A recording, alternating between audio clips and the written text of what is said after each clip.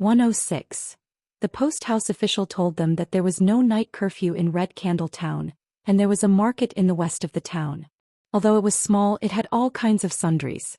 Knowing that Qin Pingon and his companions were going to buy the things they needed for their study tour, Xianxia offered to be their guide, saying that it would save them a lot of trouble, and at least those merchants would not dare to ask for sky-high prices. Qin Pingon looked at Alliance, who had been to Red Candle Town once. The bamboo hat man nodded and said that he was only familiar with the scenery on both sides of the river and had never been to the market. The post house official looked at Alliance, and the two old men smiled knowingly. There were nearly 100 large and small gaily painted pleasure boats in Tushui Bay. Every night they would sail out of the bay and enter Red Candle Town along the river. After circling around, they would return to Tushui Bay. During this period, men would constantly board those gaily painted pleasure boats to get drunk and laugh. In Red Candle Town, although the girls of the boatmen in Tushui Bay and the other girls in the brothels were all of Dali, the former had always been directly managed by the musical house in the capital city. Even the county magistrate, as a local official, was not qualified to change the identity of the girls in the gaily painted pleasure boats. Therefore, there had always been a rumor in Red Candle Town that the ancestors of the 5 families in Tushui Bay were once the royal children and meritorious families of the Holy Water dynasty. Under the guidance of Qing Xing, the local leader, Qin Pingon and the others went to the market on the west side of the town. The further west they went, the more crowded the streets became. After learning that Red Candle Town was more than 200 li south by boat, and there would be relay stations along the way for them to replenish their supplies, Qin Pingon gave up on some of his ideas. He did not buy too much rice, bacon and other food, but bought a lot of medicinal ointments in a pharmacy to deal with minor illnesses such as cold, heatstroke and injuries. When it was time to spend money, Qin Pingon realized that a whole silver ingot was almost the same as the town in his hometown. Therefore he converted the 2 ingots of snow-patterned silver into Dali copper coins, Tianhua ingots. Because he had the best quality silver, the premium alone was as high as 200 copper coins, which made Qin Pingon very grateful to Miss Xiaoxiao in the blacksmith shop. Because post house officer Qing Xing was by his side, everything went smoothly. In a small town in a county, it was true that officials were not officials. Especially someone like Qing Xing, who often interacted with tycoons, magnates and traveling officials all year round. In the eyes of the people of the small town, he was a big shot who knew everything. Therefore, whenever Qin Pingon and the others walked into a shop, they would greet Lord Qing politely, wishing they could worship this post-house officer like a bodhisattva. Along the way, Li Huai was very reserved. He only dared to hide behind Alliance, sticking his head out and looking around. Alliance teased him that he was timid and only knew how to be a tyrant in his own home. Li Huai had just opened his mouth to argue with Alliance for 300 rounds, but when he received curious gazes from all around, Li Huai immediately drooped his head and followed behind Alliance sickly. This made Alliance extremely happy. From time to time he would slap Li Huai's head. The child was angry but did not dare to say anything. He was very sullen. Lin Shui was still indifferent, as if the matter had nothing to do with him. Presumably, even if this young man was walking on the Imperial Road in the capital, he would still be like this. Only Li Baoping carried her dark green bamboo box. Like a crab running amok, she raised her head and puffed out her chest. She wished she could just randomly pull someone on the side of the road and tell them that her little box was personally made by her youngest martial uncle. The market square was made up of 2 main streets running north-south. After strolling through Guanshan Street, Qin Pingon and the others were about to cross an alley and head to the next Guanshui Street. In the end, they passed by a deserted bookstore in the alley. Qing Xing, who was leading the way, went straight ahead. However, Qin Pingon stopped. After greeting the post house official, he smiled at Li Baoping and the others and said, "Each of you can buy a book. It doesn't matter how expensive it is as long as we can afford it." The store was very small. The door was less than 20 feet wide. After walking in, there were 2 rows of tall book walls on the left and right. In the innermost part of the store, a young man in a black robe was sitting on a small bamboo chair with his legs crossed. He was resting with his eyes closed and holding a folded fan in his hand. He gently tapped the palm of his hand and hummed a little tune. The young store owner had a handsome and feminine face. He didn't have the stink of money of the merchants in the previous stores. When the young girl Zhu Lu saw him for the first time, she was stunned. She probably didn't expect to meet such a distinguished person with a refined temperament in the marketplace of Red Candle Town. After the Lord of the Land of Chestun Mountain got rid of the shackles, he regained his identity as a god. He changed from a short old man in white to a handsome and noble young master. However, in the young girl's heart, Wei Pai was more of a sloppy and unbearable image. However, the young master in front of her gave her a very distinct first impression. Even Zhu He was full of doubts. Could this person be a descendant of a powerful family whose family had declined? He was no worse than the two young masters in his family. The young man didn't open his eyes. Languid, he said, "The books in the store don't bargain. Whether you make a profit or lose money depends on your judgment." The post-house officer Qing Xing whispered to Zhu He, "This shop is a little famous in our Red Candle Town. Most of the scholars who pass by here like to visit here at least once. However, this shop owner has a strange temper. All the books he sells are much higher than the market price. Moreover, if anyone dares to bargain, he will drive them away on the spot. He is aloof and doesn't know how to handle affairs of the public. There was once an official from the Ministry of Revenue who was on a private visit and stayed at My Pillow Inn. That official took a fancy to a unique book that was priced at 300 taels of silver, but he only bargained for 50 taels of silver and was driven out of the shop without leaving any face for him. That official was so angry that he didn't calm down even after he returned to the post house and almost asked the county government to close this small shop. Perhaps he thought that it would be bad for his reputation, so he let this shop escape a disaster. Zhu He understood in his heart that the store owner was most likely a pedantic scholar who didn't know about the affairs of the world. He was the kind of person that the second young master liked to ridicule the most. The second young master called him a king who talked about his temperament with sleeves folded and died to repay the king. The second young master also laughed and said that in less than 200 years, their dolly would be the same. Therefore, Zhu He had never had a good impression of the scholars outside. The courier route through Red Candle Town was one of the three main courier routes from the southern border of Dali to the capital. Merchants and officials of small stature often chose this route if they wanted to go north to the important towns and cities of Dali. This was because although the other two routes were wider, almost every inn along the way was overcrowded. Without enough authority to check on them, not to mention staying in the inn, one couldn't even enter the main gate. Every year, many officials and tyrants who didn't know this way lost face because of this. The southern scholars who came to the capital to take the imperial examinations, because they didn't have official positions, liked to choose this route. They often traveled in groups of 2 or 3. Not only could they take care of each other, the scenery along the way was beautiful, and they could also explore the underworld and visit immortals together. As for the officials who were demoted to the south, they were depressed and unhappy. They liked to inscribe poems on the walls of the inn, and they also liked to take this route to the south. Gradually, the walls of the Pillow Inn in Red Candle Town were filled with the complaining poems of scholars and poets. Li Baoping looked up and began to look for books. She glanced here and there depending on her mood. Occasionally she would pick out a book and casually flip through a few pages. If she wasn't interested, she would put it back. Finally, the little girl found a travel book of mountains and rivers. It was priced at 300 copper coins. She was a little distressed, but she really liked it. She turned to look at her youngest martial uncle. Qin Pingon smiled and nodded. Lin Shuyi's gaze slowly swept over the wall of books in an orderly manner. From right to left, from top to bottom. Every time he picked out a book, he would start from the title page. Finally, the youth took a fancy to a geomancy book that didn't have the author's name on it. It was priced at 400 copper coins.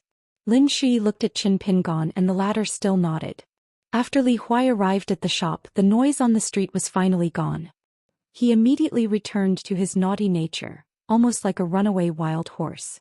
He was the youngest and the shortest, so he insisted on sitting on Alliance's shoulder to pick a book. Alliance agreed, but threatened that if Li Huai didn't pick a book, he would leave him alone on the street after they left the shop. In the end, Li Huai braced himself and picked a brand new book on the highest shelf. It was priced at 9 taels and 2 copper coins. When he saw the price, Li Huai was so scared that he wanted to sneakily throw the book over. However, he was flustered and the book didn't succeed in being stuffed back into the shelf. Instead, it fell to the ground. The young shop owner who tapped his folding fan opened his eyes and looked at the book that fell to the ground. He said angrily, "Buy it and leave." One copy of the latest edition of Great Water Cliff, 9 taels and 2 copper coins. Li Huai didn't dare to talk back to a stranger. He could only cry and carefully look at Qin Pingon. The latter asked, "Do you know how to read it after buying it?" Li Huai nodded vigorously. Qin Pingon smiled and nodded, "Then I'll buy it." Alliance asked, "Qin Pingon, don't you want to buy one?"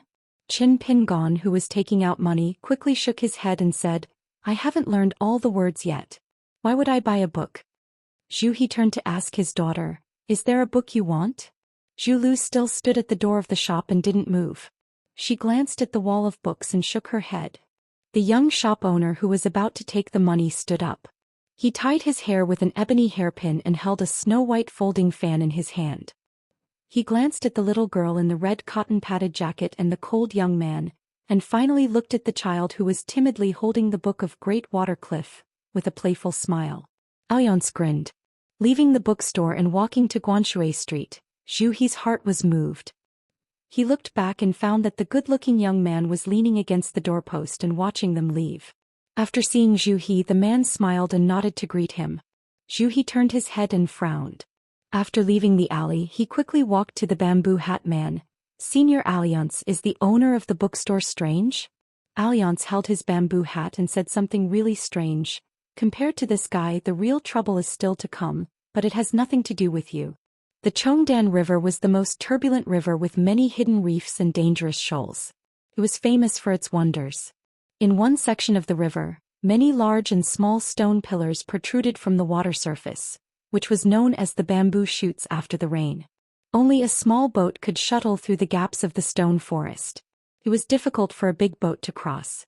Even the boatman who grew up on the river and was familiar with the water didn't dare to take a boat into the water, unless it was a scholar who paid a lot of money to hire a boat.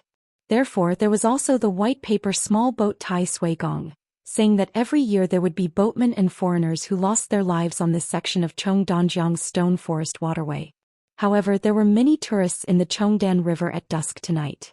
The surging river water crashed against the stone pillars. A bare-chested man sat on top of one of the stone pillars, gently tossing an empty wine pot into the river water.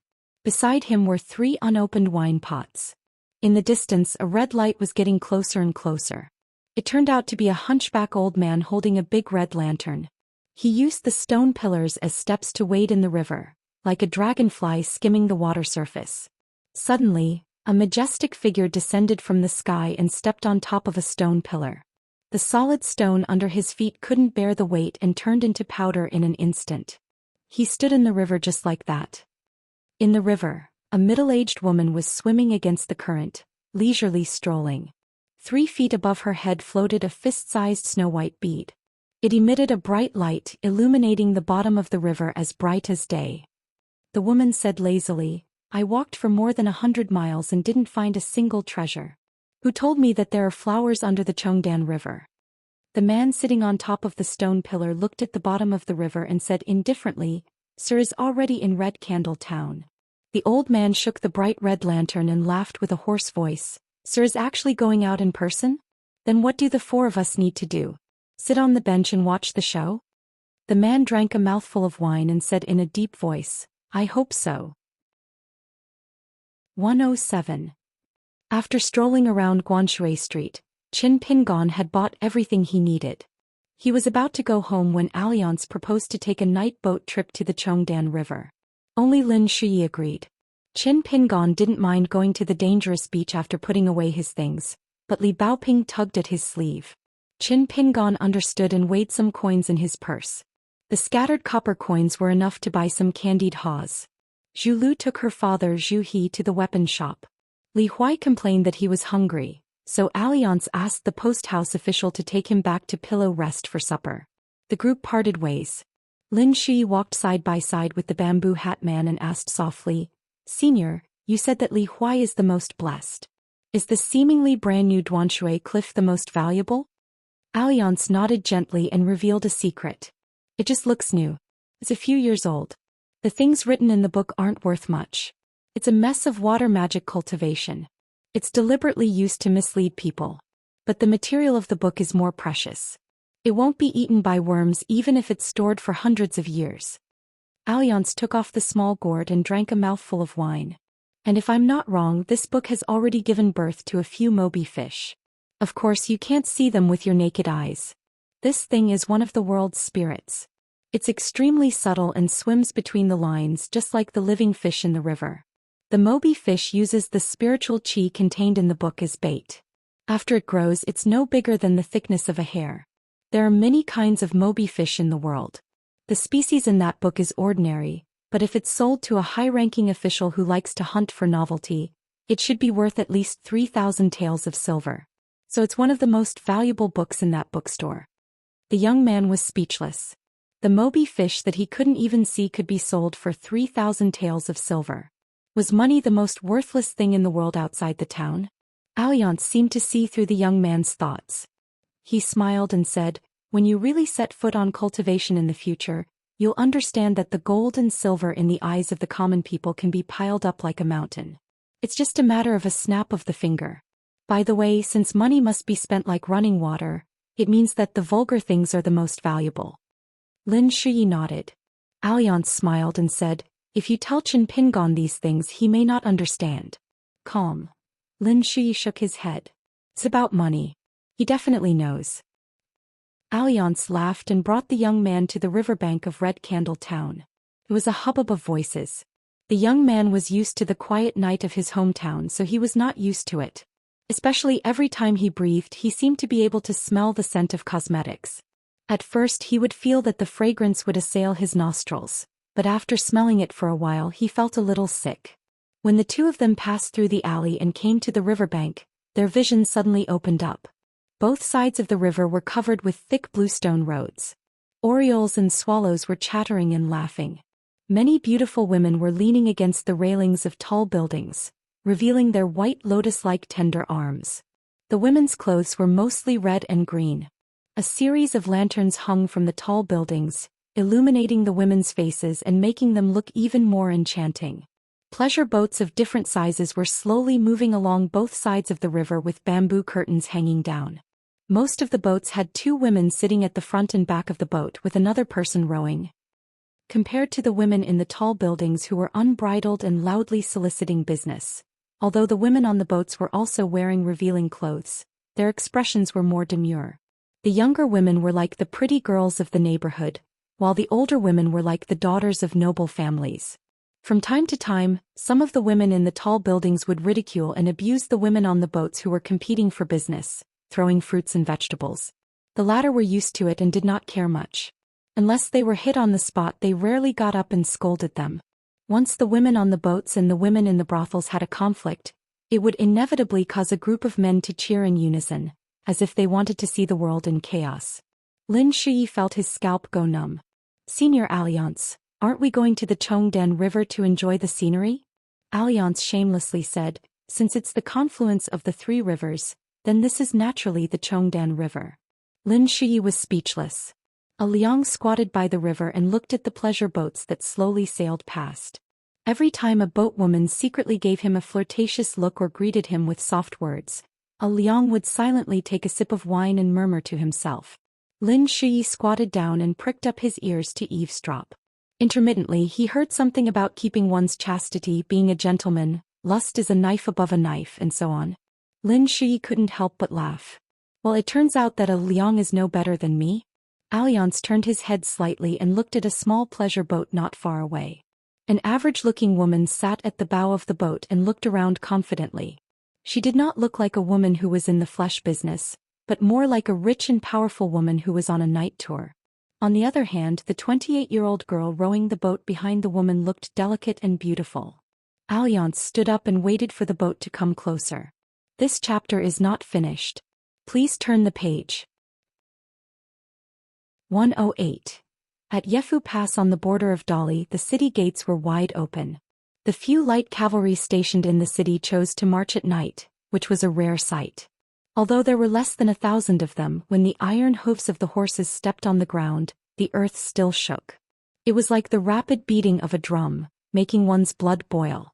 Beside the post house, a general stopped his horse with a grave expression on his face. A young deputy general with a hideous scar on his face rushed over. After slowing down, he stood beside the general and asked softly, "General Han, What is the purpose of this attack to the north? Dali has a vast territory to the north of Yefu Pass. How can there be a large number of horse bandits and roving bandits? Even if there are, it's not our turn to take action, right? The stocky general said in a low voice, "Don't ask what you shouldn't ask." The young general grinned and didn't ask any more questions. The general of the Yefu Pass cavalry hesitated for a moment, probably because he was feeling uncomfortable holding it in. After some deliberation he said softly, "It's not just our troops at Yefu Pass. All the passes and towns in the south will take out nearly half of their main field light cavalry and mobilize them all tonight." The young general was stunned. The spring search, summer hunt, autumn hunt and winter hunt, which occurs once every 4 years. But the timing isn't right.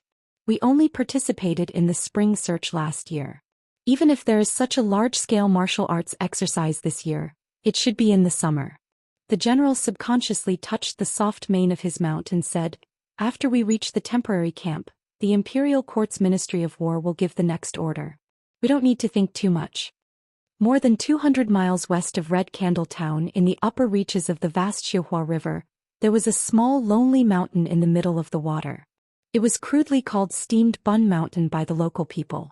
There was a lonely local temple on the mountain, where incense burned endlessly.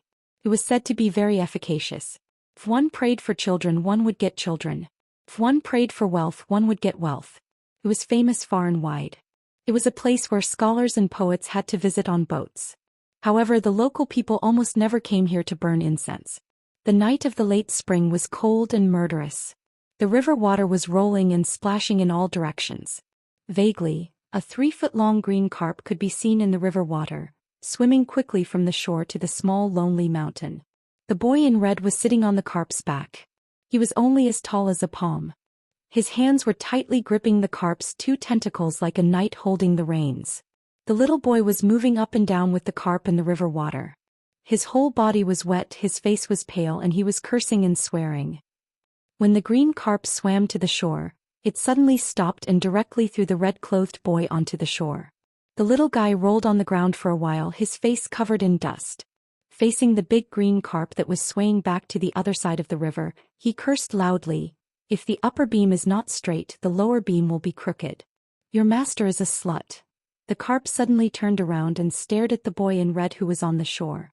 The latter was so scared that he pissed his pants. He said that a good man does not fight with a woman and quickly ran to the earth temple. The door of the small temple was not closed. The little guy climbed over the threshold with great difficulty and landed on the ground. He raised his head and looked at the funny clay statue that was seriously peeling. He put his hands on his waist and shouted angrily, "I almost drowned in the river water. Why aren't you kneeling down to receive the decree? Do you believe that I won't punish you for being disrespectful and crack your head?" There was a bang. The boy in red was kicked out of the earth temple like a stone. A short man sat on the threshold and scolded, "You're just a child who was born in this broken temple. How dare you call yourself a master in front of me?" If they were not a family, they would not enter the same door. The boy in red ran all the way back, gasping for breath. He climbed up the threshold with difficulty and sat down.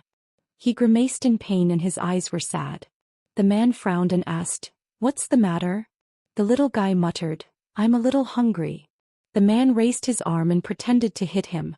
The boy in red hugged his head and shouted, "I just eavesdropped on the news from the city god pavilion in the city.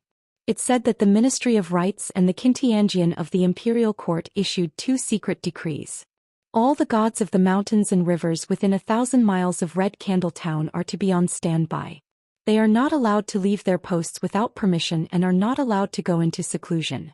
They must be on call at any time. If they do not appear on time, they will be beheaded. Damn you, if I didn't pass you the news with your mischievous personality, you would have been killed by someone else. Oh, I forgot that you are not a human." This time the little guy was slapped into the earth temple. The man stood up and looked in the direction of Red Candle Town with a solemn expression. He did not forget to remind him, "I left some food for you in the incense burner. Remember to eat it sparingly. At least you have some conscience. I really don't know how you survive. In a province, you are the poor guy who has been in the earth temple for the longest time. Not only do you have a bad relationship with your colleagues, but even those shrimp soldiers and crab generals in the embroidery river dare not to put you in their eyes. Tell me, why am I so unlucky to be born in your furnace? Sigh, I should have found a better incense burner to reincarnate in my next life.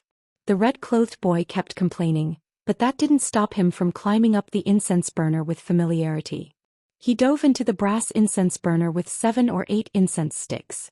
On the way back to the pillow inn, Xianxia found that the child beside him was gnashing his teeth and sighing, as if he was making a choice of life and death. Li Huai finally stopped and gathered his courage to ask, "Old Qing, I have 30 coins with me.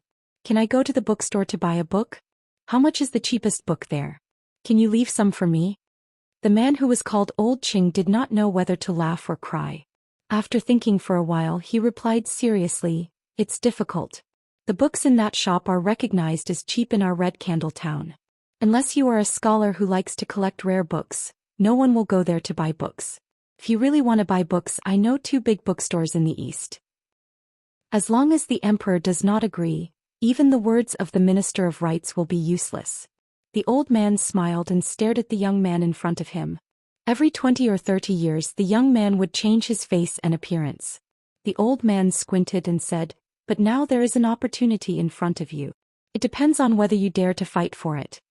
The young man did not show any excitement and asked back, "I heard that Emperor Dali had conferred a river god of the Longshu River and a river god of the Tiefu River. Mount Biyun, Mount Dianding and Mount Luapa each conferred a mountain god.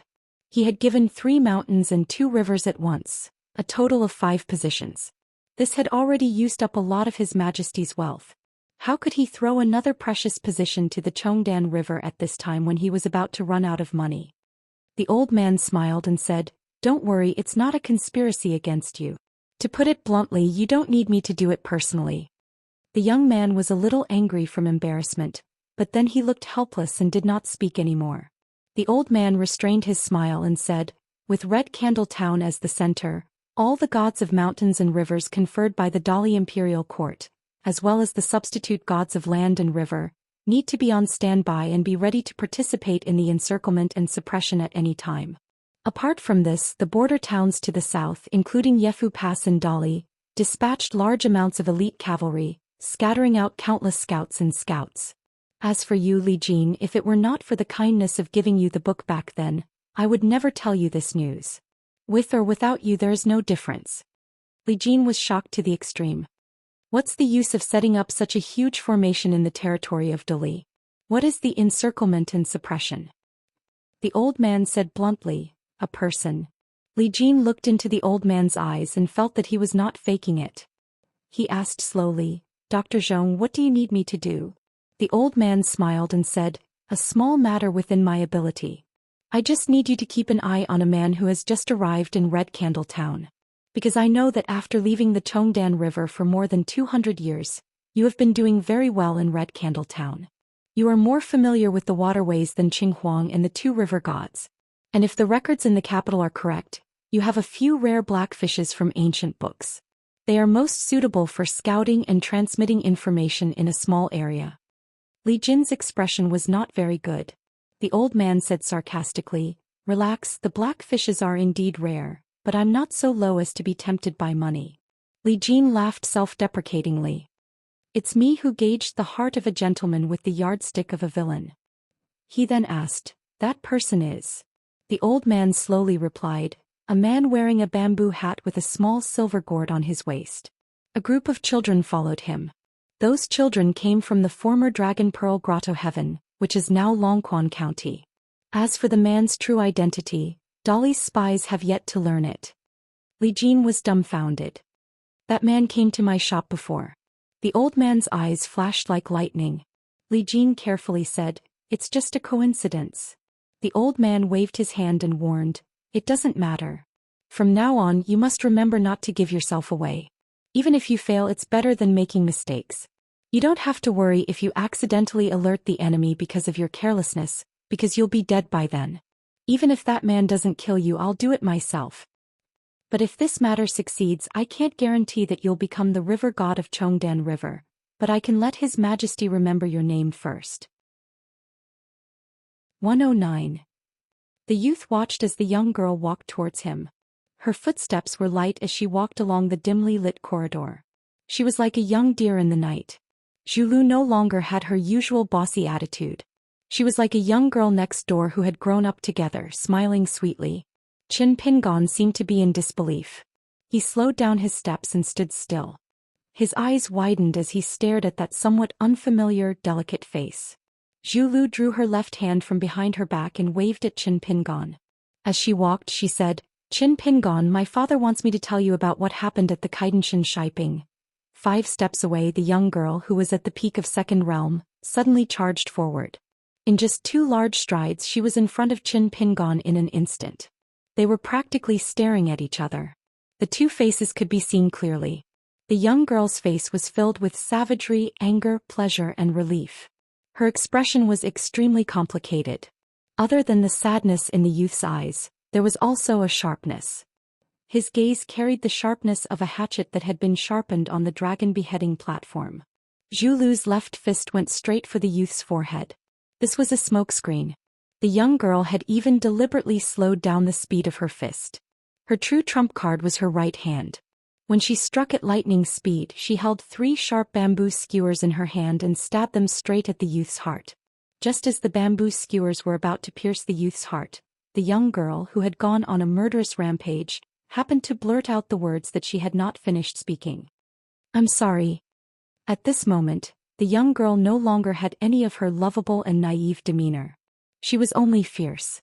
However, in the next moment, Zhu Lu's face was filled with shock. She knew that things were not going well and was about to retreat. Qin Pingon quickly raised his right hand. Not only did he block the young girl's left fist, but he also took advantage of her daring to show weakness to extend his arm forward and choke Zhu Lu's neck. At the same time, the youth's left hand tightly gripped Zhu Lu's right wrist that was filled with killing intent. He pulled it outwards, preventing the 3 candied hawthorn skewers from piercing his heart. The hand that was gripping her neck suddenly exerted force, pulling the girl towards him. He ruthlessly slammed his knee into the girl's abdomen. The force was so great that the girl almost vomited bile from the impact. Her body could not help but curl up and she immediately lost the ability to fight. Qin Pingon did not lower his guard at all. He did not give up and fiercely hammered down, knocking his forehead against hers. The young girl staggered backwards. Qin Pingon kicked her, and the girl, who was heavily injured in the abdomen, was like a kite with a broken string. She fell heavily on the limestone floor of the corridor 2 tables away. She struggled twice but was still unable to get up. Blood seeped out of the corner of her mouth and her face was pale and pale. It was done in one breath without mercy. Zhu Lu pressed her elbows against the ground and endured the heart-wrenching pain. She tried her best to move her body backward. She tried to get as far away from the youth as possible, even if it was just an inch or a foot. Qin Pingon looked around. Seeing that there was nothing unusual, he walked towards the young girl who had almost no ability to fight. His muscles were tense but he was still cautious. Zhu Lu fell into great panic. She did not have time to wipe the blood from the corner of her mouth. She sobbed and explained, "Don't kill me, Qin Pingon. I was just joking with you. Really. I didn't lie to you." It was like charcoal in snowy weather, giving the girl who had comprehended the mystery of the letter a new hope. She told herself that she must practice martial arts. At the very least, she must become a martial arts grandmaster like her father. She must make great contributions on the battlefield so that it was only right for her to become a titled madam. This was especially true for the father and daughter duo. Now that they had the true Martial Mountains hero's courage and the purple chi book written by the immortals on the mountain, it was just as Zhu He had said. Now he even dared to think about the glory of the 7th realm. Then why didn't she, Zhu Lu, dare to think about the glorious days that she did not dare to think about before? It was just that all the bright future and all the bright roads were built on a small premise. Qin Pingon must die. Therefore the girl, who knew that she was no match for the young man in a head-on fight, needed a secret attack. Just like how the young man exposed the truth, she needed a dagger. Unfortunately, the weapon shop was closed and she could not buy one. Coincidentally, her father, Zhu He, talked about apologizing to Qin Pingon, and Qin Pingon and Miss Li Baoping mentioned that they wanted to buy candied haws. A dagger could kill, and the bamboo skewers of candied haws could also be used in the hands of a martial artist at the peak of the 2nd realm. Worried that the bamboo skewers would break easily, the girl used the excuse of bringing 2 skewers to Qin Pingon and Li Baoping. She did not believe that she could not pierce through the young man's heart with the 3 skewers held together. They were interlocked. The vermilion deer's quick-wittedness was evident. The second young master of the Li family, who had never shown his face, was also evident in his ability to judge people and use people accurately. Because Zhu Lu's true strength lay in the fact that she found a way out for herself and a path of no return for Zhu He, who was at the 5th realm of martial arts, and for her father. She would die, or Qin Pingon would die. Zhu He looked at the poor young man with his hair tied up with a jade hairpin and said 3 words that should have been said by his daughter sincerely: "I'm sorry." Qin Pingon smiled and said, "It's okay. You chose your own path." The straw-sandaled youth's unnatural smile gave off a chilling feeling. This absurd feeling was especially clear to the girl not far away. Back then, in the territory of Qiduan Mountain, after sparring with Zhu He, the young man realized that the 3 qi dwellings in his body actually made the rampaging fire dragon of qi only dare to pass through the door and not enter. It was only then that Qin Pingon realized that there were 3 extremely small wisps of sword qi hidden in those 3 places. They were connected to his mind and there was no barrier to using them. After that, the young man used a wisp of sword qi to blow up the white python's head. In order to survive, Qin Pingon felt that it was not a loss to use another wisp of sword qi. However, the young man felt that the next time he used sword qi he had to make a profit. It was not a good idea to always not make a loss. This was a vicious trap. Zhu Lu had said a lot. Qin Pingon had only opened his mouth a few times and added together, there were only a few words. This was why the young man felt that he had to say something for himself and for the fairy sister who needed him to live. Otherwise he would feel a little unhappy. The young man stepped forward with one straw sandal and moved back with the other. The young man bent his knees and his body fell down. He put his fingers together and pointed at the man in the distance. His lips moved slightly. Who knows if they were connected or if her ancestors were protecting her, but Zhu Lu was filled with terror and shouted, "No!" Zhu He's scalp felt numb. 110. Qin Pingon's shoulder sank and his aura stagnated. The strand of sword energy that was about to leave his qi residence was like an arrow on a bowstring, and it had to be released. However, after being abruptly patted on his shoulder, it was like a python coming out of the mountain, only to encounter a flood dragon blocking its path. The previously unstoppable momentum naturally stopped, and it temporarily chose to bide its time. Hold it, hold it." A man wearing a bamboo hat stood beside Qin Pingon. He put his arm around the teenager's shoulder and said with a laugh, "We're a big family that loves each other. Fighting and killing each other, what a scandal." Qin Pingon raised his head.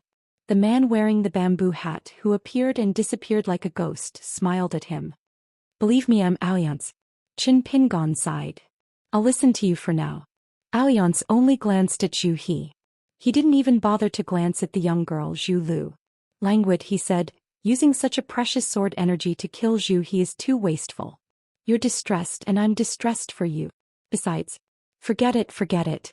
Let's not talk about these unpleasant things. In short, I, Alliance, won't be able to live with my conscience.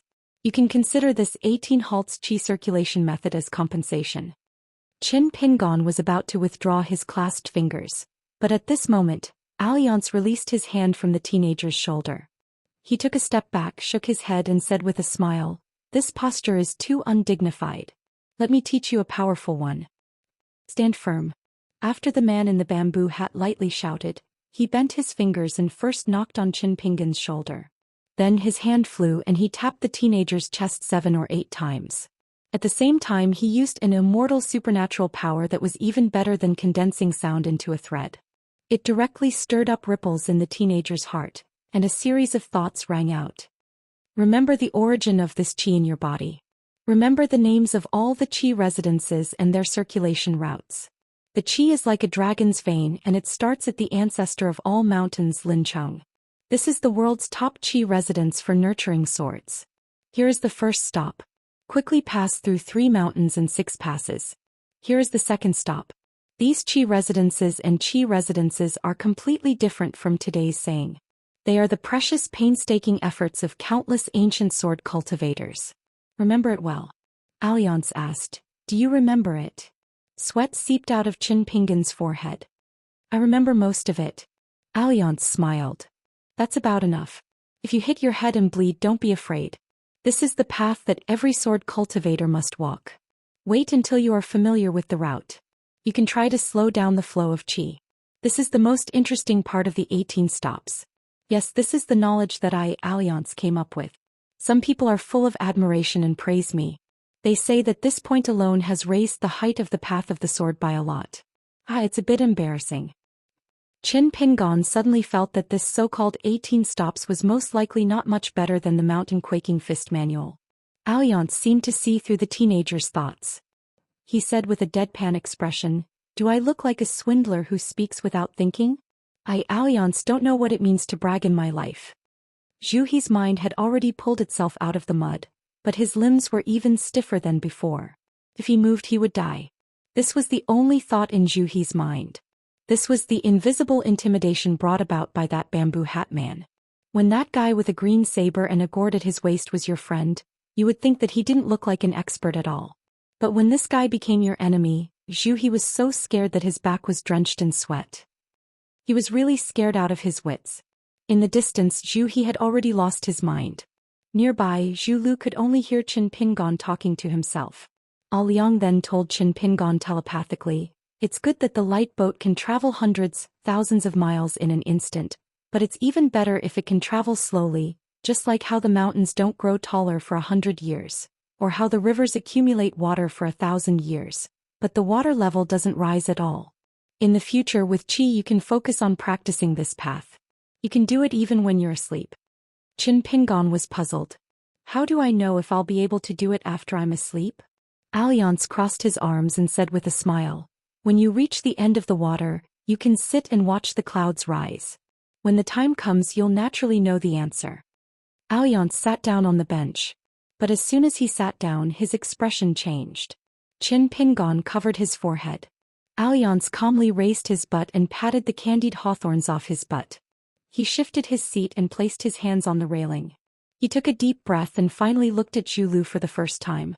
"You and your father need to return the hero's gallbladder and the purple qi book to me at Marshall Mountain. You also need to take out the stack of talisman passed down by the Li family. However, these talisman can only save one of you. Zhu Lu, I'll let you choose now. Do you want to leave Pillow Relay alive, or do you want your father?" Without waiting for Zhu Lu to speak, Zhu He said in a deep voice, "Senior Alliance, please let Zhu Lu leave. I'm willing. This chapter is not finished. Please turn the page." 111. Alliance stopped drinking and tied the small silver gourd, but he still crossed his legs. The bamboo knife newly made by the lord of the land of Chiduan Mountain was placed on the knees of the bamboo hat man. Alliance gently patted the hilt and the top of the scabbard with both hands and said, "Actually, I have been testing you many times along the way. Your choice will determine where I will escort you. To put it simply, how far I can accompany you depends on how many obstacles you cross." Qin Pingon nodded and said, "I also figured out a little later, but I just feel that you have a lot of ideas in your mind, Alliance. As for what exactly you are thinking, I have never figured it out." Alliance was not surprised by this and said frankly, "The first time was by the Dragon Whisker Creek. If you had made me feel that you were an ignorant kid and a good person who relied on hot-bloodedness to make decisions, I might have only left you a donkey and left. As for whether you can survive until the Wei and Jin dynasties of the Wind Snow Temple come out of closed-door training, it has nothing to do with me. Anyway, you will die sooner or later and it will be a waste of my feelings." Alliance recalled the details and talked tirelessly. Qin Pingon was stunned. He did not expect Alliance to be so meticulous, and he could not imagine that there had been so many strange tests in his life. The third last time was the Battle of Kaidenshan Shiping. If I had not deliberately lured them, the Wei Pai of Chiduan Mountain and the two pythons would not have acted so rashly. I was hoping. The second last time was to lure you back to the bamboo forest and cut a few more bamboos. This time, if nothing unexpected happens, will be the last time. Originally, I wanted to escort you to Yefu Pass before leaving, but now there are some unexpected situations, so I have to leave in advance." Alliance smiled and said, "Some tests are deliberately done and some tests are done with the help of the situation. During this period, some of the things you did made me very disapproving and pedantic, but some of the things you did made me feel very happy. This is right. This is not the imperial examination art of scholars like Qi Jingchun and Cui Dong, which focuses on authenticity. I did all these and then watched coldly from the sidelines. I watched your words and deeds, which is the same as some old immortals of sects who accept disciples as their last disciples. It's a way of thinking, not talent. Alliance laughed at himself and said, do you think that I, Alliance, have nothing better to do? Or that I have a lot of evil thoughts? Qin Pingon put his legs on the bench and sat cross-legged lazily. He rested his chin on his hands and asked, Liang, is it because I know Mr. Qi? Is that why you care so much about me? Alliance stopped joking and said in a deep voice, there are too many temptations on the path of cultivation. Li Huai's Great Water Cliff and Lin Shi's talent in cultivation can be sold for money and exchanged for Qin Pingon's stepping stones. Qi Jingxuan's disciples shouldn't be so miserable. Especially Li Baoping. She's such a good girl. When I think of her being hurt by her trusted youngest uncle, I, Alliance, feel like my heart is about to break. Alliance, who had just been serious for a while, soon showed his foxtail again. He said with a smile, alas, we old men can bear the destruction of our country and the sinking of mountains and rivers, but we can't bear these small beauties. Qin Pingon picked up a sugar-coated haw that had not been sat on by Alliance. He chewed slowly and asked vaguely, Alliance, what do you think of me now? If you think I can't do it, why don't you ask your friends to send Baoping and the others to the Great Sui Kingdom? I'm not afraid of hardships. I'm not lying to you. I'm just afraid that Mr. Qi will be disappointed. I'm afraid that I can't protect Baoping and the others. He looked down at the green bamboo blade. He raised his head and asked with a smile, little treasure bottle, can I borrow that narrow saber auspicious symbol from you? Li Huai had a flash of inspiration. Alliance, are you going to fight? I'll help you. Alliance cast a suspicious and inquiring look. The child laughed dryly. I'll help you wave the flag and shout. Li Baoping ran like the wheels of a car. Soon he came back and handed the narrow saber to Alliance with both hands. Alliance hung the famous saber named Auspicious Symbol. At some point Qin Pingon, Li Baoping, Li Huai and Lin Shi stood side by side opposite the bamboo hat man. The bamboo hat man stretched out 2 fingers and pinched the edge of the bamboo hat. He laughed and said, I used to tell you how strong I, Alliance, was and how high my swordsmanship was. You always didn't believe me. You even liked to think that I was bragging. You're really too young and ignorant. I was afraid of scaring you, so I deliberately picked some trivial things. For example, I told you that my sword was so fast that water couldn't get through. Alliance finally asked with a smile, you don't believe me, right?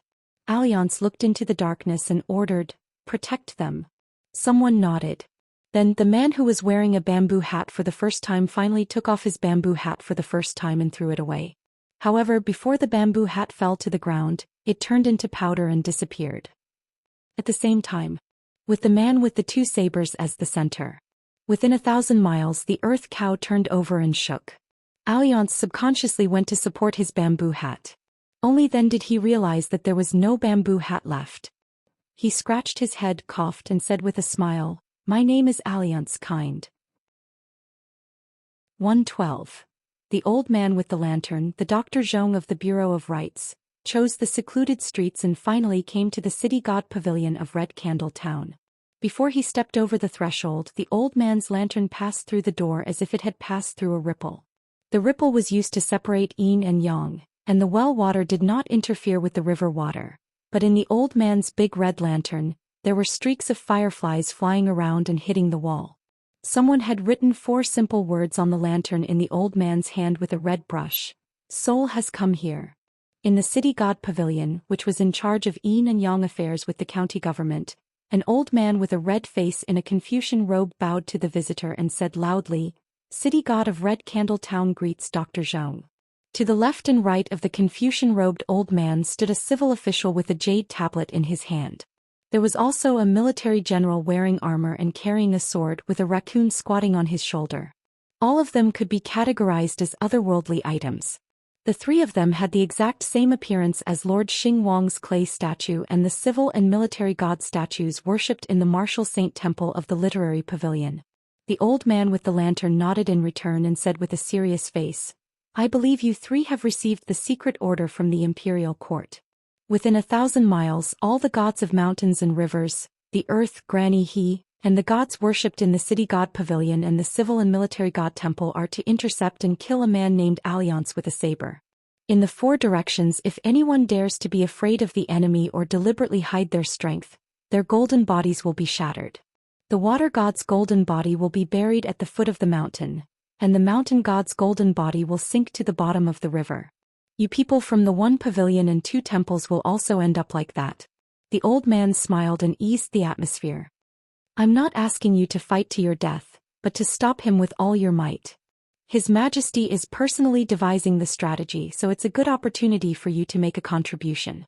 Now that our Dali Iron Cavalry is heading south, it's unstoppable. Once we expand our territory, there will be many better and higher positions in the territory of the fallen country. What does this mean for you? You've been on the throne for a long time, so I'm sure you all understand the knowledge behind this. The three local gods spoke generously. I won't do it half-heartedly. I will definitely do my best. I've already died in battle for Dali when I was alive. Now that I've enjoyed hundreds of years of incense, I'll naturally risk my life to make that bastard die here. The old man nodded his head in satisfaction. Dali will definitely have to rely on all of you in the future to help guard the mountains and rivers. In short, we will work together as one and participate in this grand undertaking. In the Jade Liquid River Shrine, which was slightly closer to Red Candle Town, the burly man who had once appeared with the old lantern man on Guanshui Street was actually the director of the Martial Selection Department of the Ministry of War. It could be said that this burly man was in charge of the life and death of most of the Jianghu people in the Dali dynasty. However, compared to the old man's Bureau of Rights, the former was described as dealing with trash in a quagmire, while the latter was laughing and chatting with immortals about immortality. Inside the Xianxia temple, there were two river gods with extraordinary auras standing there. One of them was holding a black iron spear, with golden inscriptions flashing from time to time. The other one had a green snake wrapped around his arm. The agile green snake opened its small mouth intermittently, spitting out snow-white breath. The two river gods were surrounded by misty water vapor. The burly man said in a deep voice, "Once the net is closed, the machete man will most likely escape to the south. So I want you to meet here. At that time I will be the first to stop him. I would like to kill a fellow Taoist, but not me, but now His Majesty may be watching us. So I dare not do it even if I have 10 guts. I hope you too won't let His Majesty down." After finishing his words, the burly man strode out of the Xianxia temple and faced the Red Candle Town in the north. He simply took off his shirt, revealing his strong muscles and ferocious tattoos. An over-the-shoulder dragon tattoo that ordinary martial artists would never dare to tattoo, and a forest tiger was tattooed on his back. Under the moonlight, the burly man crossed his arms over his chest and stood still like a mountain. His aura was soaring. On the long street leading to the entrance of the Pillow Inn, the woman who tried to persuade Lin Shui to return to the Eternal Spring Palace with her did not go far. Instead, she chose a wine shop on the side of the street. There was a young and beautiful woman in charge of the shop selling wine and telling vulgar jokes to the customers. The woman's expression did not change. Her timid husband just buried himself in his work. Sitting next to the Grand Elder of the Eternal Spring Palace was the girl who rowed the gaily painted boat. She was a boatman's daughter who had been born in a lowly family for generations.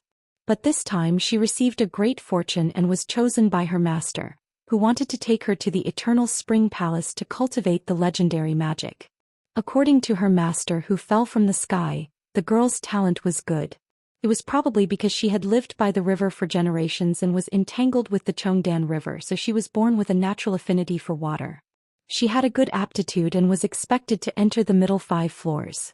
The girl did not know what the middle 5 floors was.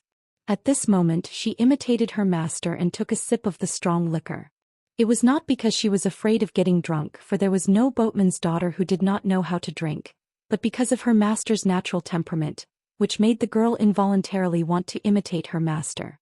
The girl asked softly, "Master, why is that youth unwilling to go to the Eternal Spring Palace with us?" The woman, whose real age was almost 60 years old, smiled faintly. "It can't be said that he doesn't know what's good for him. It can only be said that fate hasn't arrived.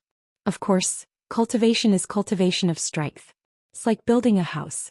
You need to strengthen the foundation, but the final height depends on the cultivation of the heart and how far you cultivate it. That Lin Shui has a firm heart and is a natural talent for cultivation." 113. When Emperor Dali stepped onto the highest step and stepped onto the platform, his figure immediately disappeared. From where Song Zhangqiang and the two directorates of ceremony stood, the stone platform was originally the size of a farmer's sun-drying field. Looking up from afar, it should have been empty. However, the man in the ceremonial robe saw a towering building that was more than 10 feet high. It was not a wooden building that could be seen everywhere in Dali's capital, but it was carved out of countless white jade. On the ground floor hung a plaque with the words Bek Ok Kyung Building written in gold. The door of the building slowly opened on its own. Emperor Dali walked in and saw a snow-white sword suspended in the air. The whole floor was filled with strands of wandering electric light. The emperor ignored the electric light that was pregnant with fierce sword intent and strode forward to the stairs. The electric light was like the court officials meeting the first assistant of the emperor. They all retreated to make way for him. It was a similar scene on the second floor with only a flying sword hovering in the center. However, it was different from the first floor where the body of the flying sword was wide. The body of the flying sword here was sparkling and translucent, with a body as slender as a willow leaf in early spring. Inside the building, there was a stream of green water flowing slowly, rippling slightly. Emperor Dali continued to climb the stairs. At first glance, compared to the stunning scenery of the first two floors, the third floor was no different. There was no amazing flying sword suspended in the air, nor was there a strange environment to raise the sword. However, the man in the ceremonial robe who did not stop before stopped for a moment on the first floor. He narrowed his eyes and looked around carefully. He whispered with a smile, "Found you." Then he walked to a wall not far away and leaned forward slightly. In his sight, a pocket-sized flying sword that looked like an embroidery needle appeared. However, such a small flying sword was equipped with a gray scabbard inscribed with the words, "Pillar of Strength." This inconspicuous little toy actually had a grand and exaggerated name. On the fourth floor, there was an ancient long sword covered with talisman script. On the fifth floor, there was an unimaginably large sword as tall as the Dali man, with the word Zhenyu written on it. Emperor Dali ascended the stairs one by one and finally stopped at the 10th floor. Inside the building stood one old man and two young ones. The old man's face was dark and his skin was wrinkled. He was tall and wore a white robe with a laurel on his head. In his deep eyes, there was a purple aura that was visible to the naked eye. Beside the old man was a young man and a young woman. They were the master and servant of Mud Bottle Alley, Song Jisun, and the maidservant GQ from Liju Grotto Heaven. The young man was already one of the most outstanding young men in Dali. The only fly in the ointment was the khaki-colored four-legged snake lying on the young man's shoulder. It was a bit of an eyesore. Fortunately, if one looked closely, the snake's forehead bulged, revealing its loftiness. The young girl GQ seemed to have grown more than an inch taller than when she was in Mud Bottle Alley. Her face was even more beautiful. Her whole body radiated radiance, giving people a mysterious feeling of a cold rain after a long drought. At this time, the old man was standing at the window of the 10th floor. He stretched out his hand and pointed somewhere in the capital to teach the young man. Seeing the arrival of Emperor Dali, the old man just nodded to greet him. Emperor Dali did not care at all. He walked to Song Jisun's side and wanted to touch the young man's head. However, the young man quietly turned sideways and avoided the palm. Emperor Dali's face was as usual. After retracting his hand, he asked with a smile, "Song Mu, you have been learning Qi observation technique from Mr. Lu for some time. Have you found the formation eye of Dali's capital city mountain river formation?" The young man's face was cold. There was a sense of alienation in his stiff voice. "I haven't found it yet." The old man Laurel laughed. "How can it be so easy to reach the next level in the journey of geomancy? However, Song Mu is already outstanding. He is not inferior to the young talents of other continents. The key is that Song Mu has a lot of potential. Because he is proficient in calculation and deduction, he can learn everything with half the effort." The Luan Juzi upstairs still does not hesitate to praise Song Mu. He praised him as a coral lotus. Emperor Dali laughed. "He is my son." The maid GQ quietly took a few steps back. She wrinkled her nose and sniffed. Emperor Dali turned his head and scolded with a smile. "You little thief, you are really not polite." The young girl looked blank and innocent. The man pointed at her and joked. "It's not difficult to borrow again. Don't just take in and not take out. Be careful or I will send you back to that dragon lock well." Besides, the Changchun Palace, the immortal sect closest to the capital, has a well. When the time comes, I will let you move there. The man's joke made GQ's face turn pale. She quickly opened her mouth slightly and spat out a trace of golden breath. These faintly discernible breaths, like small golden snakes, quickly attached themselves to the dragon pattern on the man's robe. Like fish in water, they happily swam among the silk threads of the magnificent dragon robe. The dragon robe trembled slightly and emitted bursts of brilliance. The edge of the sea below the dragon robe really caused some splashes. Emperor Dali laughed. You are so timid. Why did you dare to lose your temper with Mr. Qi again and again? The young girl's face darkened. She moved to another window. She looked all the way south, away from the tall buildings, away from the palace, away from the capital. She tried to see her distant hometown in the south. He did not like this place. This was the capital of Dali, called Rising Dragon City. Emperor Dali stopped smiling and asked the old man, "Is Luan Juzi really confident that he can build the 13th floor of the Beko Keikyang building?" The old man in white with a floating immortal aura said in a deep voice, "If not, why would Luan Changya come to Dali?" The man nodded. He put his hands on the windowsill and looked at the prosperous capital. He said self-deprecatingly, "That's good. Although I'm recognized as a thrifty emperor and have been secretly mocked by so many monarchs and emperors in the eastern vase continent as a thrifty woman, there are some places where I'm willing to spend money."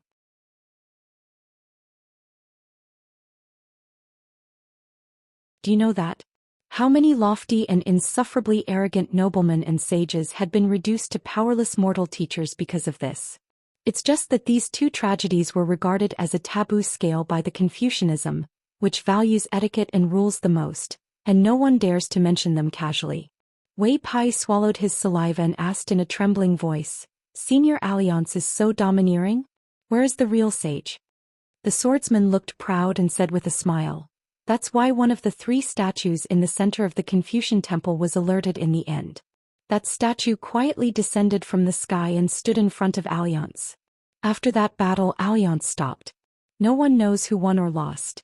Anyway, that great sage isolated a place which was said to be a chessboard or a book, as the battlefield for the 2 of them to catch each other. Anyway, no one knows what happened. They only know that after that, Alliance left the academy, crossed 2 continents, and went to the Great Wall of Sword Qi in another world through the Inverted Mountain. The Inverted Mountain is an enclave that was built by the Taoist sage himself. It's also a forbidden place for Confucianism students. Therefore, a lot of shocking news was completely isolated. Wei Pai was in a trance as if he was listening to a book from heaven. There was a saying in the Jianghu where martial artists ran rampant. If you're not a cultivator, you don't know what's happening on the mountain. However, on the path of cultivation there was a saying, those who live on the mountain know nothing about the outside world.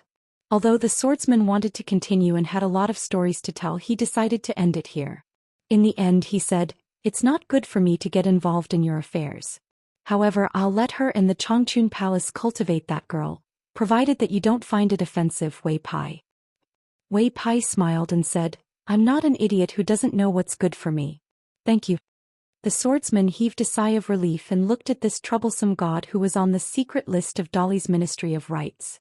He smiled and said, "Then I'll go back to the town and tell her that when they return to the capital of Dali, they can choose to walk across the Chiduan mountain and then fly north." Wei Pai's expression was complicated. He sighed and lowered his head slightly. He said, "I can't repay you. Then I can only thank you again." The swordsman from another continent asked in a low voice, "I didn't believe the contents recorded in the Ministry of Rites files before. Now that I've seen it with my own eyes, I have to believe it. Wei Pai, because of her you've delayed your immortal golden body for so many years. Now you're still not willing to let it go?" Wei Pai shook his head and said, "Since I can afford it, there's no reason for me to let it go." The swordsman shook his head and said, "I don't understand." Wei Pai remembered something and was a little embarrassed. He asked, "It's an agreement with Senior Alliance. I plan to go to Luopa Mountain in Longquan County soon." This chapter is not finished, please turn the page. 116. Wink with a frown. I really like the current atmosphere of book reviews and discussions. I'm not trying to be polite, but I hope that we can talk about our own reasons.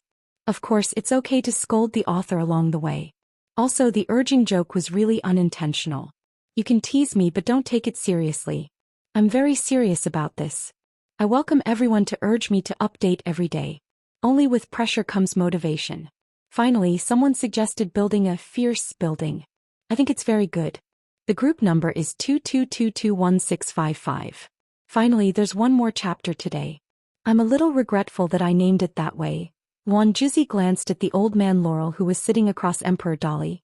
The latter immediately stood up and began to cast the Lu family's yin-yang technique to cover the sky and earth, making it harder for others to observe from afar. Wan Juzi then said something shocking. This disaster is most likely caused by the others. At the very least, they're adding fuel to the fire. Maybe Alliance's appearance is so coincidental that someone secretly sent the news. Not long after Qi Jingchuan's death, Alliance came to Dali. There must be someone who doesn't want the Mahist branch behind Luan Changye and the Yinyang branch represented by the Lu family to help Dali conquer the entire eastern Aquarius continent. Emperor Dali loosened his fists and rubbed his cheeks. His expression was cold as he sneered, "What a great struggle that hasn't happened in 1,000 years. What a chaotic world." Wan Juzi reminded him softly, "Now that things have come to this, you can't be discouraged." The man in the ceremonial robe laughed and shook his head. "No, I won't. 10 years or 15 years is fine. There's a lot that can be done in that time. Thinking back to my Dali emperors, all the humiliation we suffered in the Aquarius continent, my internal injuries are nothing." The man forcefully swallowed a mouthful of blood that surged up to his throat. He lowered his head and rubbed his neck with his fingers, revealing a trace of ferociousness and regret. However, the ferocious look on his face did not disappear for a long time, and the regret quickly dissipated. In the end, all that was left was helplessness. It turned out that before the man ascended, he used a supreme secret technique to quietly break Emperor Dali's heart meridian, causing his longevity bridge to completely collapse. The originally hidden cultivator on the 10th floor who was full of vitality was now so weak that it made one's hair stand on end. Not only that, the Beko Keikyung building still existed, but half of the 12 flying swords were destroyed and the other 6 were missing. To put it simply, the Beko Keikyung building, which had endless killing power, was now an empty shell, reduced to an embroidered pillow. It could be used to scare people, but to kill a cultivator of the 5 realms, it was a fool's dream. Song Jisun, who had lost his composure before, came in front of the 3 people. He had already regained his composure, but he still asked, "Wan Juzi, Mr. Lu, can you tell me what happened? Why can't I sense any of the flying swords?" On the 12th floor of the Beko Keikyung building, there were 12 flying swords. Incense, Pillar, Jinyu, Shanhai, Taoji, Lei Shao, Zidian, Sutra, Sanskrit, Hauranqi, Hongzhuang, and Cloud Pattern. The 12 flying swords, which took half of the country's power to create, were all worthy of the Dali dynasty's national treasures. The 6 flying swords, including the incense, had been destroyed along with the golden bodies of the 6 Dali gods. But logically speaking, the other 6 gods of mountains and rivers who had made way for them did not participate in the fight against the enemy. Even if the flying swords did not return to the Beko Keikyung building in the capital, it was impossible for them to disappear without a trace. Like a kite with a broken string, they caused Prince Song Jisun, the master of the 12 swords, to lose his mind. Wan Juzi looked back at the lonely Beko Keikyung building, turned his head again, sighed heavily and said, "The 6 flying swords have all been taken away by the guy on the path of ascension. Although they were not taken to heaven, he should have left them in some unknown place. We can't find them for the time being. Even if we can find them, it's hard to say if we can use them again." After all, Song Jisun was just a teenager.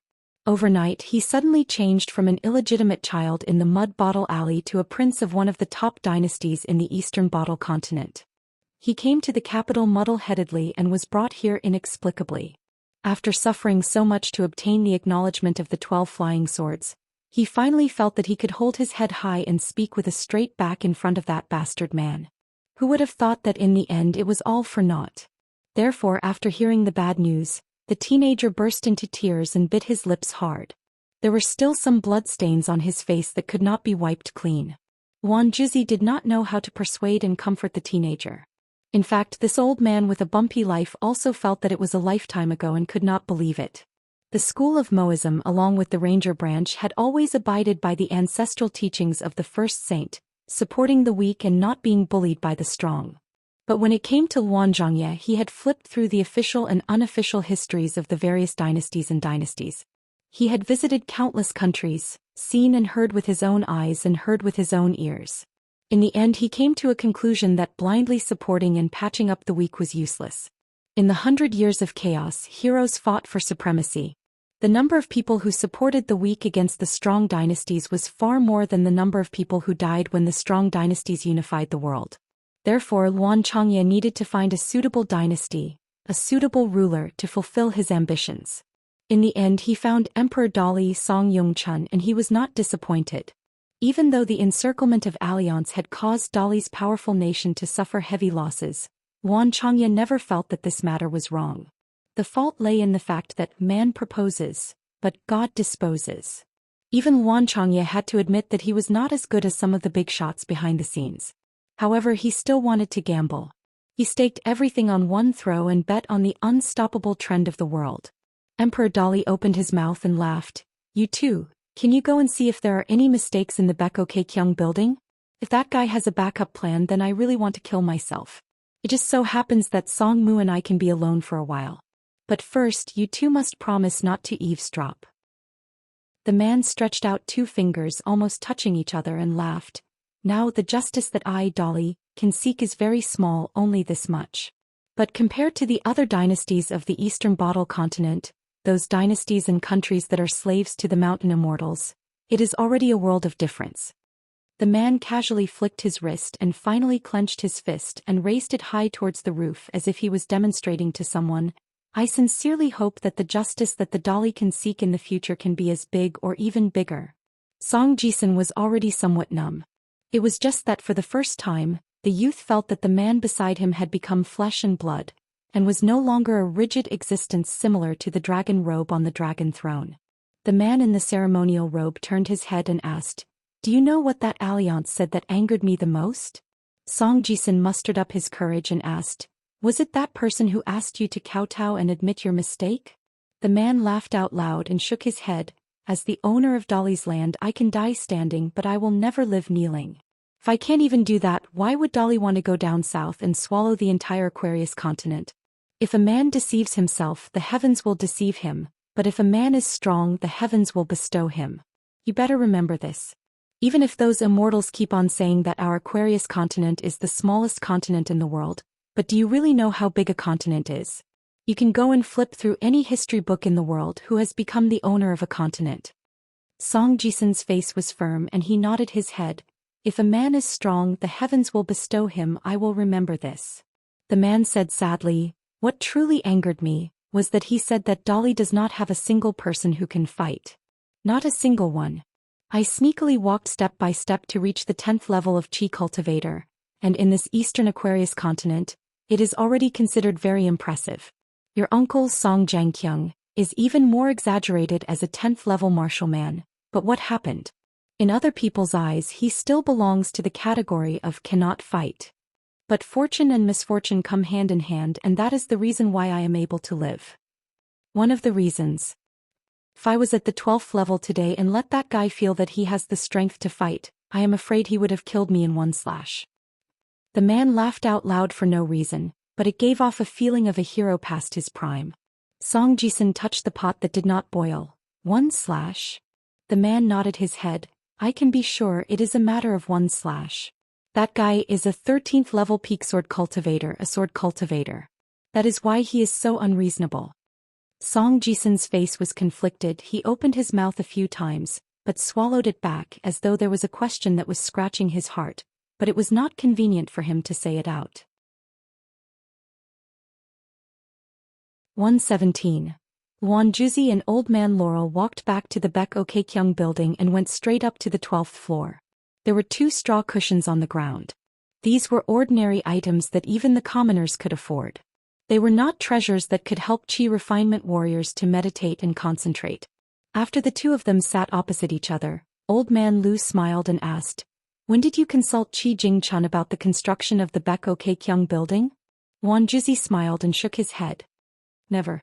If I didn't say that, who knows if that eccentric alliance would kill all of us without a second word." Old Man Laurel was stunned on the spot. he asked doubtfully. Surely he wouldn't do that? Wang Zhizi laughed heartily. Of course I'm joking. Alliance is not such a person. But I didn't lie to him. Alliance, Qi Jingquan's hard work was indeed left behind in the Dali dynasty. Moreover, he had high hopes for the future of Dali and the Aquarius continent. I believe that Alliance himself is clear about this. Otherwise, Qi Jingquan would not have built the Cliff Academy here. Even though he was in Dali, he taught all the scholars in the Aquarius continent. Most of the scholars who graduated from the Cliff Academy have died of old age. There are some who are still alive. All of these scholars are the ones who are carrying Qi Jingquan's hopes for the next generation of scholars. Wang Zhizi paused for a moment and asked, do you really think that these scholars have no resentment towards Qi Jingquan's death? Old man Laurel was silent. Finally, he said slowly, in that situation, Dali could only choose the lesser of two evils. Wang Zhizi chuckled. He did not say much about this matter and immediately changed the topic. In my opinion, the root cause of today's crisis is not Dali. Because he wanted to use the opportunity to establish his power, he launched that encirclement and suppression against him.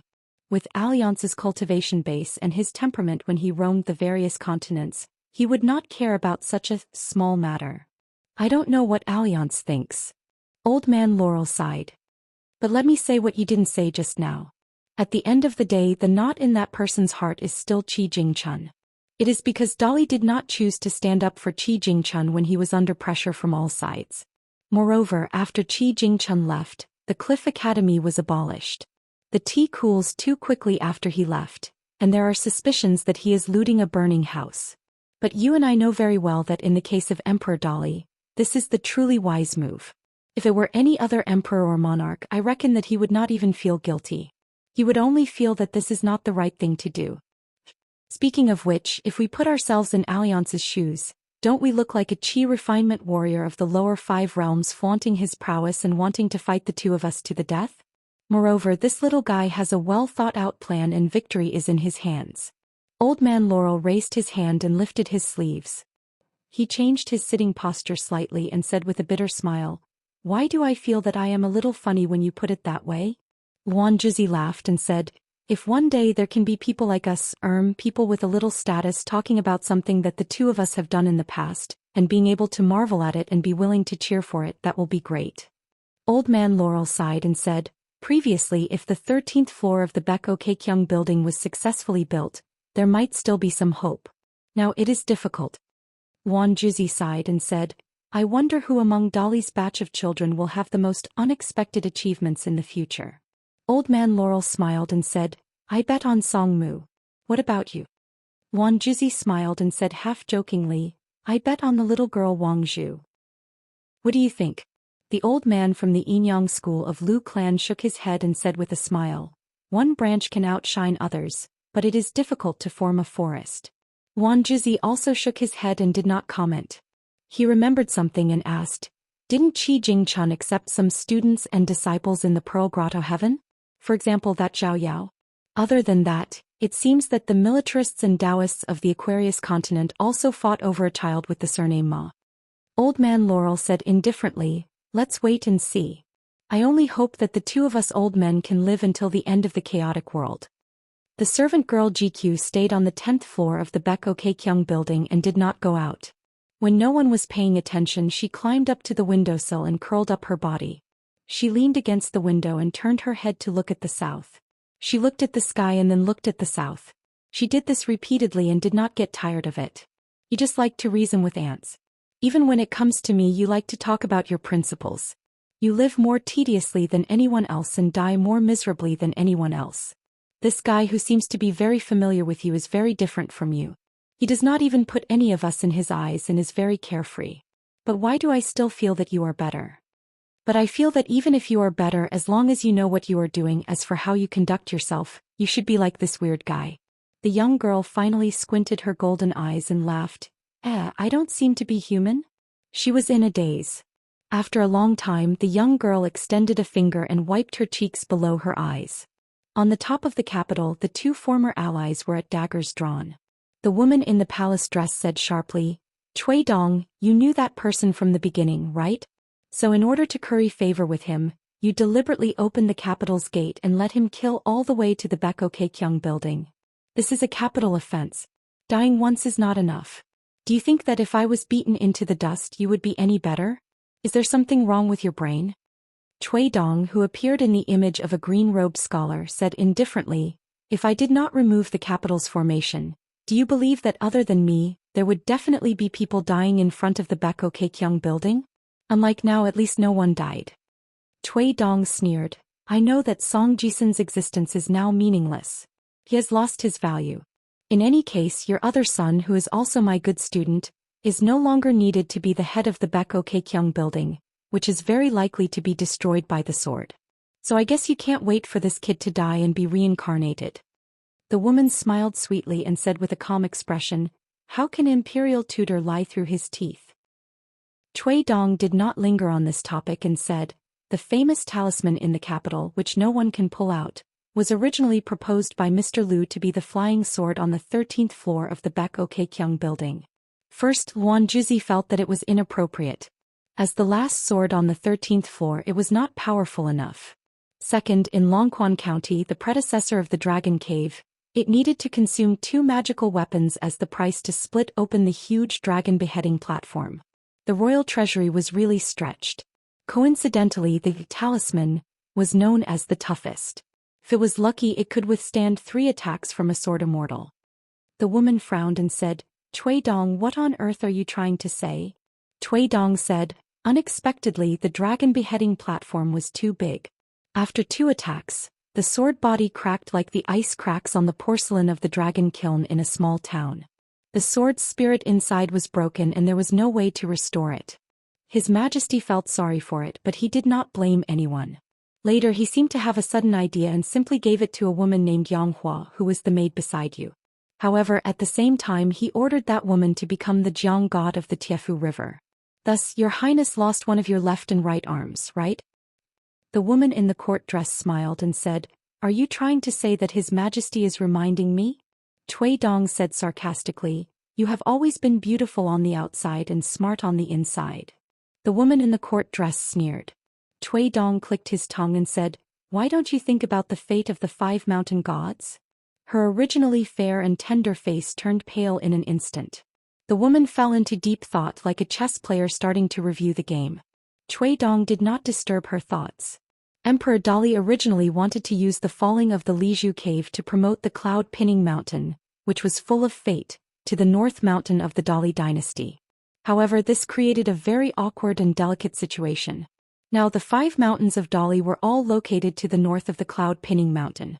Although at that time, none of the mountain gods objected, the position of these mountain gods was like the mountainside between the Dali immortals and Jianghu. It was like the majestic pass at the waist of the country. Overnight, the situation became turbulent. Many sects disguised themselves as good men and women, ordinary pilgrims, scholars and poets, visited the 5 mountain gods. They did not talk about the incense but only talked about romance. The mountain gods around the 5 mountain gods fell into silence. In the end, for some reason, Emperor Dali, the man who was extremely arbitrary in some important matters, suddenly changed his mind and withdrew this important decision that was related to the throne and fate of the country. However, a very coincidental thing happened. A foreigner who dared to kill 2 grandmaster men of sacrifice appeared in Dali. Given Emperor Dali's iron-fisted character, he had this huge hunting encirclement because it involved the situation of Dali going south. It would determine how many Dali soldiers would die in the future journey south. Otherwise, given the Dali dynasty's inherent barbaric image in the entire eastern vase continent, the rolling torrent of Dali's iron cavalry was destined to appear. Those arrogant mountain gods, for various reasons, would definitely come to test the speed of Dali's saber, the strength of Dali's iron cavalry, and whether they were qualified to be on equal footing with those in the mountain gods. Of course, Dali had its own celestial forces and many of them were affiliated with the Song dynasty on the surface, and even more so in the dark. However, this still could not stop those cultivators who were like moths to a flame. What they were most afraid of were those Qi refinement warriors who had thick skin and whose whereabouts were unpredictable.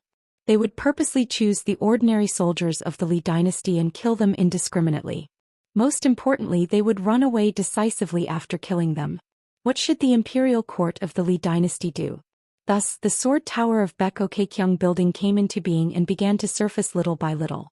The first to know this big secret were the 12 gods of mountains and rivers, who were on the same side outside the capital of Dali. Previously, when the Song clan wanted to take Cloud-Splitting Mountain as the North Peak and remove the titles of the original 5 peaks, even though Emperor Dali had secretly hinted to the 5 gods and made a different explicit promise, it was still suspicious that he was kicking them to the curb after they had outlived their usefulness. The silence of the 5 gods was barely reasonable. After all, when it came to the golden body of incense and the foundation of the Great Way, who would dare to easily believe in words and paper? Then, the matter of resisting and killing the enemy became a righteous matter. The 12 gods who had shared the glory and disgrace of the Dali dynasty had no reason to shirk away. All of this before the real fight with the foreign swordsman. Actually, there was no fault to be found. Perhaps even the 6 Dharma forms whose vitality had been greatly damaged did not feel that there was any problem at all with their real bodies left in the mountains and rivers. This was because in the secret order that Emperor Dali gave them, it was clearly stated that they were to kill a 10th or possibly 11th level cultivator. That was all. Even after the fight, it was still the same. The final outcome was obvious and extremely dismal. The Dali dynasty, from His Majesty himself to the builder of the White Jade Building, and the 6 gods of mountains and rivers, seemed to have all lost. But all of this was because no one, including Emperor Dali, expected that the enemy would be so powerful.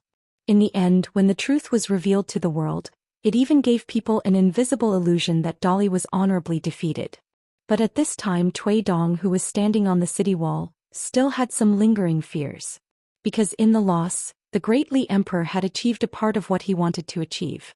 Among the 5 gods of the mountains, only the god of the Middle Mountain, who had always been loyal to the Song clan, and the god of the North Mountain, who was in the most difficult situation before, had their Dharma forms intact. The other 3 were completely wiped out and their cultivation levels had plummeted. They were almost reduced to ordinary gods of the mountains, struggling at death's door. They had lost the courage and confidence to wrestle with Emperor Dali in the matter of changing the name of the mountains. The truly terrifying subtlety was not this. In the early years, when Cui Dong and Emperor Dali were chatting happily in the process of playing chess, Dali's imperial tutor, who had always been unscrupulous in his speech, shared some of his insights. Among them, he said that sometimes it was better to use those who had made mistakes and been beaten. They could even be put in an important position, because those who had suffered pain and had been taught a lesson would be particularly obedient.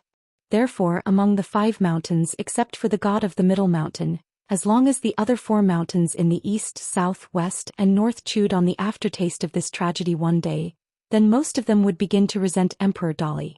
Only the god of the North Mountain, who was the first to take the wrong side, would only be more afraid. If it were before today, Cui Dong would have been willing to tell her these details one by one. But at this time he did not intend to suffer with her. Cui Dong could tolerate some of the dirty things this woman had done. After all, it had nothing to do with him. The more ruthless an ally was, the more his enemy would suffer. Cui Dong was not foolish enough to persuade this ally to have a bodhisattva's heart. For Cui sure to be able to get to where he was today, he definitely didn't rely on benevolence. But His Majesty, if this siege was successful, perhaps just wanted to knock some sense into him. But now the situation was very different. This empress, who really did not have the slightest bit of womanly kindness, let the surrendered general of the Lu family cut off Song Yuzhong's head and secretly put it in a wooden box, in case of an emergency. Who was she targeting? Naturally, it was her son Song Mu or Song Jisun, who had grown up in Mud Bottle Alley. Of course Song Yuzhong deserved to die. The construction of the covered bridge involved a great scandal of the Song imperial clan. The saying of making amends for one's faults did not make sense here. After Song Yuzhong returned to the capital, he served as an official of the Ministry of Rights for a period of time. Before he could even warm up his seat, he was personally appointed by the emperor to Liju Paradise. Nominally, he was more familiar with the local customs and affairs, which would be beneficial for the matter of conferring the title of God of Mountains and Rivers.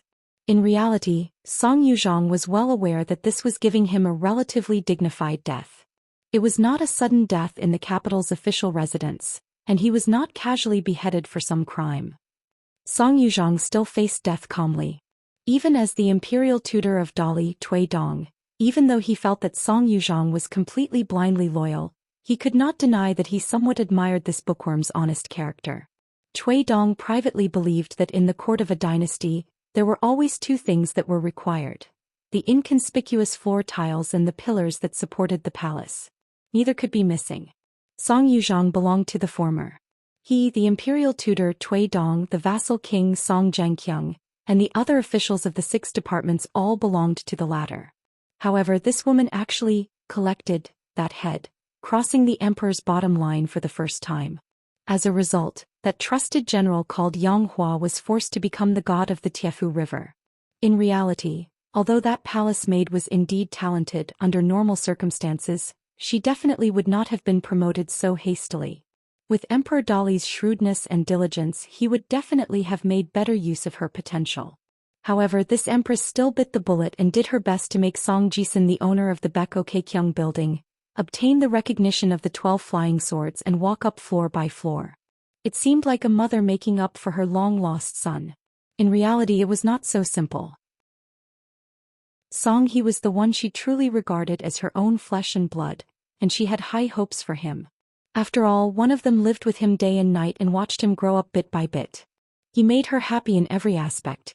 On the other hand, he was far away in the Black Pearl Cave, struggling in the shabby alleys full of chicken dung and dog excrement. She had tried to peek at the emperor's secret file once in the earliest days, but she was severely punished. It was probably from then on that she had given up on her eldest son. In addition, Song Mu's name was clearly written in the official residence of the Dali sect. His name was crossed out in red ink, which was a shocking sight. As for whether there was suffering and pain in the depths of her heart, Cui Dong did not know. No one knew. Cui Dong was not interested in the bloody details and mental journey unknown to others, and why and how she treated her eldest son Song Mu as a stepping stone for her younger brother Song He. The woman in the court dress smiled and said, "I already know where I was wrong, but does Cui Dong know?" Cui Dong put one hand behind his back and patted the wall of the arrow pile with the other hand and said slowly, "I know. I opened the capital city's great formation and opened the door to meet the enemy. Although my intention was good and I could let Alliance see our Dali's sincerity and compromise, I was still caught in a dilemma." The woman looked at the imperial tutor with pitiful eyes and gloated, "His Majesty's life is also a person who supports the dragon. How can you put it on the gambling table without permission?" Cui Dong nodded and said, "That's true." The woman said with good intentions, "The great imperial tutor of Dali, once the first disciple of the sage of literature, at this time if you shed tears of regret, maybe His Majesty will spare you." Cui Dong smiled and said, "I'm a pitiful person who has fallen many times. I can bear pain and endure loneliness. But you're different, Your Highness. You were born in a rich family and you've been used to a life of luxury since you were young. I'm afraid it'll be a little difficult." The woman's face was gloomy, and she finally shed all pretense of cordiality. She asked bluntly, "Are we going to break up?" Cui Dong said calmly, "The friendship of a lowly person is as sweet as wine. We make friends with benefits and we break up when the benefits are exhausted. What's so strange about that?" "What, Your Highness, don't tell me you think we're gentlemen's friends." The woman gritted her teeth and said, "Fine, fine, fine. You win. Then you'll have to beg His Majesty to beat me to death or else." Cui Dong waved his hand and said, "Don't scare me with words. You know very well what kind of personality I, Cui Dong, have. The mountains are high and the rivers are long. No one knows what will happen in the future. As long as Your Highness can get through this, Cui Dong will naturally be willing to ally with you. If you can't, rest assured, Your Highness, that I won't hit you when you're down. I understand His Majesty's thoughts a little, and I will never do anything that harms others without benefiting myself." The woman in palace attire said something that was rare for her to be sincere. "Cui Dong, you're a very scary person." Cui Dong smiled and didn't say anything. He just couldn't help but think of that familiar figure. Cui Dong, who had once studied under that old man when he was still a teenager, would often see that sword-wielding wanderer come to the old man's side. One would talk about sage principles and the other would talk about interesting things in the Jianghu. The two of them were like chickens and ducks talking about ducks. Many years later, Cui Dong stubbornly insisted on doing things his own way. He didn't recognize that teacher who had taught him and betrayed him. Later on, he committed a series of crimes that involved deceiving his master and destroying his ancestors. Cui Dong never regretted it. Everything was for the sake of the great Tao. However, losing that person's friendship also made Cui Dong, who had such a cold heart, feel regretful, so regretful that he somewhat regretted it. However, if Cui Dong was given a chance to choose again, it would still be the same. There wouldn't be any changes. On the great Tao, after taking the first step, there was often no way back. At this time, on top of the city wall, before Cui Dong's words landed, a golden feathered eagle broke through the air and arrived. It suddenly stopped on top of the arrow pile. Cui Dong took a step back and lowered his head slightly. The woman in palace attire hurriedly turned sideways and curtsied gracefully. It stared fixedly at the woman. A crisp and tender child's voice sounded. Song Yongchun said that you should go to Eternal Spring Palace to cultivate. When you reach the upper 5 realms, you can leave Eternal Spring Palace and return to the capital. However, during this period you are not allowed to interact with anyone. At the same time, you will immediately hand over all the files on Bamboo Leaf Pavilion to Imperial Tutor Cui. You only need to cultivate in peace. Cui Dong bowed and said, "Thank you, Your Majesty, for your kindness." It turned its head and looked at the Dali Imperial Tutor. Song Yongchun said that you should not do it again. Back then he told you not to do it more than 3 times. He wants you to cherish it. Cui Dong nodded and didn't say anything else. The woman in palace attire only asked one question. Can you let Mu'er and here visit me at Eternal Spring Palace from time to time? It nodded and said, of course. Song Yongchun also said that Song Mu will stay in the heart-nourishing room to continue studying. If you feel lonely on the mountain, you can bring Song Mu to Eternal Spring Palace to cultivate the thunder technique. Everything is up to you. The woman's eyes wandered. He was still a little impatient. Song Yongchun wanted me to tell you that Dali's national strength was damaged because of that person. This matter was his own decision and has nothing to do with you. You don't have to think too much about it. The woman in palace attire was on the verge of tears. She raised her head and looked in the direction of the palace. At this moment she was extremely charming. She said in a soft and trembling voice, "Your Majesty." Suddenly its voice became shrill. "Stinky. Rotten woman, you vixen, hurry up and get out of the capital. I've been tolerating you for a long time." The woman in palace attire asked with a smile, "Did His Majesty also say this?" It snorted coldly, flapped its wings and flew high into the sky, disappearing in the blink of an eye. After the golden falcon left, the woman staggered and supported herself with both hands on the city wall, her face deathly pale. The Bamboo Leaf Pavilion was a spy organization that she had painstakingly built. Thinking of drinking 2 or 3 taels of silver in 1 cup, I'll be so distressed that I won't even care about the taste of the wine. Let's not go. If you really want to drink, I'll take you to a small wine shop on the shore. It's an authentic local brew in Red Candle Town. The price can be considered fair. The boat slowly approached the shore. The old man stood up and patted the boatman's shoulder. He said with a smile, "Good words but evil deeds. You're a national demon." The robust boatman's face suddenly turned pale. He wanted to retreat, but he couldn't move at all. He wanted to jump into the water, reveal his original form and quickly escape, but that was an extravagant hope. The old man continued with a smile. "Words can't speak, but actions can be taken. You're a national treasure. I hope you can stick to your heart and do good deeds." The old man's chest seemed to be filled with an inexplicable awe-inspiring aura. He wanted to speak, but he couldn't say a word. After the old scholar went ashore, he slowly left. The boatman's eyes were brimming with tears.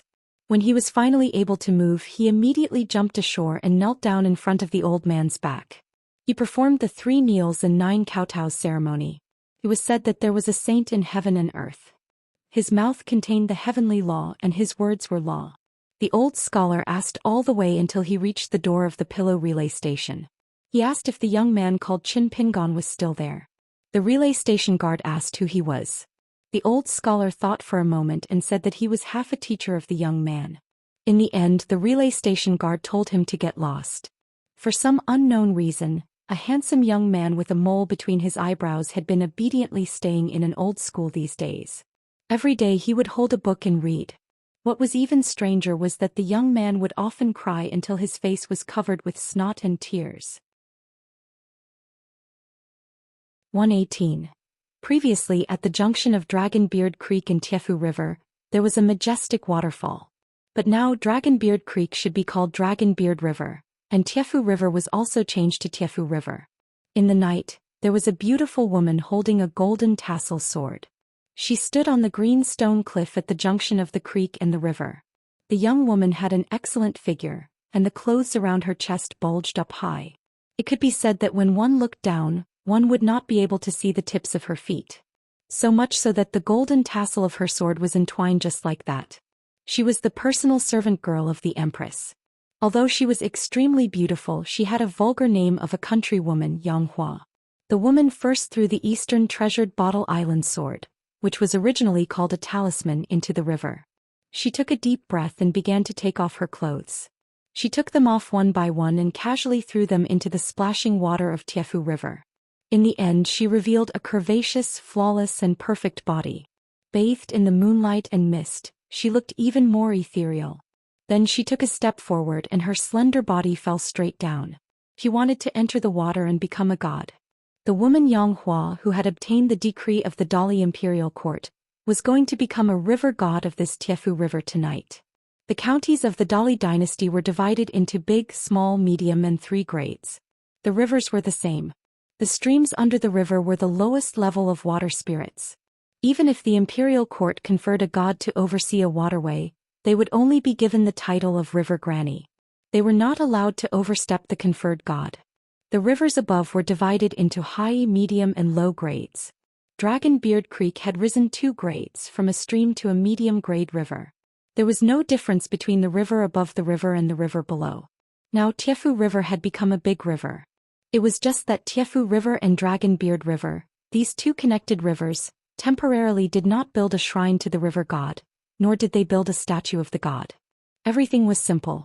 The 2 new righteous gods of Jianghe were not familiar names in Longquan County. Among them, the Iron Fujiang righteous god was called Yanghua. Compared to God Zhang's conferment, the Dali imperial court conferred 3 orthodox mountain gods in one go: Mount Cloud, Mount Dianxiang and Mount Luopa. The investiture ceremony was grand and mighty. Emperor Dali personally wrote an imperial edict. Sage Wanshi helped to announce the opening of the altar. The assistant minister of the Ministry of Rites read out the contents. Qintianjian Mr. Qing Wu's gold and jade burial. The local official Longquan County's county magistrate Wu Yuan unveiled the 2 clay golden-bodied deity statues and so on. There was a series of complicated formalities, not missing the slightest bit.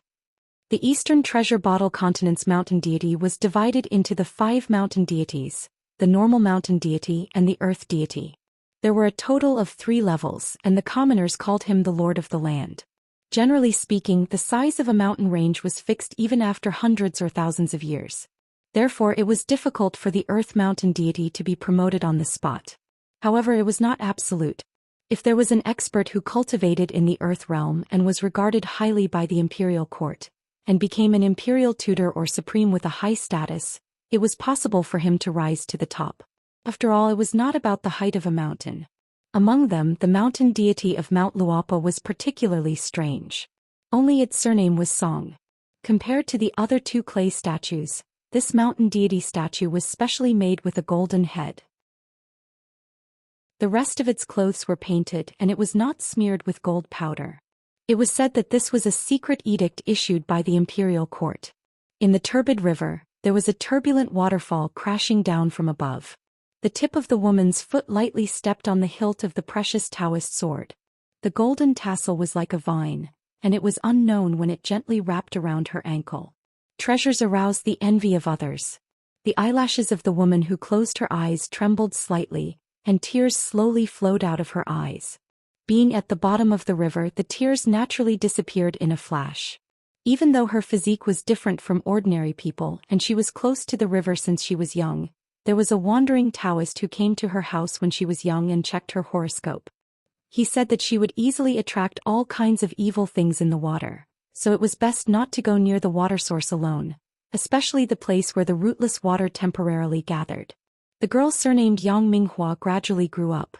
Very soon she was chosen by a Mr. Qing Wu from the Great Li dynasty, and was brought to the goddess' side. She practiced the superior water technique, and her cultivation base advanced by leaps and bounds.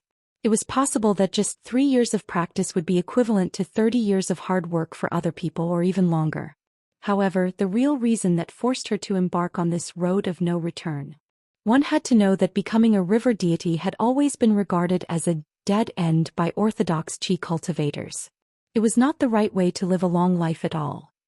Imagine a longevity bridge. If one knew that it collapsed halfway and people could not reach the other side, then what kind of longevity bridge was it? She knew in her heart that this was called, possessing a jade ring becomes a crime. Because she was recognized by the capital city rune sword, she successfully controlled the talisman before the young swordsman Liu Baqiao of the Wind and Thunder Garden made his move. After obtaining this great opportunity, her cultivation level skyrocketed. Just when she thought that the upper 5 states was just around the corner. But at the same time, bad news came one after another silently. First, the goddess asked her to take out the rune sword and give it to Ruan Qing, who was in charge of Dizhu, to split open the dragon-slaying platform twice. Then, the rune sword that was returned to her was already in a state where it was almost broken. What else could she do? One was the goddess who gave her a new lease of life, and the other was the military saint who was treated as a distinguished guest by the Dali. She could only grit her teeth and accept this result. However, she did not expect that the emperor would temporarily confer her the title of the water god of the Tiefu River. In the river, the woman who stood on the sword hovered motionlessly, just like a god standing on a shrine. She abandoned all distracting thoughts and began to calm her mind and concentrate. Her hands formed a seal and she was as still as a mountain. First, her fine black hair fell off strand by strand and dissipated in the river, disappearing with the flow. Then her flesh and blood melted little by little. The intense pain did not only come from her flesh and blood, but also from the depths of her soul. The woman's delicate body, which was gradually becoming a bloody mess, was still trembling incessantly, even though Dali's secret technique isolated her senses. She was so skinny that her bones stood up. In the end, the woman was reduced to a real skeleton. The water surface boiled and steam rose high. The half-destroyed rune sword remained motionless at the bottom of the river, but the horrifying skeleton of the woman could be faintly seen. It began to sway like floating water plants. It was extremely fragile, as if it could be washed away by the river at any time. At the critical moment, the golden tassel of the Taoist rune sword, talisman, began to emit golden rays of light. Not only did it bind the woman's ankle more tightly, it also continued to climb up slowly and finally stopped at the knee of the skeleton. This allowed the skeleton to stabilize her body and help her not to be despised by the mysterious spirit contained in the river and completely become the lowest class of water ghost otherworldly item. Condensing divinity, reconstructing the golden body, the body became a false saint. The first strand of hair began to grow on the top of the skeleton's head. It was not the dark green hair of the old woman of the Dragon Whisker Creek, but light golden hair. Strands of hair appeared on the white bones and became more luxuriant. Finally, they gathered into a long golden hair that was dozens of feet long. It was extremely gorgeous. This was the sign of a rain master that was rarely seen in 100 years. The gods of the rivers in the world, no matter big or small, were ultimately attached to the earth and flowed with the flow. However, the rain master that was almost extinct in the Aquarius continent could be regarded as a god in the heavens. Although the rank of a rain master was not much higher than a river god, the difference was like an ordinary qi cultivator fighting against a swordsman of the same level. It was a bit similar to the old man who held a lantern in the officialdom. The position of a doctor was much more important than other Dali officials of the same rank. The De Luo golden immortal that was revered by Taoists, the Arhat golden body of the Buddhist protectors, the clay golden bodies of the gods in the world, and the so-called golden branches and jade leaves of the secular dynasties all had the word golden. Among them, the golden body dharma of the gods was actually an illusion. It did not mean that the gods really achieved a golden body all over their body. The golden body of the dragon beard river's granny, he was actually just a little golden light in her eyes. However, this woman had a head of golden hair that symbolized the qualification of a rain master. The difference was like heaven and earth. The woman began to recover her appearance. Flesh grew from bones. When she finally opened her eyes, she was already more beautiful than before. A green dress condensed from the essence of the river wrapped around her extremely attractive body. She walked forward slowly as if she was walking on flat ground. She breathed freely. Compared to cultivating in the cave that was full of spiritual energy, she felt more satisfied. The woman raised her hand and the talisman sword that had never been unsheathed jumped out from the bottom of the river by itself. She held it in her hand and held it horizontally in front of her. She gently pulled the sword out of the scabbard and stared at the shocking cracks. They were like scars on a beauty's face, making people feel sorry and pitiful. Yang Hua, who had already become the Dali River god, turned her wrist and held the talisman sword upright. She looked down and stared at the sword that was as sharp as before. She said softly, "In the end, only you did not leave me." The talisman sword trembled slightly and its spiritual energy was exhausted. It was like a withered old man on a sickbed without any spirit. "I won't abandon you. It's good that we have a dead end. We will walk to the end together." Yang Hua lowered her head and turned her cheek slightly. She used the sharp blade to cut a bloody groove on her face. It was so deep that the bone could be seen. The talisman river water rolled and flowed. The momentum of the water became more and more vigorous. It was murderous and there was no trace of resentment or melancholy. Everything in the world was a crime because of one's wealth. People in the world who had sharp weapons would naturally have murderous intentions. On the back of the green ox by the Dragon Whisker River, an old man squatted on the stone cliff and smoked. A young woman sat carefully on the edge of the stone cliff. Her hair hung down and extended into the river. Now that she had been promoted to the legitimate river god recognized by the Dali imperial court, she could rely on this method to go ashore temporarily. Don't underestimate this small step. Even if you practiced for hundreds or thousands of years, you would still be powerless. The woman whose long hair covered the water below the stone cliff timidly said, "Immortal, why can't I, Malanhua, have a river god temple? Even if it's just a small temple, it'll be fine." The old man puffed and sneered. "With your rotten reputation, you still want to have continuous incense? I'm afraid it's only a few big water tanks worth of saliva. Moreover, do you think that by enjoying the incense you can guarantee a good harvest? Moreover, it's just a business where you can lie down and enjoy life without doing anything?" The woman smiled embarrassedly. "Immortal, you know that I'm a village woman with long hair and short knowledge. Please tell me lest I commit another taboo and anger a certain big shot. I'm not afraid of being beaten, but if I cause trouble for you, I'll feel terrible." When she said that her hair was long and her knowledge was short, the woman glanced at her black hair from the corner of her eyes and felt slightly proud. Her hair was long, but it was really long. Those foolish women with short lifespans in the small town, many of them had gray hair when they were in their 40s. How could they be compared to her? In terms of identity and family background, what could they use to be compared to her, a dignified river god? The old man slowly said, "Once the temple is set up, the altar is set up, and the incense burner is set up. After the first incense is lit, you can be considered to be truly dependent on this land." For example, when there were 2 earthquakes from Red Candle Town, Longquan County also shook and the river swayed. If you have an ancestral temple and a clay statue, then you will suffer the impact of this kind of vibration. Although the woman pretended to nod in agreement, she did not think so in her heart. The old man was expressionless. He held the pipe in one hand and casually knocked on the stone cliff with his free hand. The woman's flesh and blood instantly cracked inch by inch, causing her to fall into the river from the pain. She wailed with all her might under the water, and her body twisted and rolled crazily. The old man turned a blind eye to this and said slowly, "Why did the righteous god of mountains and rivers choose to follow the king at the foot of the mountain to help keep the people on the mountain in check? Other than the source of incense, the fights between the immortals on the mountain will affect the rise and fall of the fate of the land. This is also the key. Who would be willing to be in a precarious situation? Who knows if their golden body will be severely injured tomorrow and they will disappear from the world the day after tomorrow? Other than that, the folk customs, culture, education, weapons, and many other things will also affect your cultivation. It can be subtle or sudden, but it can't be changed by the will of the gods. The former is like cutting flesh with a blunt knife, while the latter is a disaster from the sky. You should cherish the current leisure time. This is the real carefree and happy life like a god." The woman didn't dare to go ashore anymore.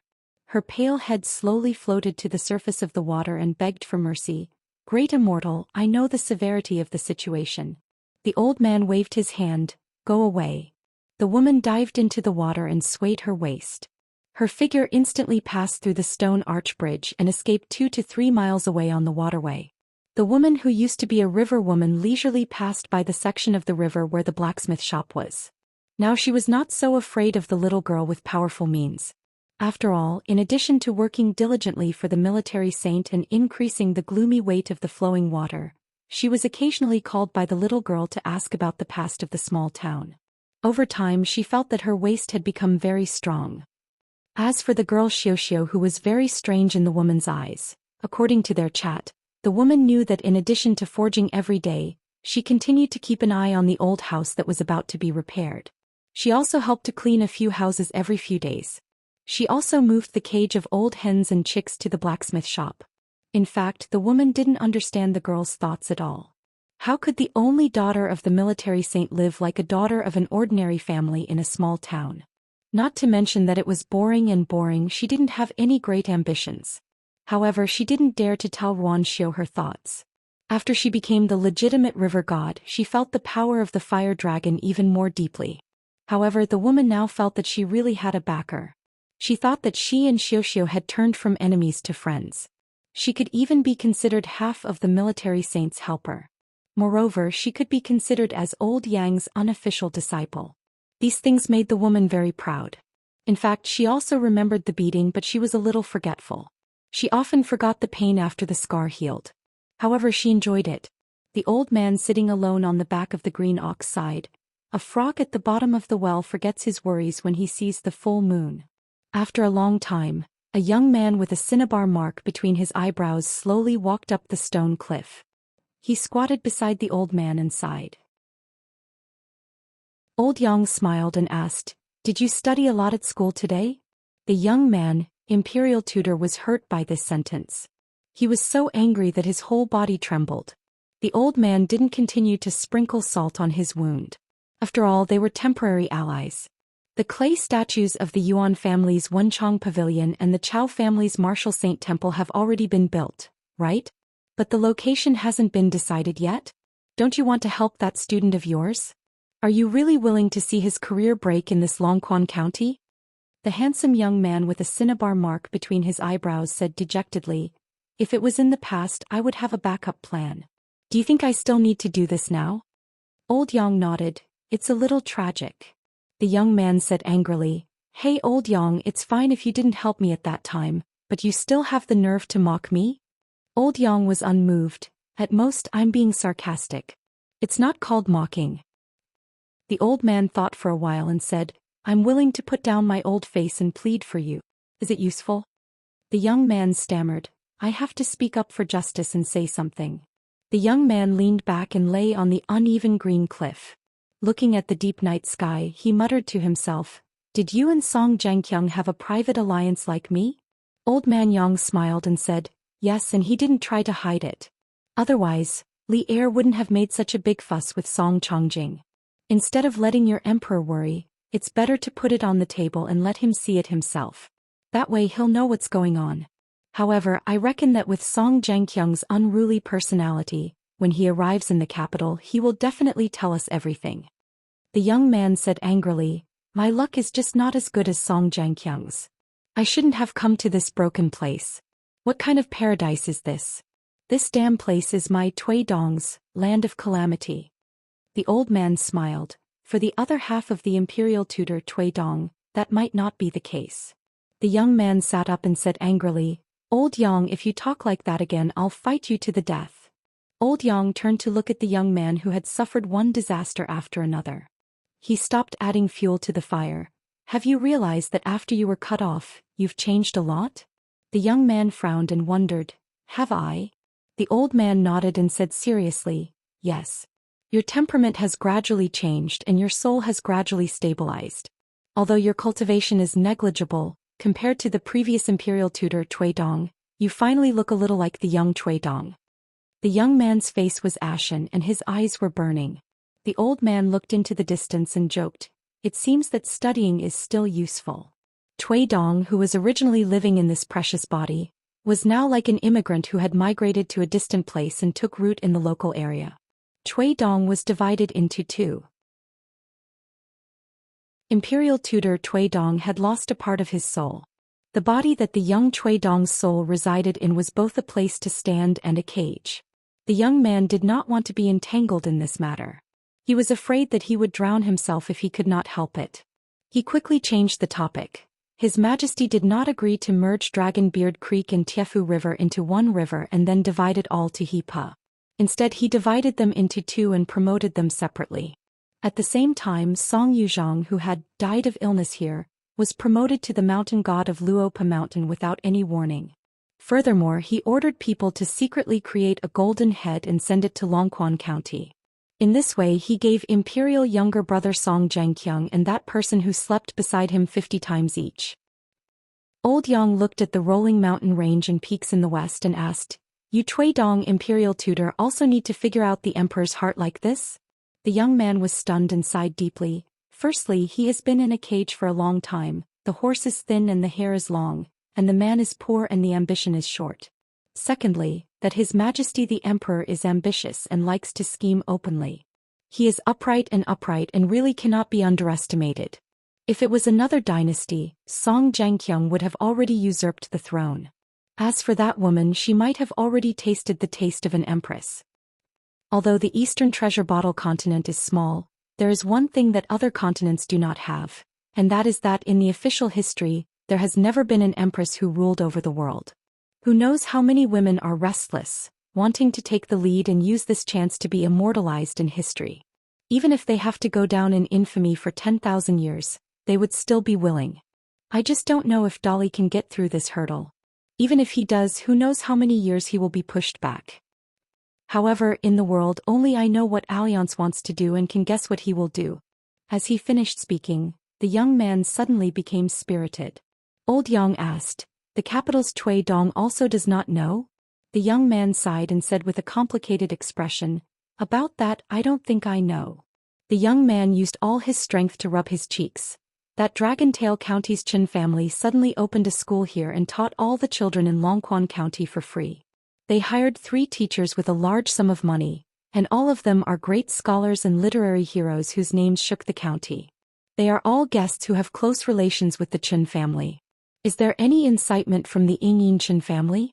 Is it their scholarly faction that is plotting something in the Aquarius continent? Old Yang chuckled, "I know about this karma, but I will not tell you. Anyways, you are about to roll out of here. For me to talk to you for so long, it is already very benevolent of me."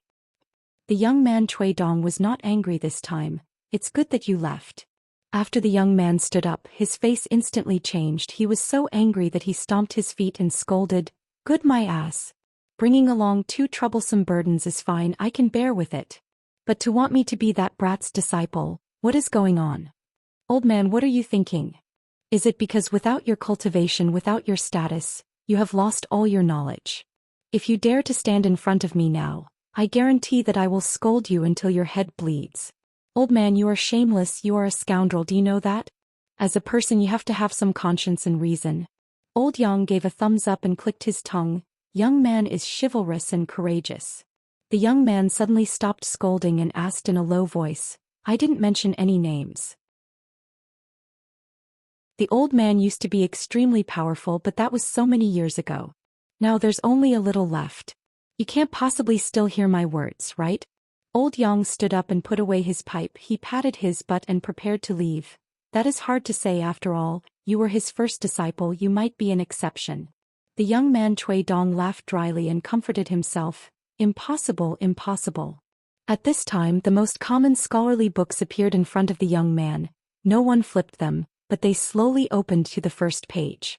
The young man with the cinnabar mark on his forehead was dumbstruck, as if he was grieving for his parents. Old Yang walked away. "Say, someone wants to read again." The young man's eyes were lifeless as he straightened his clothes. He straightened his back and began to recite loudly, "Heaven and earth have righteous energy, the chaos is manifold. Below are rivers and mountains, above are the sun and stars." The young man suddenly came back to his senses and looked at the old man's back. "Damn you. Did you deliberately leak my secret and pass my words to the old man?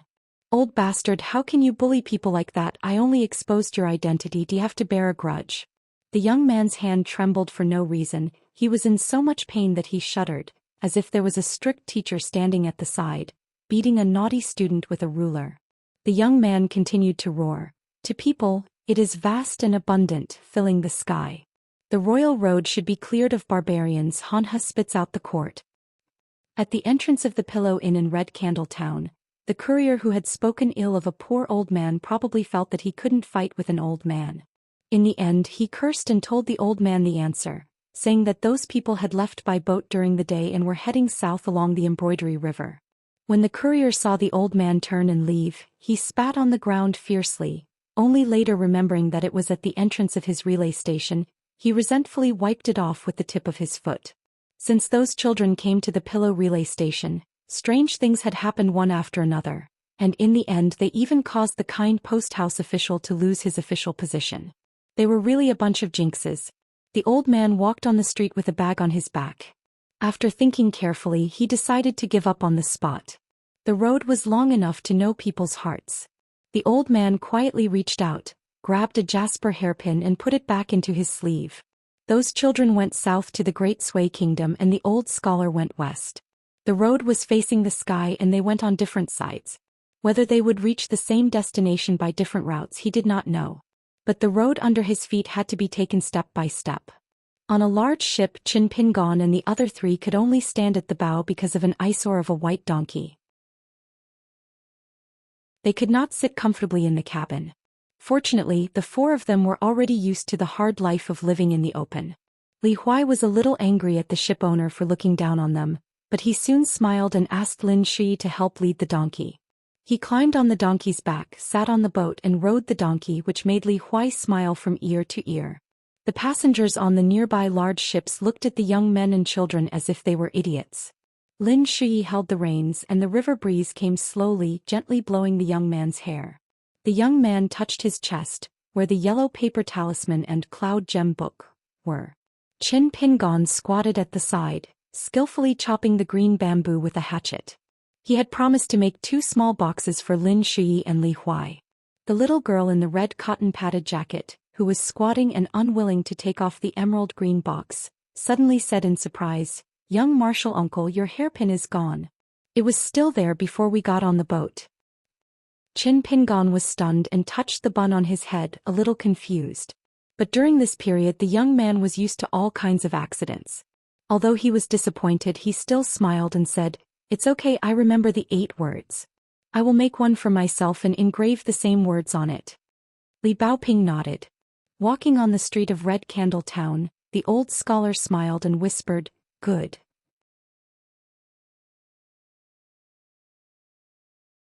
119. The Embroidery River was very delicate with green waves. There were no strong winds or strong waves. The water surface was wide, but it gave people a gentle feeling. The boat that Qin Pingon and the other 3 took to the south had 2 decks. Most of them were Confucian scholars in green robes and merchants. Li Baoping was not afraid of strangers. She liked to carry a small book box and join the crowd. She would perk up her ears to listen to the people talking loudly. When ordinary scholars saw a young lady who looked lively and carried a small book box made of green bamboo that was used to travel far to seek knowledge, standing at a distance that was neither too far nor too close, the adults would smile kindly and not take the young lady to heart. They would continue to chat and talk without restraint. Li Huai carefully controlled the reins and rode the white donkey in a small circle at the bow of the boat. He was like a general patrolling the border, unparalleled in the world. It was strange that the white donkey was only willing to let Li Huai ride it. This made Li Huai very happy. As for Wei Jin of the Wind Snow Temple, he would be coming to take the donkey away in the future. At that time he would ask Li Huai to remember to ask for remuneration from that person. He could just ask for an exorbitant price. These important matters were all ignored by Li Huai. Lin Shi came to Qin Pingon's side and sat with his back leaning against the inner wall of the boat. He hesitated for a while and asked, "Don't you want to know why Alliance said that I am a Qi refinement warrior? And how did I become a Qi refinement warrior?" Qin Pingon stopped the chopping action of the hatchet in his hand and smiled.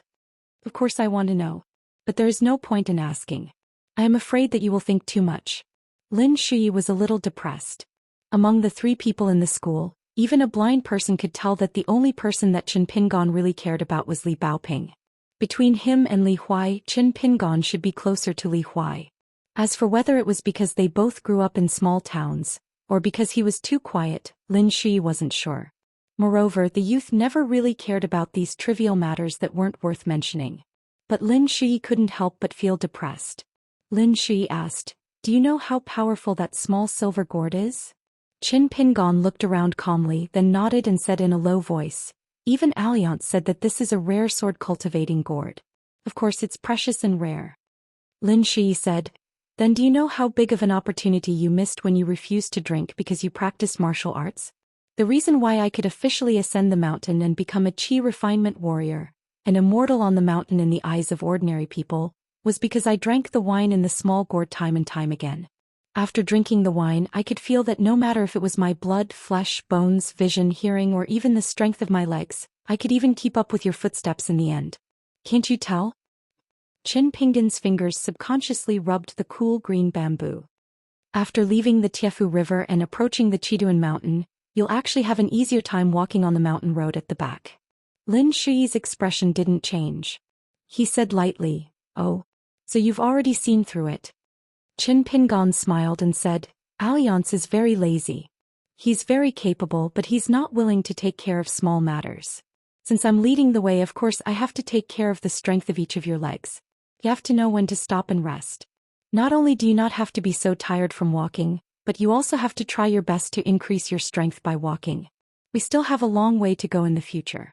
I hope that everyone won't have to suffer so much in the future." Lin Shui looked at Qin Pingon's expression and eyes. He crossed his arms and snorted for no reason. "I won't believe it if others say this." Qin Pingon raised the bamboo in his hand and asked with a smile, "It's getting better and better. However, the last bamboo box is definitely the best. Then I'll give this one to Li Huai first? I'll make it smaller then." Lin Shui glanced at Awesome, who was riding on the old donkey. He shook his head and said, "Forget it, make it for me first. At most I'll be nagged by him." Qin Pingon smiled, "Then I'll try my best to make it sturdier for you. Use more rope. You're an immortal after all. If you can really fly around like Alliance, if it's not sturdy enough, I'm afraid you won't be able to carry it for more than a few days." Lin Shui sighed. He felt that he wasn't stupid, but it was really difficult to keep up with this guy's thoughts. He thought of something that he couldn't figure out and asked curiously, "Why did you tell Li Baoping everything about Zhu He and Zhu Lu not long after Alliance left at the Pillow Inn?" Qin Pingon's expression turned serious and asked back, "Do you think I have a better relationship with Baoping or with that pair of father and daughter?" Lin Shui said angrily, "Nonsense." Qin Pingon nodded and said, "So I have to let Baoping know clearly what the people who came out of her house did. I have a rough idea of what kind of person Zhu Lu is. When Alliance deliberately set a trap for her, she wasn't just hesitating. She was hoping that her father Zhu He would stand up for her again. If we were in danger because of her messing around at Chiduan Mountain, but since everyone was safe and sound after the incident, I can think of it as her eagerness to save her father. If I put myself in her shoes, I might not have done better than her. So although I was angry, I would never complain to her face. However, in the corridor of the Pillow Inn, Zhu Lu's actions are really unforgivable. I think as long as she doesn't give too many benefits, Zhu Lu will betray everyone, let alone her daughter Baoping." Qin Pingon was a little sad. If she still has such a character, one day her father will really be killed by her. I don't want a good person like Zhu He to die in the hands of his daughter after leaving Red Candle Town alive. Why doesn't she know how to cherish her father even though she has one? Lin Shui's expression was cold. "Do you think that every parent in the world is good?" Qin Pingon said firmly, "I don't care about others, but my parents are very good." Lin Shui's expression was a little ugly. However, Qin Pingon's words eased the teenager's expression a little. Zhu He is a good person, but he doesn't seem to know how to teach his children how to behave. For some things, if it's so obvious who's right and who's wrong, why don't he teach them? I can't figure it out. Lin Shui, you're a smart person. Do you know the reason? Lin Shui looked a little tired. Maybe it's because it's dark under the light. However, parents in the world couldn't be summed up with a simple phrase. the heart of parents in the world. Qin Pingon, every family has its own difficulties. Your parents left early, so there are some things that you don't have to worry about. Of course, I don't have any other meaning. If it's unpleasant to hear, don't take it to heart. Qin Pingon waved his hand and smiled. Of course not. Lin Shui glanced at Qin Pingon's bun. The hairpin is gone just like that. Aren't you going to look for it? Qin Pingon lowered his head and continued to forge the small box, shaking his head. I can't find it. Do you think that a greedy person like me will lose such a valuable thing? Lin Shui's expression suddenly became strange. Could it be that Alliance said that I should change my name with yours? Qin Pingon asked curiously, is there a reason behind this? Lin Shui had already changed the topic. He leaned forward slightly and gestured to Qin Pingon, who was an expert. Can you make a little curve here? Otherwise it's too square and rigid. It's better to have a degree of roundness. It'll be more comfortable to look at from afar. Qin Pingon nodded and said, I'll try my best. If the result is not good, I won't care anymore. Lin Shui knew that this guy was a man of his word. If he said he wouldn't care, then he really wouldn't care. Therefore Lin Shui, who actually had great expectations for the small box, suddenly became anxious and quickened his tone. How can that be? These bamboos from Chiduan Mountain are very particular. Every piece that is used is one less piece. My box must be pleasing to the eye, and at the same time, take into account the advantages of practicality and firmness. Qin Pingon, you can slow down when you're chopping. Think more when you're building the frame of the bamboo box. Qin Pingon was still chopping as if he was flying. Small pieces of bamboo kept falling from the ground, and then Qin Pingon put them into the basket on his back one by one. Lin Shui was shocked. Qin Pingon caught a glimpse of the cold teenager's anxious look from the corner of his eye and held back his laughter. Why don't I make your box last? The teenager said angrily, my name is Lin Shui. Am I the kind of person who likes to go back on his words? Qin Pingon suddenly understood why Alliance liked to play tricks so much. It felt good. Li Huai led the donkey to the two of them and asked casually, Qin Pingon, do you think Alliance will be back tomorrow? Qin Pingon looked up and said, have you forgotten? Li Huai hurriedly covered his mouth. After he let go, he looked around with shifty eyes. He then let go of the reins and squatted in front of Qin Pingon. He lowered his voice and said, then the day after tomorrow or the day after tomorrow. Anyway, at the latest we'll get off the boat. If Alliance doesn't come back by then I won't recognize him as a friend in the future.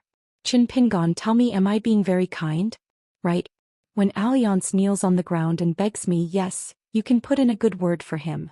When the time comes, I'll reluctantly agree and continue to be friends with Alliance. Lin Shui simply closed his eyes. Turning a blind eye to Li Huai, his classmate, was a very good choice. Lin Shui had never seen such a person who deserved a beating. He really wondered if he would gloat when Li Huai got into trouble one day. He heard the neigh of a donkey, followed by the sound of a child falling down and crying. When Li Huai turned to look, he was a little stunned. It was the white donkey that had caused trouble. The unlucky child probably thought it was fun and ran over to tease the donkey, but the beast had a bad temper. Although it would not hurt people, it would definitely scare the little fellow who dared to mess with it. For example, it was raising its hooves and stomping heavily on the deck of the boat again and again. It was so scared that the child sitting on the ground did not dare to cry anymore. Qin Pingon suddenly put down the knife and bamboo in his hand and quickly walked over to carefully help the child up. He then reached out to press the white donkey twice. When the white donkey saw Qin Pingon's hand gesture, although it was still a little anxious, it still stopped and stood quietly on the spot. The child was wearing a satin shirt. He waved his hands randomly and tried his best to break free from Qin Pingon's support. When he saw the elders and his family walking down the stairs from the second floor of the boat, he quickly rushed over and immediately burst into tears. A sturdy man in black took 3 steps at a time and instantly came to the child's side. He squatted down and asked softly, "Young master, what's wrong? Who bullied you? I'll stand up for you." Qin Pingon waved at Li Huai, who was trying to sneak away. The latter shrunk his neck, and when he met Qin Pingon's eyes, he dared not continue to be a coward. He walked to Qin Pingon's side, lowered his head and said in a weak voice, "My little white donkey won't bite people for no reason." "I'm not lying to you, Qin Pingon." Qin Pingon nodded and said softly, "But no matter what, you have to apologize to them." Li Huai raised his head and said with an aggrieved expression, "Why should I? That child provoked my little white donkey and he didn't hurt it. Why should I apologize? That ignorant child should apologize to me." Qin Pingon was about to explain something to Li Huai. Li Baoping ran back from afar and stood next to Qin Pingon.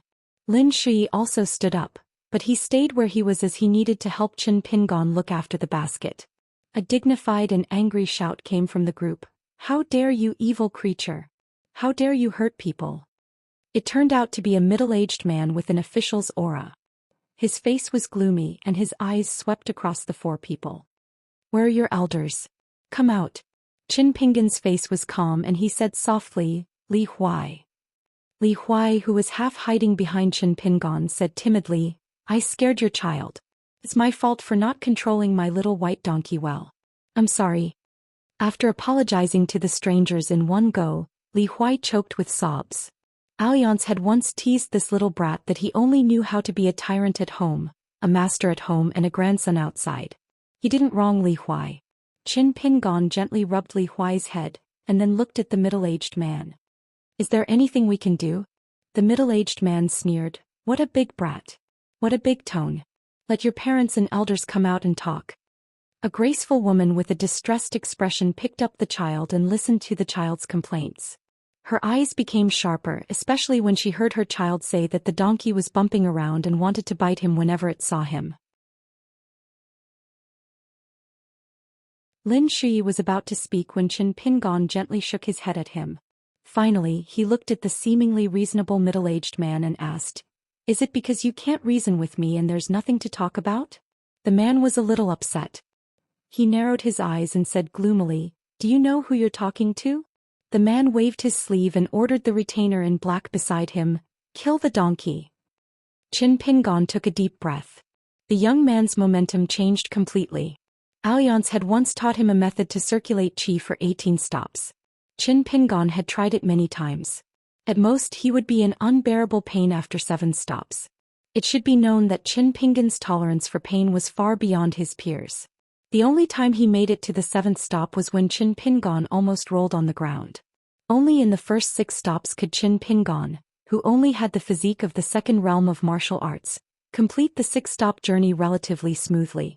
It was obvious that there was an extremely crucial divide between the 6th halt and the 7th halt. But for Qin Pingon being able to compare notes with Zhu He, who was at the peak of the 5th realm on Chiduan Mountain, he still had the strength to fight. The two sides fought back and forth. Although Zhu He had said in advance that he would suppress his qi operation to the level of the 3rd realm, Zhu He had never really entered Jianghu, so he didn't quite understand the meaning behind it. Only the military swordsman from Martial Mountain in the small town could tell at a glance that the young man's extremely crude walking stance by the river was already filled with the intent of the fist. If you don't practice the truth, you'll be possessed for 3 years. If you practice the truth, you'll kill the god with 1 punch. Of course, Zhu He knew these 2 sentences. But because he had not reached the 6th realm and had not experienced the higher levels of martial arts, he didn't really understand the truth. Zhu He didn't even know that the limit he firmly believed in was the 9th realm. But above this there was the legendary 10th realm. To reach the peak of the mountain, I am the peak. On the path of martial arts, after crossing the threshold by chance and talent, one would enjoy as much fortune as one could endure. It was the most fair. No matter how much the qi cultivators on the mountain looked down on the pure martial artists of the lower 9 classes, when their fists really landed on the heads of these immortals, it was really painful. The strong man in black strode forward and walked out from the side of the family head.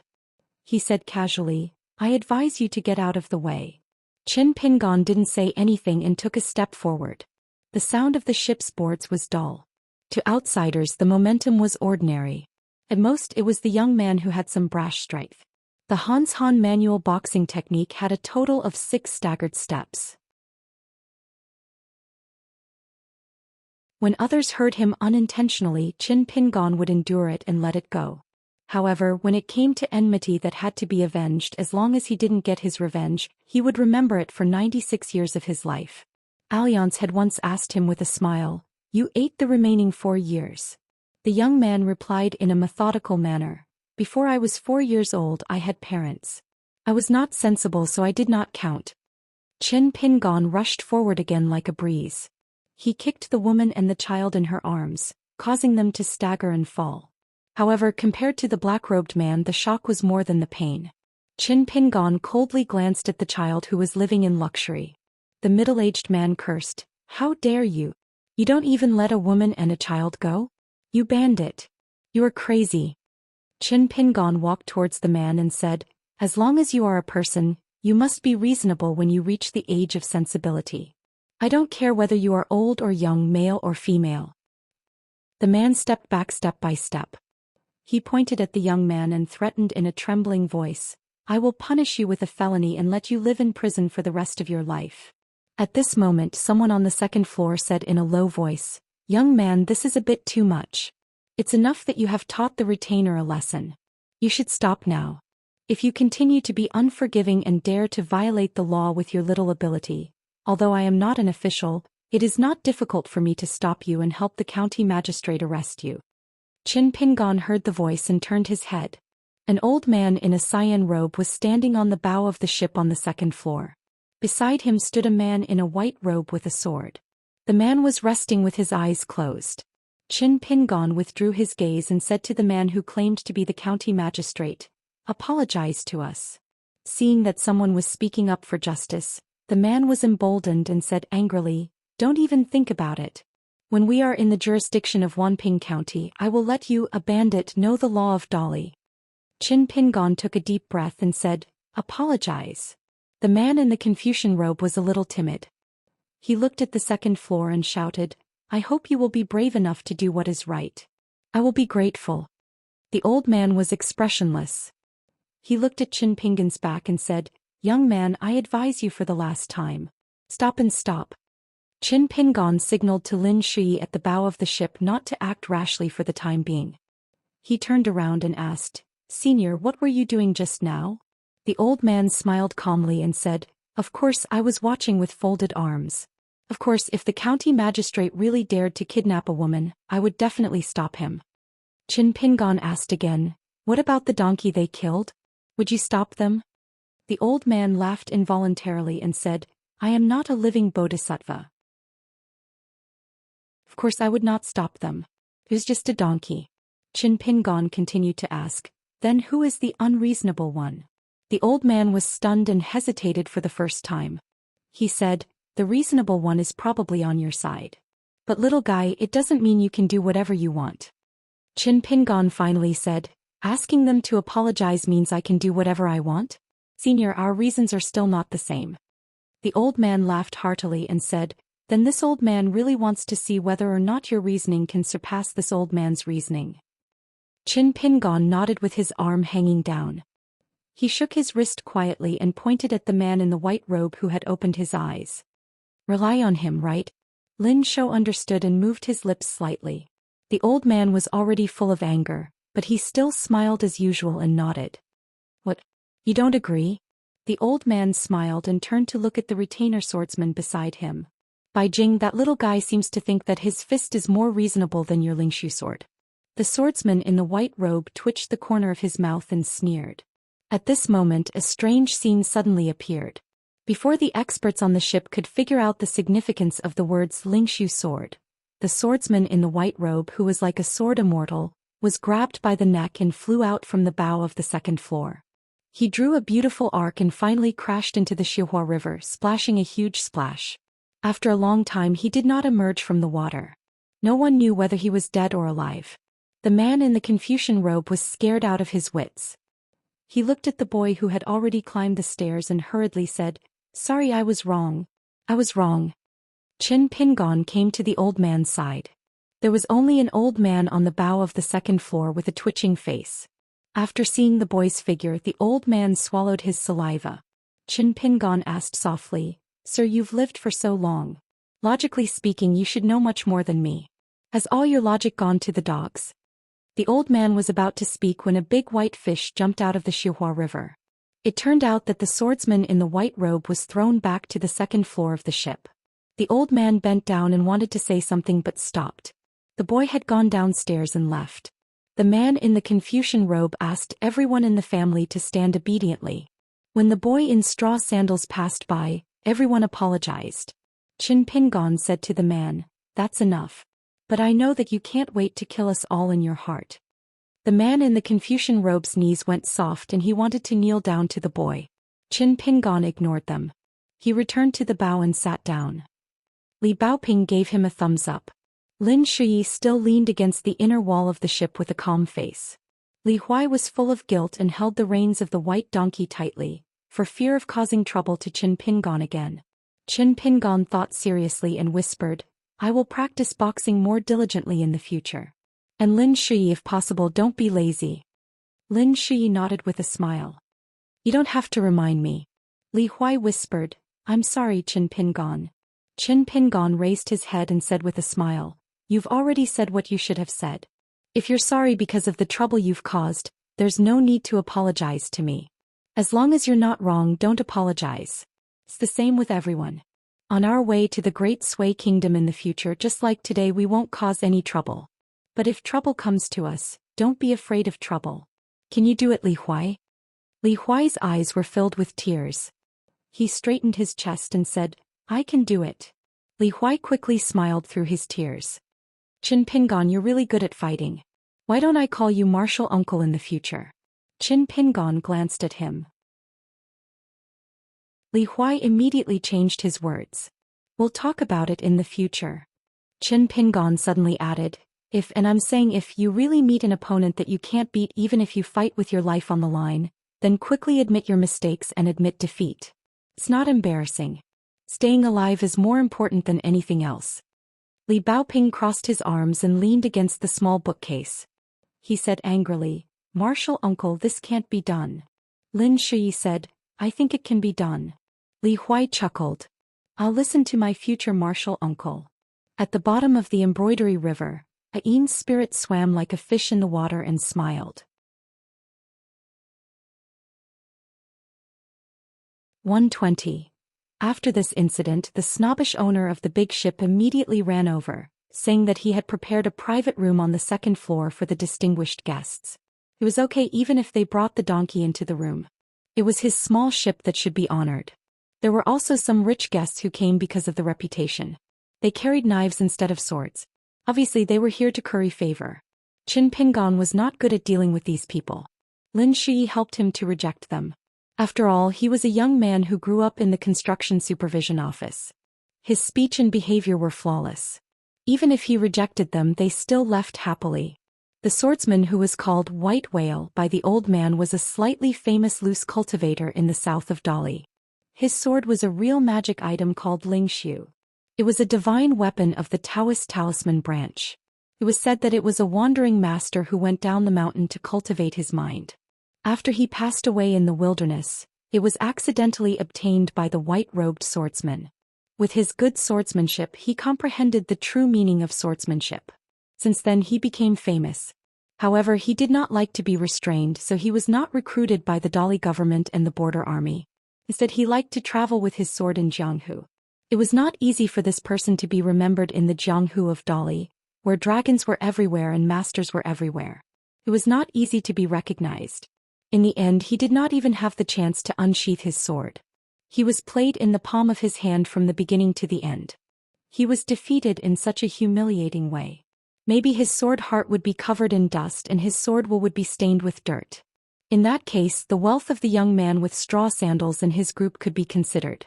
Most of the people on the ship were scholars, merchants, and heroes of the Jianghu. Regardless of whether their temperament was good or bad, there weren't many fools. When Lin Shui saw that no one came over to exchange pleasantries, he rubbed his temples. The young man was a little upset. If it wasn't for the fact that he was able to see the green book box in Qin Pingon's hands little by little when he was resting, with Lin Shui's indifferent temperament, he would have been unable to hold back his anger. Qin Pingon couldn't bear it and said, "Don't worry, I will definitely make this book box to your satisfaction." Lin Shui sat cross-legged, his face full of exhaustion. For the first time he opened his heart and said softly, "I really want to find a place with beautiful mountains and limpid waters to cultivate alone. I just want to stay in the mountain for 60 years and let the world go on for 1,000 years. However, Alliance once said that this method of cultivating one's heart is called withered burial. It is feasible, but it is exclusive to chi refinement warriors who have reached a certain level. I have just started. If I were to do this now, I will definitely go crazy and fall into the unorthodox path without knowing it. Qin Pingon nodded. Then you really have to be careful. Li Huai squatted at the side with his chin in his hands and said happily, Lin Shui, maybe Alliance is just scaring you. I think the Chiduan Mountain is not bad. It is suitable for you to be an immortal. When you are bored, you can chat and banter with that Wei Pai, the lord of the land. You can sit on a big turtle or ride a black snake or a white python. It is so impressive. However, in this case, since you are not going to the Great Sui Kingdom with us, can you leave this book box to me? I can't carry it now. In a few years, when I am taller and stronger, I can change the small book box to a big book box. I will remember your kindness. In the future, when I return from the Great Sui Kingdom, I will return it to you. Lin Shui glanced at Li Huai from the corner of his eyes. He sneered and said, I would rather stay in the Chiduan Mountain to cultivate the method of longevity than leave the book box to you. Li Huai said, Oh. Then you should continue to follow me to the Great Sui Kingdom. Lin Shui rubbed his glabella. He felt that only Alliance could deal with Li Huai. No, Li Baoping could do it. Qin Pingon seemed to be able to do it too. Was he the only one who could do nothing to Li Huai? Lin Shui, who was in a bad mood, stared at Li Huai, making the latter's hair stand on end. He quickly expressed his loyalty and said, What are you doing? Lin Shui, I actually want you to go to the Great Sui Kingdom with me. I am just a little covetous of your book box. I can't help it. It is bigger than mine. I don't deny that. But if you really want to get off the boat and go back to the Chiduan Mountain, I will certainly not be happy. Think about it. Among the four of us, you are the most sanctimonious, but you are the most evil. In the future, if we meet a bad person who does not have the word evil engraved on his face, such as the kind who harbors evil intentions, you must be the only one who can see through it at a glance. Am I right, Qin Pingon Li Baoping? Li Huai looked around looking for help. Qin Pingon lowered his head to build the book box. He was so focused that he turned a deaf ear to him. Li Baoping was thinking about some strange questions. Her mind was wandering thousands of miles away without any distractions. Lin Shui was a little heavy-hearted. Do you think our trip to the Great Sui Kingdom to study will be easy? In addition to the dangers of the mountains and rivers, there must be a lot of trouble that we can't even think of. Li Huai blinked. Lin Shui slowly said, Our Li dynasty was founded on martial arts, and our influence in Jianghu is not to be underestimated. There are very few scholars who are expelled. Before Mr. Cliff Academy was established, it had always been scolded as a barbarian land by the entire eastern bottle continent. Li Huai nodded and said, I know that. Our Mr. Qi has never avoided talking about these things. It's not like he hasn't talked about the situation of Dolly. Lin Shui sighed and said, I remember when I was young, Supervisor Song once told me something. He said that in the early years of Dolly, a scholar, managed to get into Lakeview Academy with his own ability. As a result, he was humiliated from all sides. It wasn't just verbal abuse. According to Supervisor Song, 2 scholars from the Great Sui Kingdom and the Lu dynasty worked together to set up a series of traps. The scholar from Dolly had his state of mind shattered and became insane. Many years later, when he finally regained his sanity, he was stabbed in the back by love affairs. Then he committed suicide by jumping into the lake. Because of this matter, our Great Li was enraged by the entire nation, which was why we started a war with the Lu dynasty. Before that, the Great Li had always tolerated the Lu dynasty, who used to be the Great Li's upper nation, for making things difficult for them. Now, of course, the situation has changed a lot. Now there are more and more scholars in Dali. The Qi trainers on the mountain have also started to go down the mountain to serve the Dali imperial court. They are fighting bravely at the border. Then a new pattern has emerged. That is, the literati in the Li dynasty are very noble. When scholars become officials, they will think highly of themselves. For example, the man who claimed to be the Wanping County magistrate is most likely someone who was sent to other places from the capital and has a formal background in the imperial examination. So now I'm worried that after the man gets off the boat at the border crossing of Wanping County, he will choose to reveal his true intentions to us, whether because of his scholarly spirit or because he wants to be a new official. At this point, Lin Shui smiled and said, Fortunately, he is a civil official who used to be a scholar. But among us there is also a mountain immortal, who has never shown up. Maybe he can be deterred. After all, no matter how noble scholars are in Dali, They can't be compared with Qi trainers. But I am afraid that the county magistrate is not smart enough. Or even if he is from the capital, he has never really seen the power of Qi trainers. Then we will have a series of troubles. Li Huai was very worried. He turned around and slapped the white donkey lying on its side behind him. He scolded angrily, "Troublemaker, little white donkey. Do you think you are a virgin who throws a tantrum just because someone touched you?" Li Baoping suddenly said, "Now that old man must be the distinguished guest of the Wanping County Magistrate. They are complaining to each other. I believe that the higher the old man's status is and the better the swordsman's swordsmanship is, the more the Wanping County Magistrate won't dare to do anything openly. My big brother said that a scholar can't rebel for 3 years. As for making trouble secretly, we are not afraid. As long as that guy doesn't dare to use the power of the imperial court, we can deal with whatever comes our way. Lin Shi, what are you afraid of? Don't be confused." Lin Shi thought carefully and nodded, saying, "That should be the case." After Li Baoping finished speaking, she asked with a serious face, "Junior uncle, right?" Qin Pingon said helplessly, "How would I know the tricks of these scholars and officials? Anyway, if you encounter any trouble, you can discuss it with Lin Shi." Last time, when the scholars' coachman entrusted the children, not only were they able to return to the town safely, but they also fooled the coachman who claimed to be a Dali spy. In fact, Lin Shi was the one who started it. Li Baoping set the general direction and Lin Shi found out the details and filled in the gaps. It was flawless. His maturity far surpassed that of his peers. Qin Pingon suddenly stopped what he was doing. After thinking for a while, he put down the hatchet at his feet. When he was not calm, Qin Pingon would not do anything. He would rather let it go first.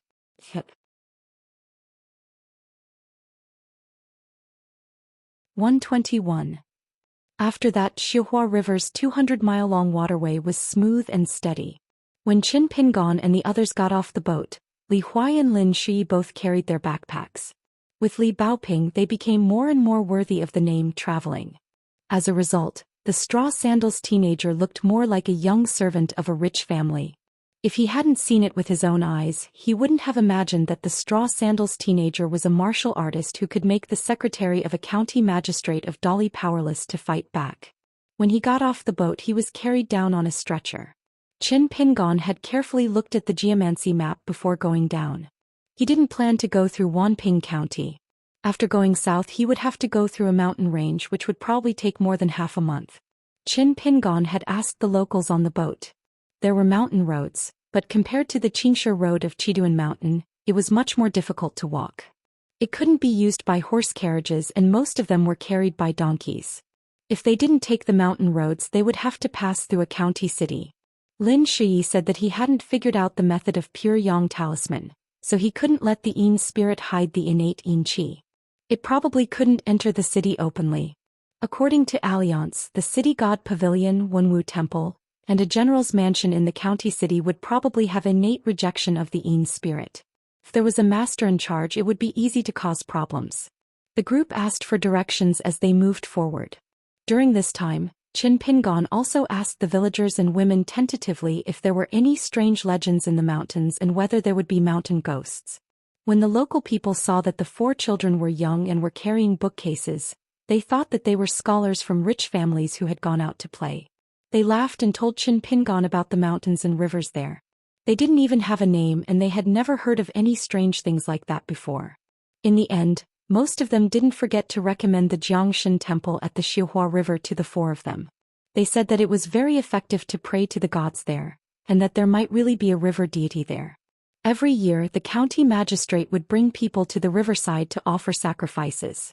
Firecrackers filled the sky and it was very lively. Before the 4 of them entered the mountain, it was noon. Li Huai stood at the foot of the mountain and bowed 3 times. When he looked up and saw that Qin Pingon did not move, he asked curiously, "Qin Pingon, last time at Chiduan Mountain, you also bowed and said that you were bowing to the mountain god. Why are you slacking off this time?" Qin Pingon hesitated for a moment but still answered, "I used to go to the mountains with the old man, so I learned a little bit of the ability to observe the mountains and eat the soil." When the old man was in a good mood, he would talk about the direction of the mountains and where the mountain god would place his golden body. He was very particular about it. Generally speaking, whether a mountain has a mountain god's seat, You can look carefully before entering the mountain, and you can see a little bit of the signs. In addition, the locals said that there was no such thing here, so we can roughly be sure that the mountain road we are going to take is not the territory of the mountain god. Lin Shi's mind moved slightly and he said, Senior Xian said that there is a limited number of mountain gods in a dynasty. It is impossible for there to be gods everywhere. Otherwise, there will be a disaster and the fate of the place will be in a mess. In addition, the competition for mountains and rivers is similar to the competition for land and water at the foot of the mountain, which is disadvantageous to the dynasty. Therefore, generally speaking, if there is no clear record of the mountain god temple in the local county records, it is impossible for there to be a mountain god. Li Huai was a little disappointed. Alas, I still want to have a few more painted puppets. It turned out that he had profited from the disaster at Chiduan Mountain and obtained a lifelike painted puppet for free. This made Li Huai look forward to it very much. He could not wait to get one every time he walked past a mountain. Then when he walked to the Academy of the Great Sui Kingdom, wouldn't his small book box be full? Otherwise, the bamboo box on his back would only contain a puppet and a book. It would be too bare. Lin Shi laughed angrily. What face do you have to say that Qin Pingon is a money grubber? Li Huai looked innocent. I didn't say that. I only said that Qin Pingon is a gentleman who obtains wealth in a proper way. Lin Shi snorted coldly. Bootlicker. Li Huai was furious. If I had not begged you, would you have a small book box? Lin Shi, can you have some conscience? Li Baoping said angrily, shut up. When there was no one around, Qin Pingon would practice the walking stance. Because he was carrying a big basket, he did not dare to make too much noise, so he restrained his strength and posture and tried to walk as slowly as possible. After all, when Alliance taught the 18 stops of qi circulation method at the pillow relay, he had said that slow was the essence of the 18 stops. Qin Pingon was now stuck between the 6th and 7th stops and could not cross this hurdle no matter what. It was just right for him to practice the walking stance of the mountain shaking fist manual. After walking for about 4 hours on the mountain road, Li Huai was already panting and so was Li Baoping. Qin Pingon knew that this was the end of the so-called one breath, so he just picked a stream to rest next to.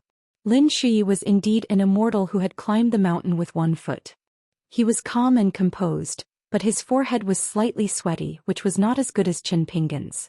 After finding a place to sit down, Qin Pingon took out Li Baoping's saber from his big basket.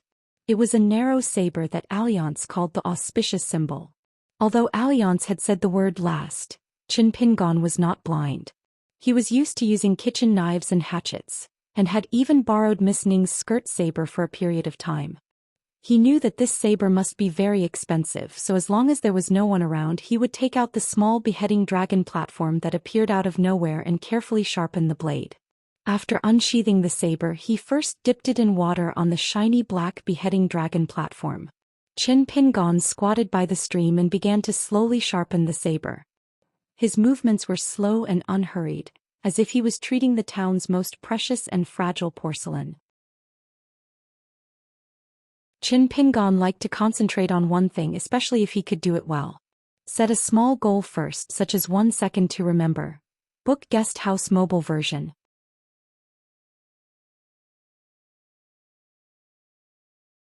122. Qin Pingon's group entered the mountain from the north to the south. At about the same time, another group of people entered the mountain from the south. It was an old Taoist with a peachwood sword on his back and a string of silver bells on his waist. His Taoist robe was old and he wore straw sandals. He didn't look like an immortal at all and looked very shabby. Behind him was a limping young man with a dull expression. Other than carrying a big bag on his back, he also carried a banner that read, "Subdue demons, capture ghosts, eliminate evil and defend the Tao" on his shoulder. It was probably because he had washed it too many times that the cloth had long turned white. The 8 words were also faint in ink. There was also a young girl with a round face who was 7 or 8 years old. She was small and thin. She reached out to support the old Taoist who had his eyes closed for some reason. The old Taoist suddenly raised his head and looked at the continuous green and black mountains. He said in surprise, This mountain is not far from the Jiangshan temple of the Xihua River. There's actually such an obvious demonic aura that soars into the sky. There must be a secret behind this. Although there are boundaries between mountains and rivers and they don't interfere with each other, This place is strange, very strange. After the young girl with a red face heard this, she asked worriedly, Master, what should we do then? Last time when you failed to capture a demon on Mount Three Branches, the people who hired us were so angry that they didn't even give us money. Now we really don't have much money left. Why don't we take a detour? The old Taoist snorted coldly. Take a detour? If I didn't encounter it, it would be fine. That demon was lucky. Now that I've encountered it, how can I let it go? The banner says eliminate evil and defend the Tao. How can it be for outsiders to see? The young girl sighed and reminded him, Master, there are no outsiders here. The old Taoist smiled embarrassedly. It's just a slip of the tongue. I haven't recovered from Mount Three Branches yet. It's really too infuriating. Even if there's no merit, there's still hard work. They're actually not willing to give me even half a copper coin. There's actually such a shameless and heartless fellow in this world. They deserve their ancestral tombs to be invaded by mountain ghosts and their descendants to meet with misfortune. The young girl reminded him again, Master, didn't you always say that we cultivators must have a normal heart? The old Taoist, who was still kind a moment ago, was furious. He stretched out 2 fingers and pinched the round-faced young girl's arm. He twisted it fiercely and said with a stern face, Who gave you the courage to teach me a lesson? How dare you go on and on?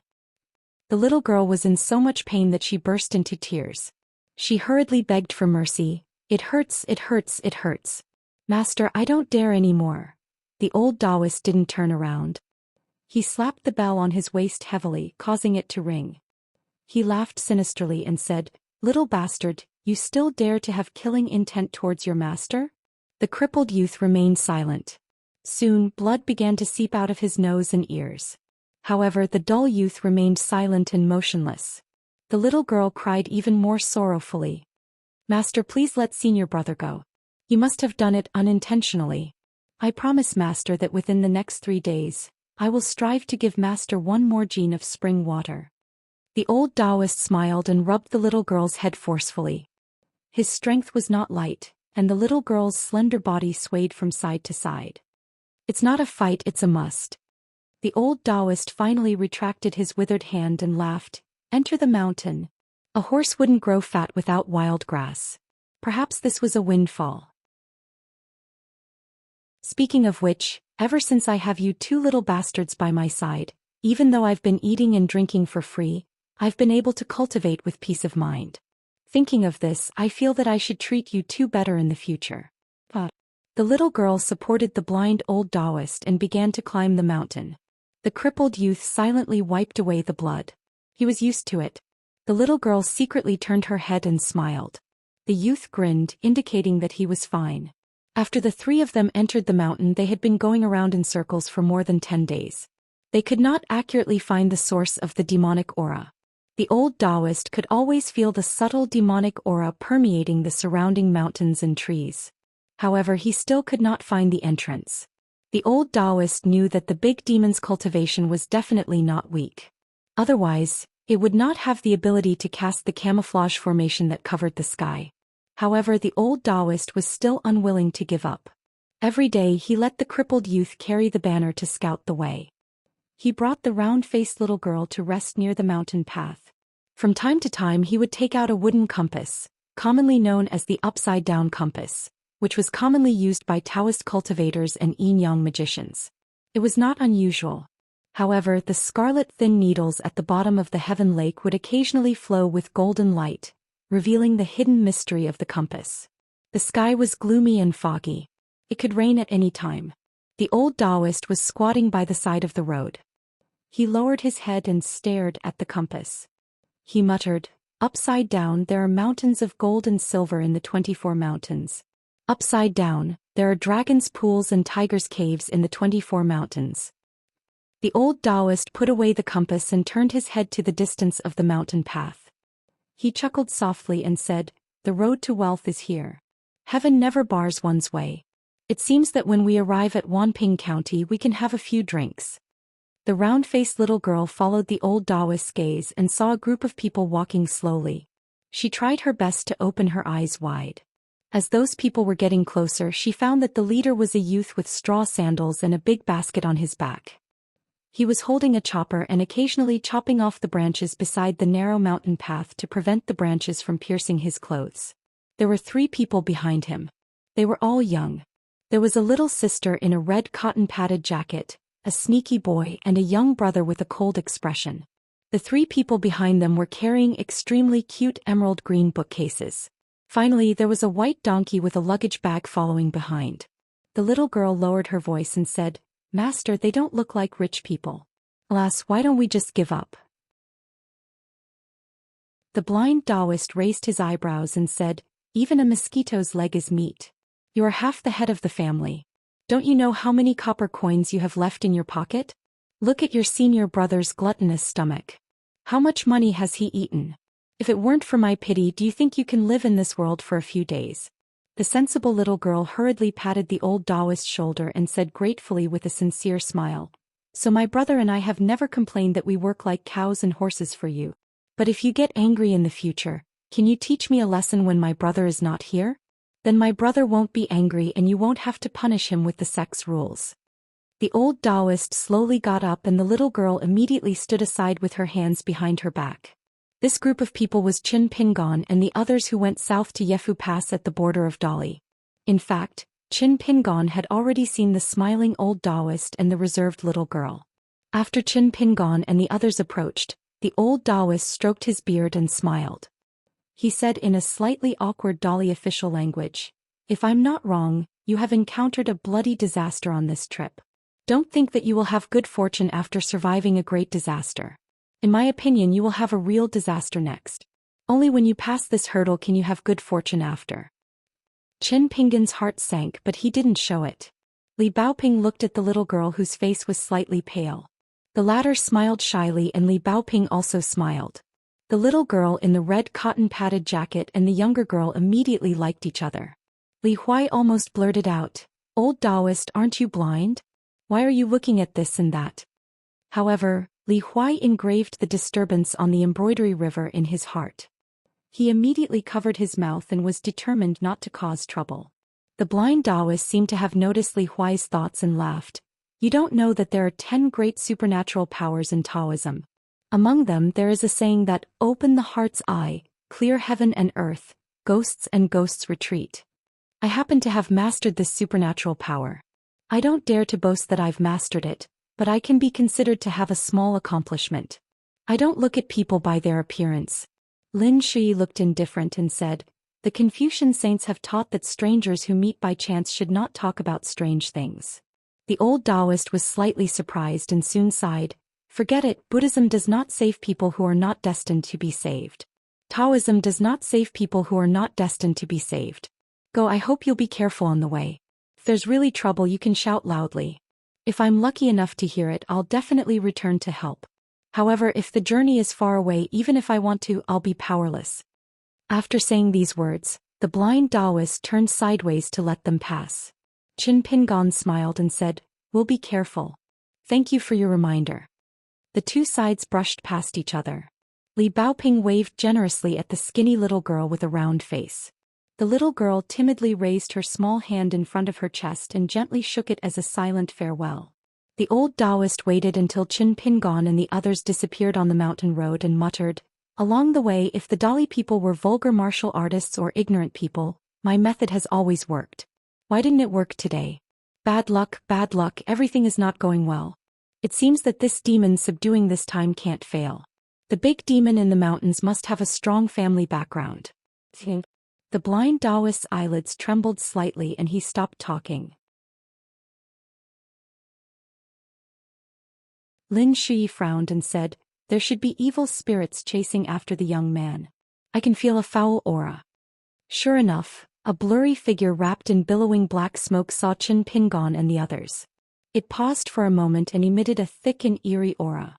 However, in the end, it still chased after the crippled young man holding the banner and left quickly. Qin Pingon said to Lin Shi, "Ask Senior Yinshen what he said."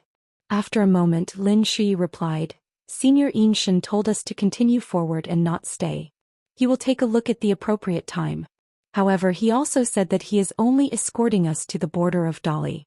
He reminded us that the purpose of this trip is to travel and study, not to be good people who want to kill demons.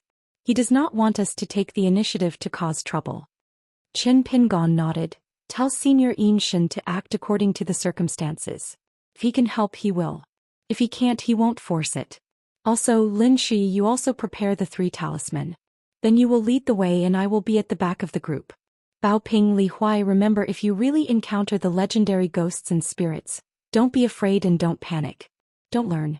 Forget it, let's hurry. Qin Pingon originally wanted to say that they should not learn from Zhu Lu from Kaidenshan Shiping. She was clearly at the peak of the second realm of martial arts, but she did not even dare to make a move when she encountered the demon white python.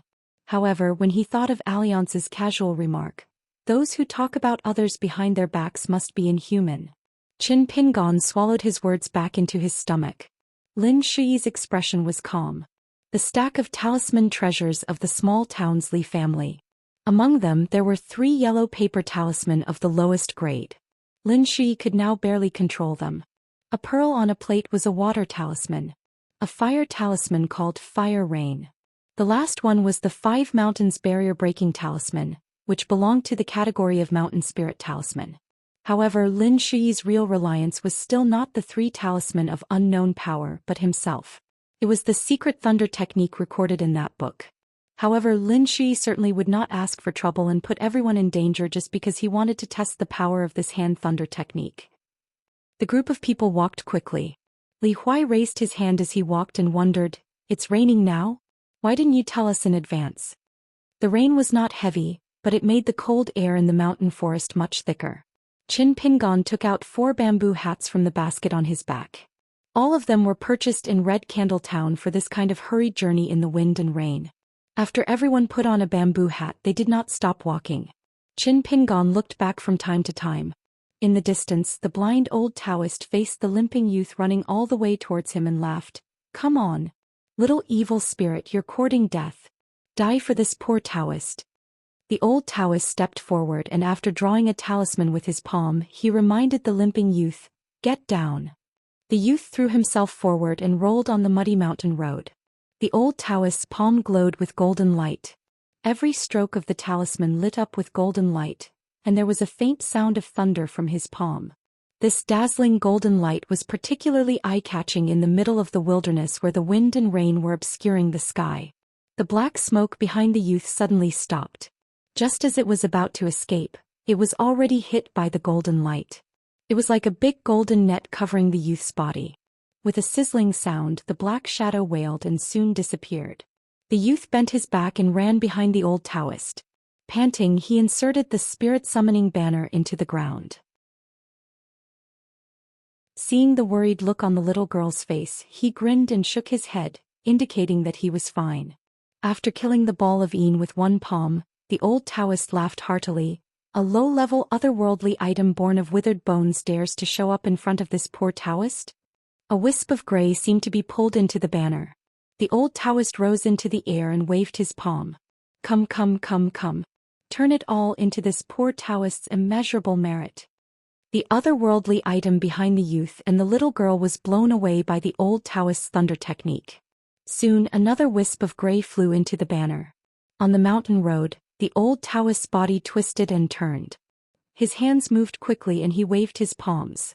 Every time golden light shone and thunder rumbled. The momentum was astonishing.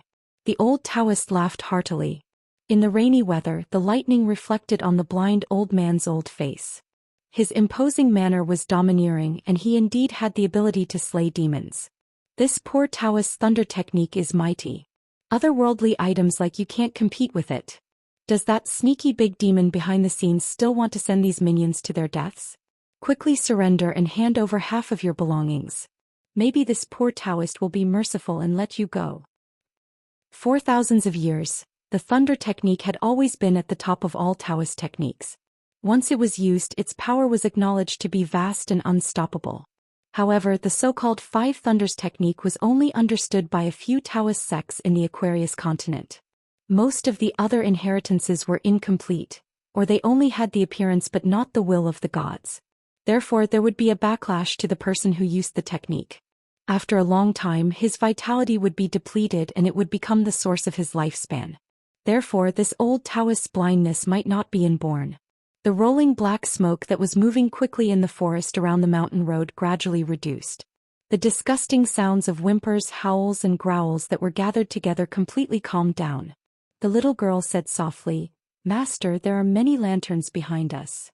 The blind old Taoist turned his head and looked. He sensed that white paper lanterns appeared out of thin air from the mountain road in the north. They were lit up out of thin air like a fire dragon that was thousands of feet long, slowly swimming in the wilderness. The old Taoist's expression was solemn. He rubbed his palms.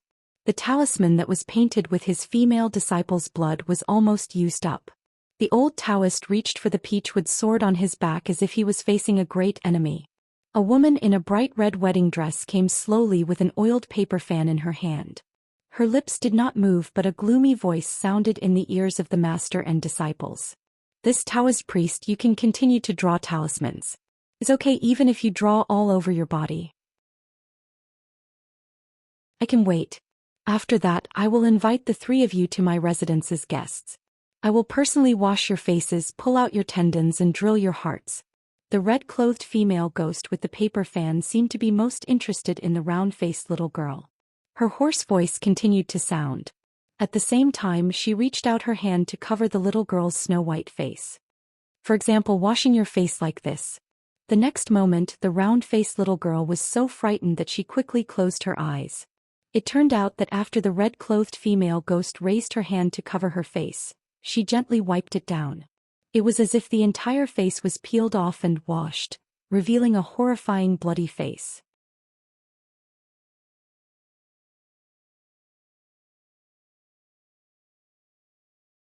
"You are indeed blind, old blind. You can observe with your heart and eyes, right? I will take you back to the mansion and let you, a wicked old Taoist, know what is the pain of having your heart pierced." The old Taoist tried to ease the atmosphere inside. "Why do you have to be so aggressive, madam? It is not like there is no room for negotiation." The female ghost began to move forward slowly, step by step in the mud of the path. She held the umbrella in one hand and lifted her dress with the other, revealing a pair of wet and dirty embroidered shoes. She smiled and said, "You are not good at Taoism, yet you dare to have evil intentions. It is good that you are dead. It is good that you are dead.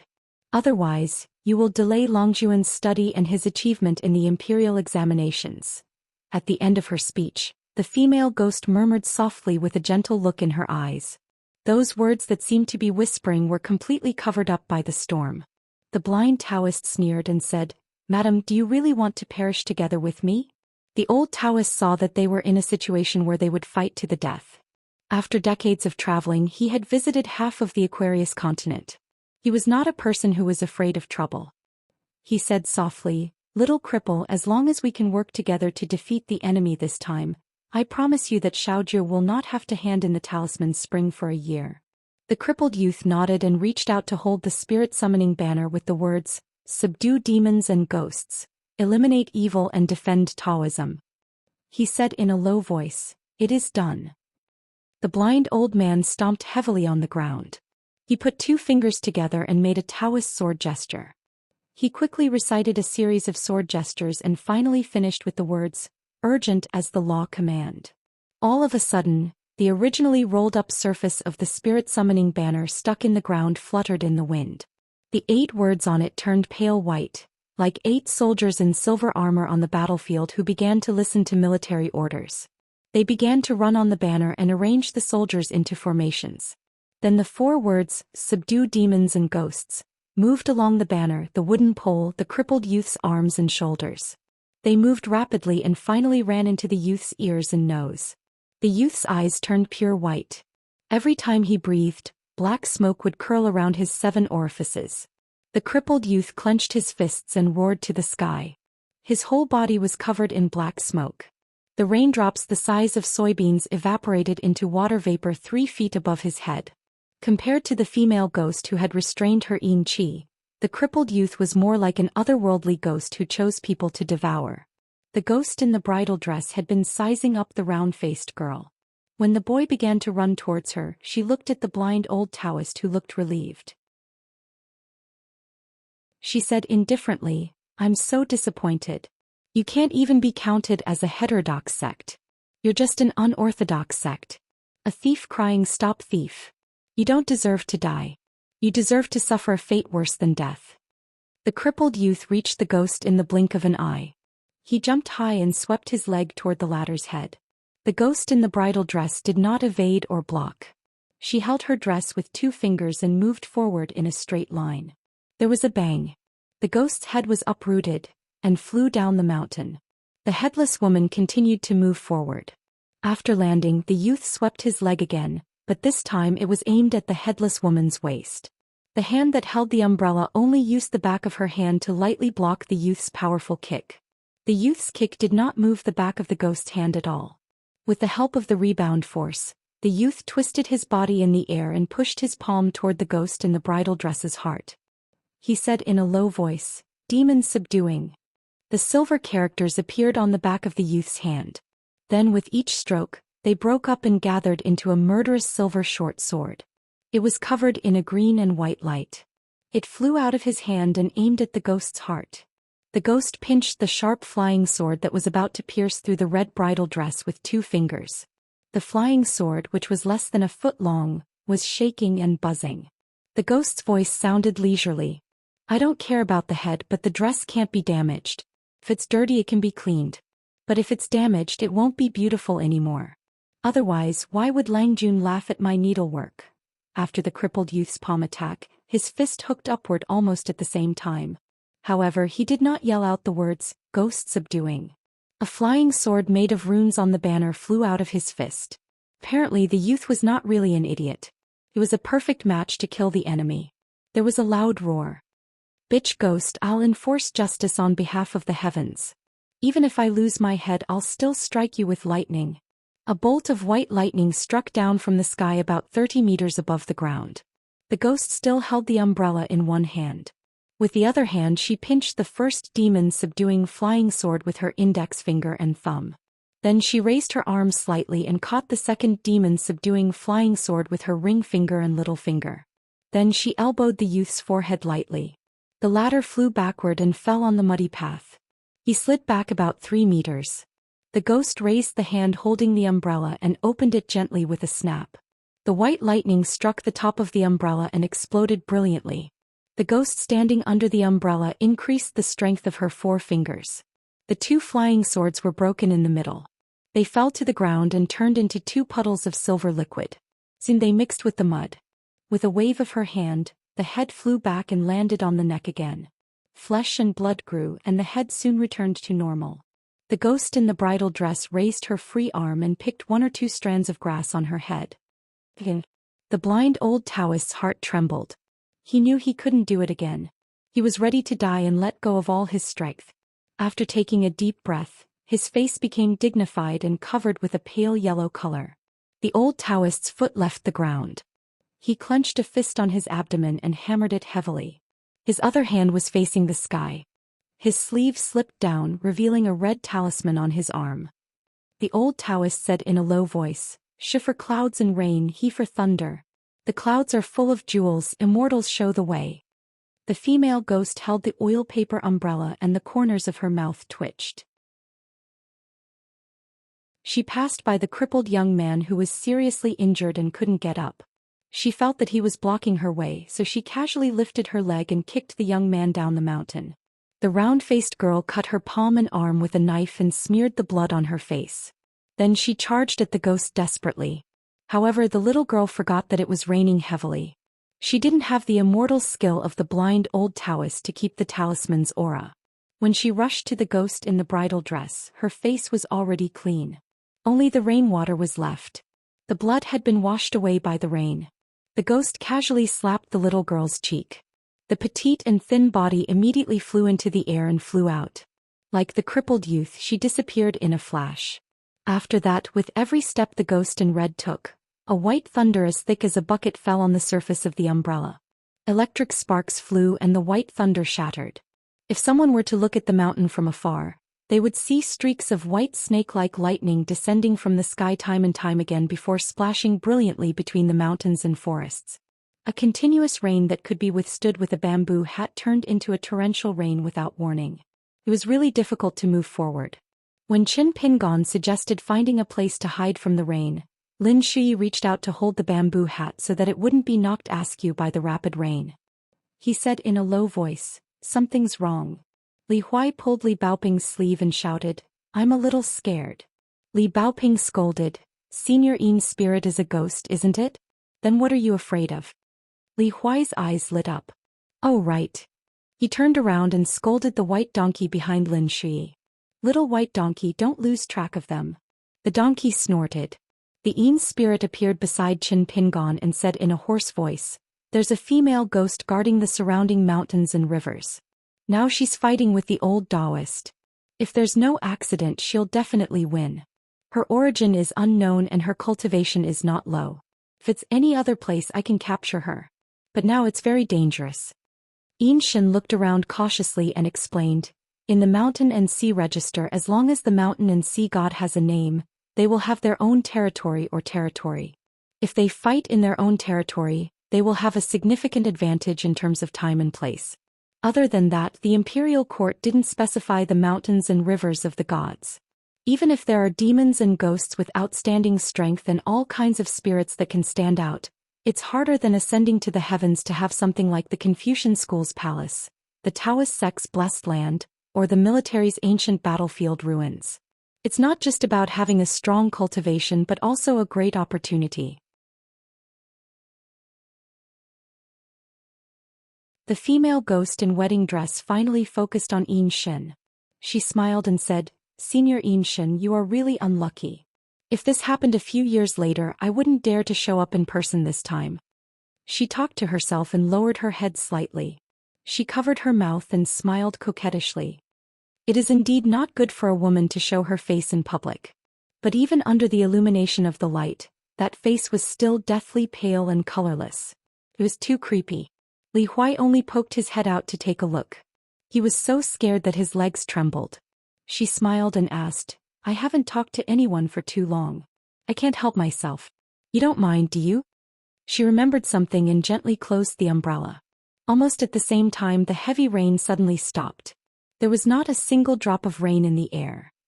Lin Shui smiled and asked, "Madam, what happened to those scholars who were invited to your house?" She continued to walk forward, her smile gone. In the end, I cut those scholars who violated the oath in half. After I helped stop the bleeding, I planted them in my garden. Because I want to know if the seed of learning that you mentioned will blossom in the soil. Will it bear fruit one day?" But I was very disappointed. They only turned into skeletons. But maybe it's because those scholars can't be considered scholars, so your appearance makes me overjoyed. Lin Shui's face was livid. Li Baoping was so angry that her whole body trembled. Li Huai simply covered his ears with both hands. "I don't want to hear it. I don't want to hear it. I used to like scholars the most, but I hate unfaithful men the most." The ghost in the wedding dress slowly raised her head. Tears of blood flowed out of her eyes. The most infatuated love in the world had never been let down. The white paper lanterns hanging on both sides of the mountain road all slid down from the top. Blood finally covered the candles. In the end, I realized that there is no scholar in the world who is not a heartless man. The ghost's face was covered in blood. She threw away the umbrella that she and her husband used as a token of love. She covered her face with both hands. She tried hard to suppress the sobbing between her fingers. "Husband, I don't blame you. Please come back."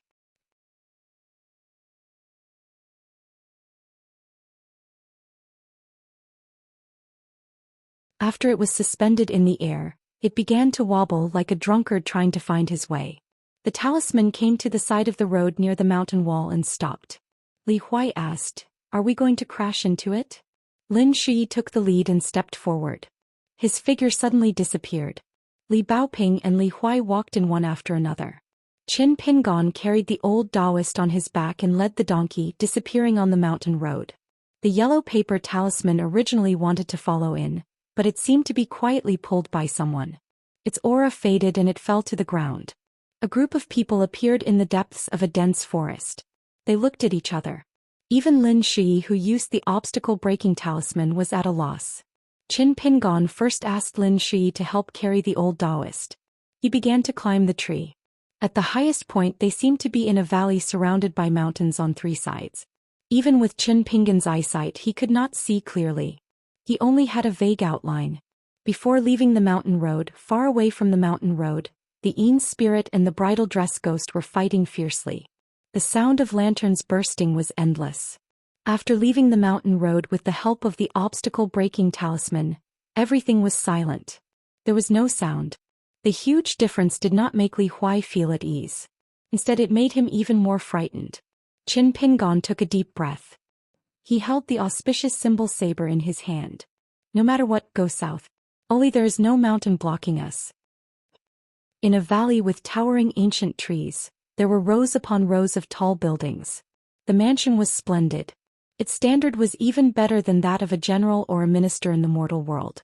Perhaps only the county king's mansion could compare. This mansion had a golden plaque with the words, Xiu Shui Gao Feng hanging high. The strokes were vigorous as if written by an immortal. On both sides of the gate stood a pair of huge stone lions. They were as tall as two people. One of the lions stretched out its claws and pressed down on a life-size stone sculpture of a child. An old man in a green robe walked out with a big red lantern. The air rippled and the old man walked out. It was the doctor of the Dali Bureau of Rites. The old man sighed and frowned. Apparently he felt that this visit would be very troublesome. He inserted the lantern under the feet of a stone lion. Almost in an instant, the originally gloomy and deserted mansion lit up. Thousands of lanterns in the mansion were lit up at the same time. Countless doors were pushed open and out walked delicate and pretty women, old stewards, coachmen, cooks, maids and guards. There were no less than 100 people, and they seemed to have received the orders of the master of the house at the same time, and they were about to start working. However, almost all of them looked pale and their eyes were dull. In a garden, a crippled boy and a round-faced girl were leaning against the wall. The crippled boy was bleeding from his 7 orifices.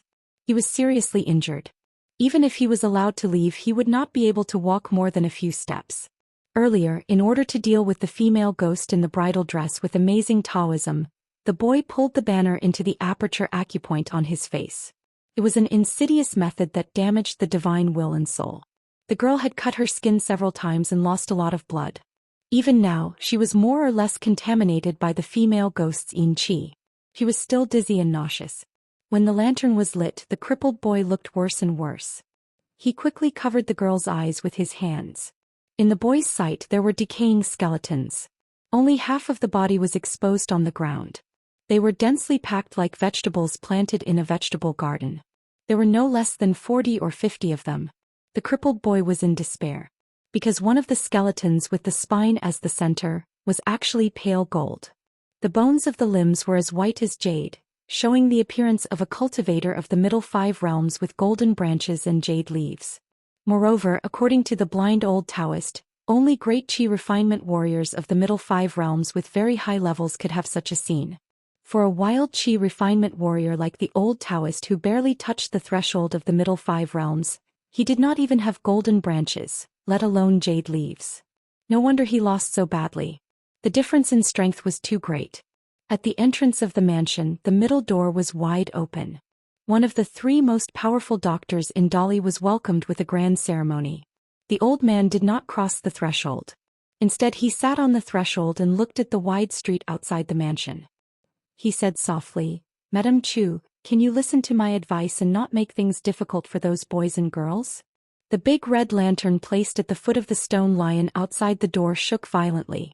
Someone had written the words "Soul comes and goes" in red ink on the lantern.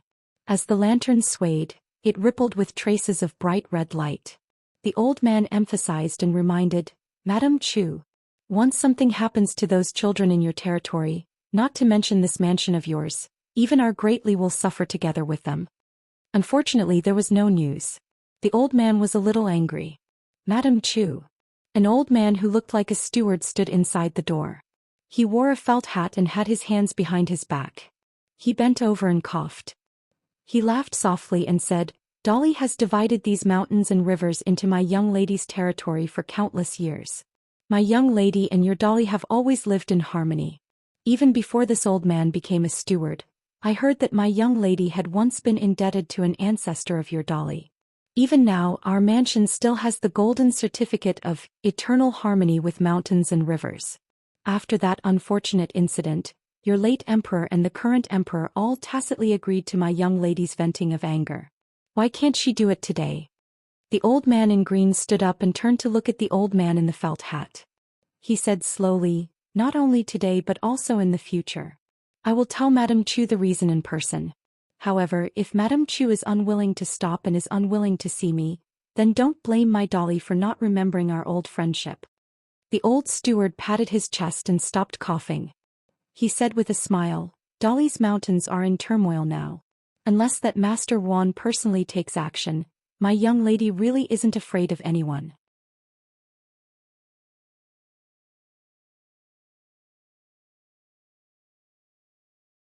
"125. In front of the mansion that hung the plaque, Xiao Shui Gao Feng. The blind old Taoist who was seriously injured probably felt that he was about to die, so he spoke carelessly as if he had lost his mind. Lin Shui held the two talisman of pearl in pan and fire rain in his hands and his sleeves. He did his best and left the rest to fate.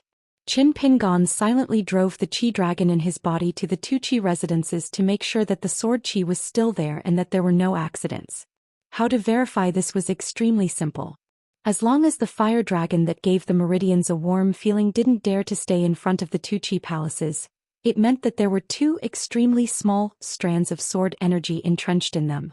This time, Qin Pingon felt that one sword Qi might not be enough to kill the wedding dress ghost.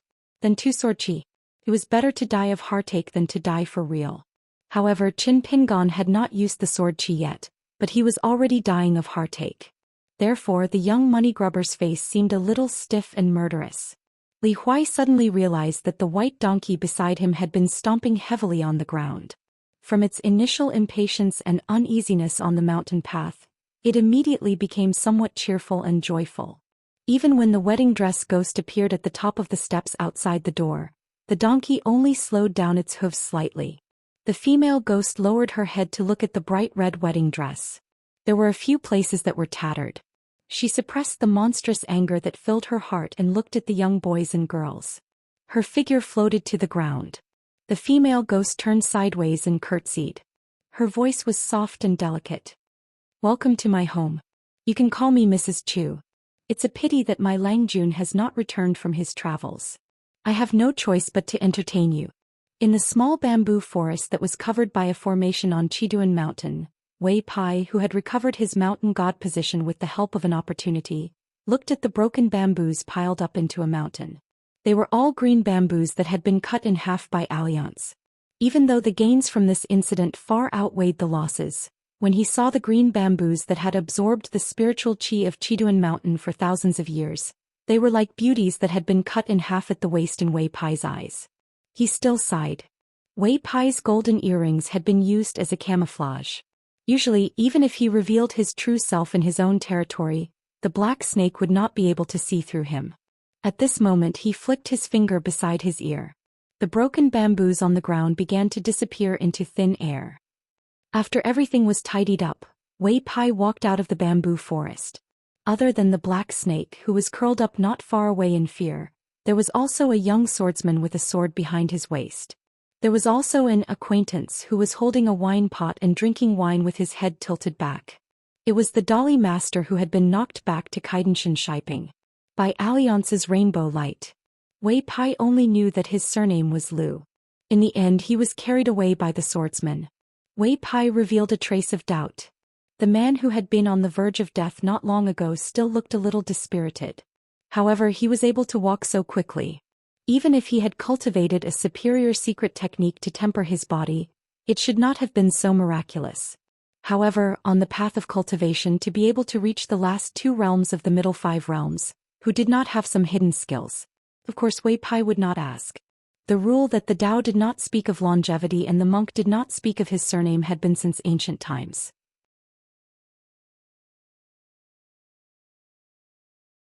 Other than that, there's nothing else worth paying attention to.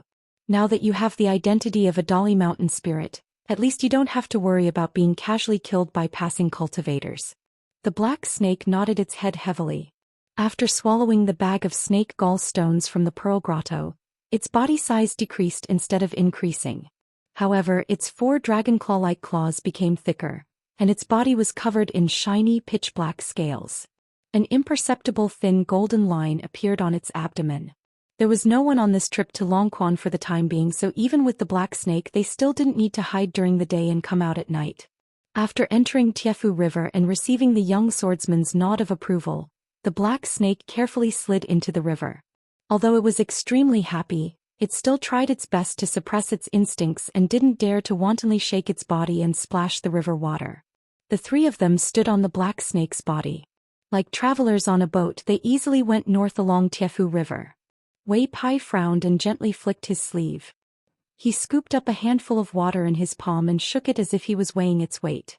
He said in surprise, "From a river to a river I know, but," the young swordsman explained, after the river god successfully merged into Tiefu River, she had a fortuitous encounter and alarmed one of the Mr. Qing Wu. He hurriedly reported it to the imperial court. His Majesty the Emperor was overjoyed and promoted her by another level on top of the previous 2. Wei Pai gently shook his palm and the water of Tiefu River slowly rotated in his palm. He clicked his tongue and said, "Doesn't this newly promoted lucky one have already reached the peak of the human world? Interesting, really interesting." In just a few days she completed the journey that her colleagues took hundreds or even thousands of years to complete. This kind of talent and opportunity is simply fate. The most important thing is that this river god's ascension doesn't seem to occupy the fate of other rivers. I have to say Dolly is really lucky. The young swordsman showed a solemn expression for the first time. Wei Pai, are you sure that her ascension didn't steal the fate of thousands of miles of mountains and rivers? Instead it all came from the small Tiefu River in the past? Wei Pai smiled but didn't say anything. In the past, the North Mountain god of the Holy Water Country had a unique vision. Naturally, he was not comparable to Qintianjian Mr. Qing Wu, who was an outsider among insiders.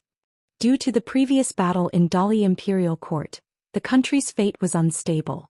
3 of the 5 mountain gods were greatly injured, so they could only hand this matter to Mr. Qing Wu for the time being. The young swordsman said in a deep voice, "Wei Pai, I believe that you will be rewarded by the Imperial Court for this matter alone." Wei Bian raised his head. A cool breeze brushed past his face, making the young man, who already looked like a banished immortal, look even more ethereal. His eyes were gentle as he smiled and said, "Can you exchange it for a small opportunity? For example, let a new disciple of Changchun Palace who already has the aptitude of the middle 5 states walk more smoothly on the longevity bridge in the next 100 years? The young swordsman smiled and said, "What's so difficult about that?" Wei Pai murmured, "I owe the Lu family of the Holy Water Country." Lu Yu said impatiently, "It's been so many years. Even the gods of the mountains and rivers who live as long as the country are not as sentimental as you. It's already a great fortune that the statues didn't collapse after the change of dynasty. If you can choose a good master to rely on and continue to enjoy the worship of incense, it's a good thing that you can only dream of. Even if you are indebted to the Lu family of the Holy Water Country, it's been hundreds of years. Those who deserve to die have all died.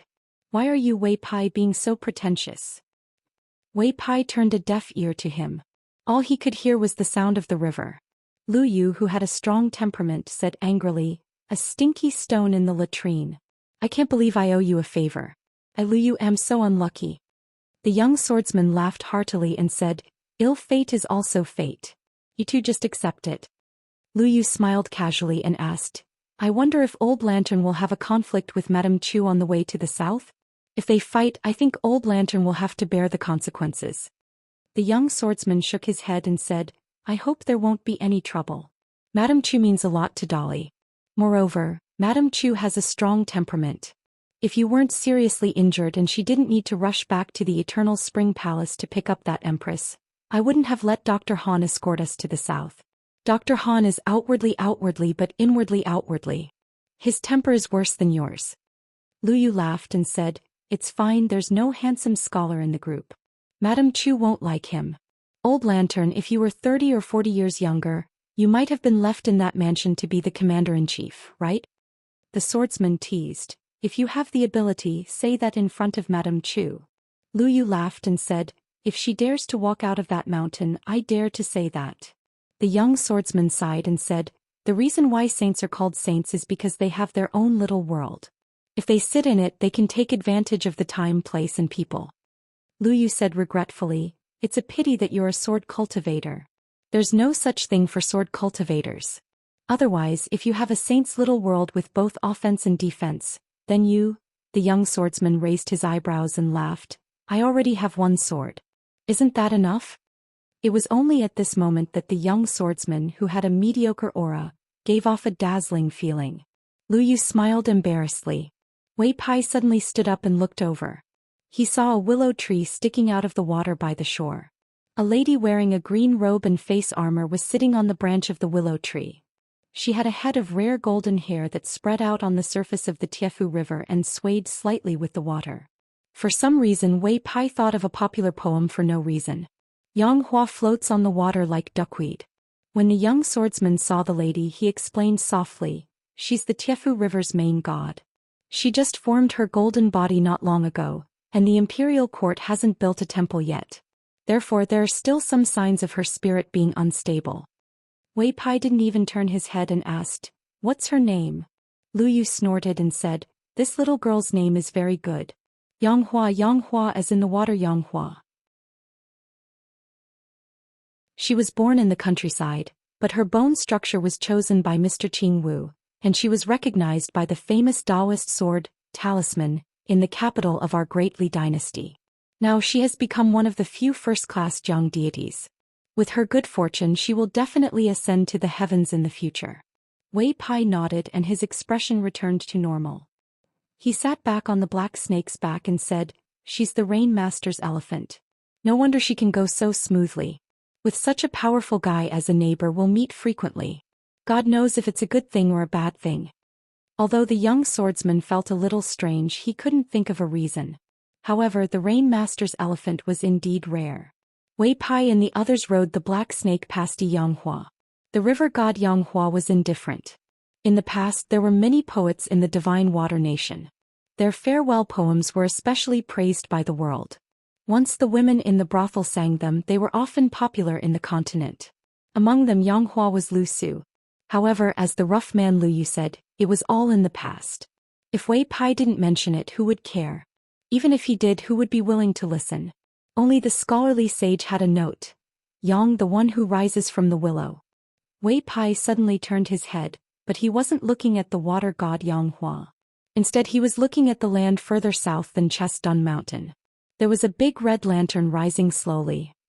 The young swordsman held the hilt of the sword at his waist with one hand and said with a solemn expression, "It seems that I have to go there personally."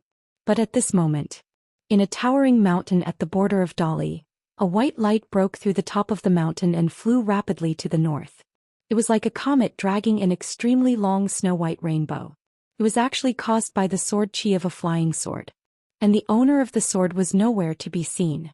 The sword chi was long and heavy. This sword landed not far from the embroidery river. The sword broke through a powerful array that was close to the sage's domain and landed right in front of a white donkey. End of this chapter.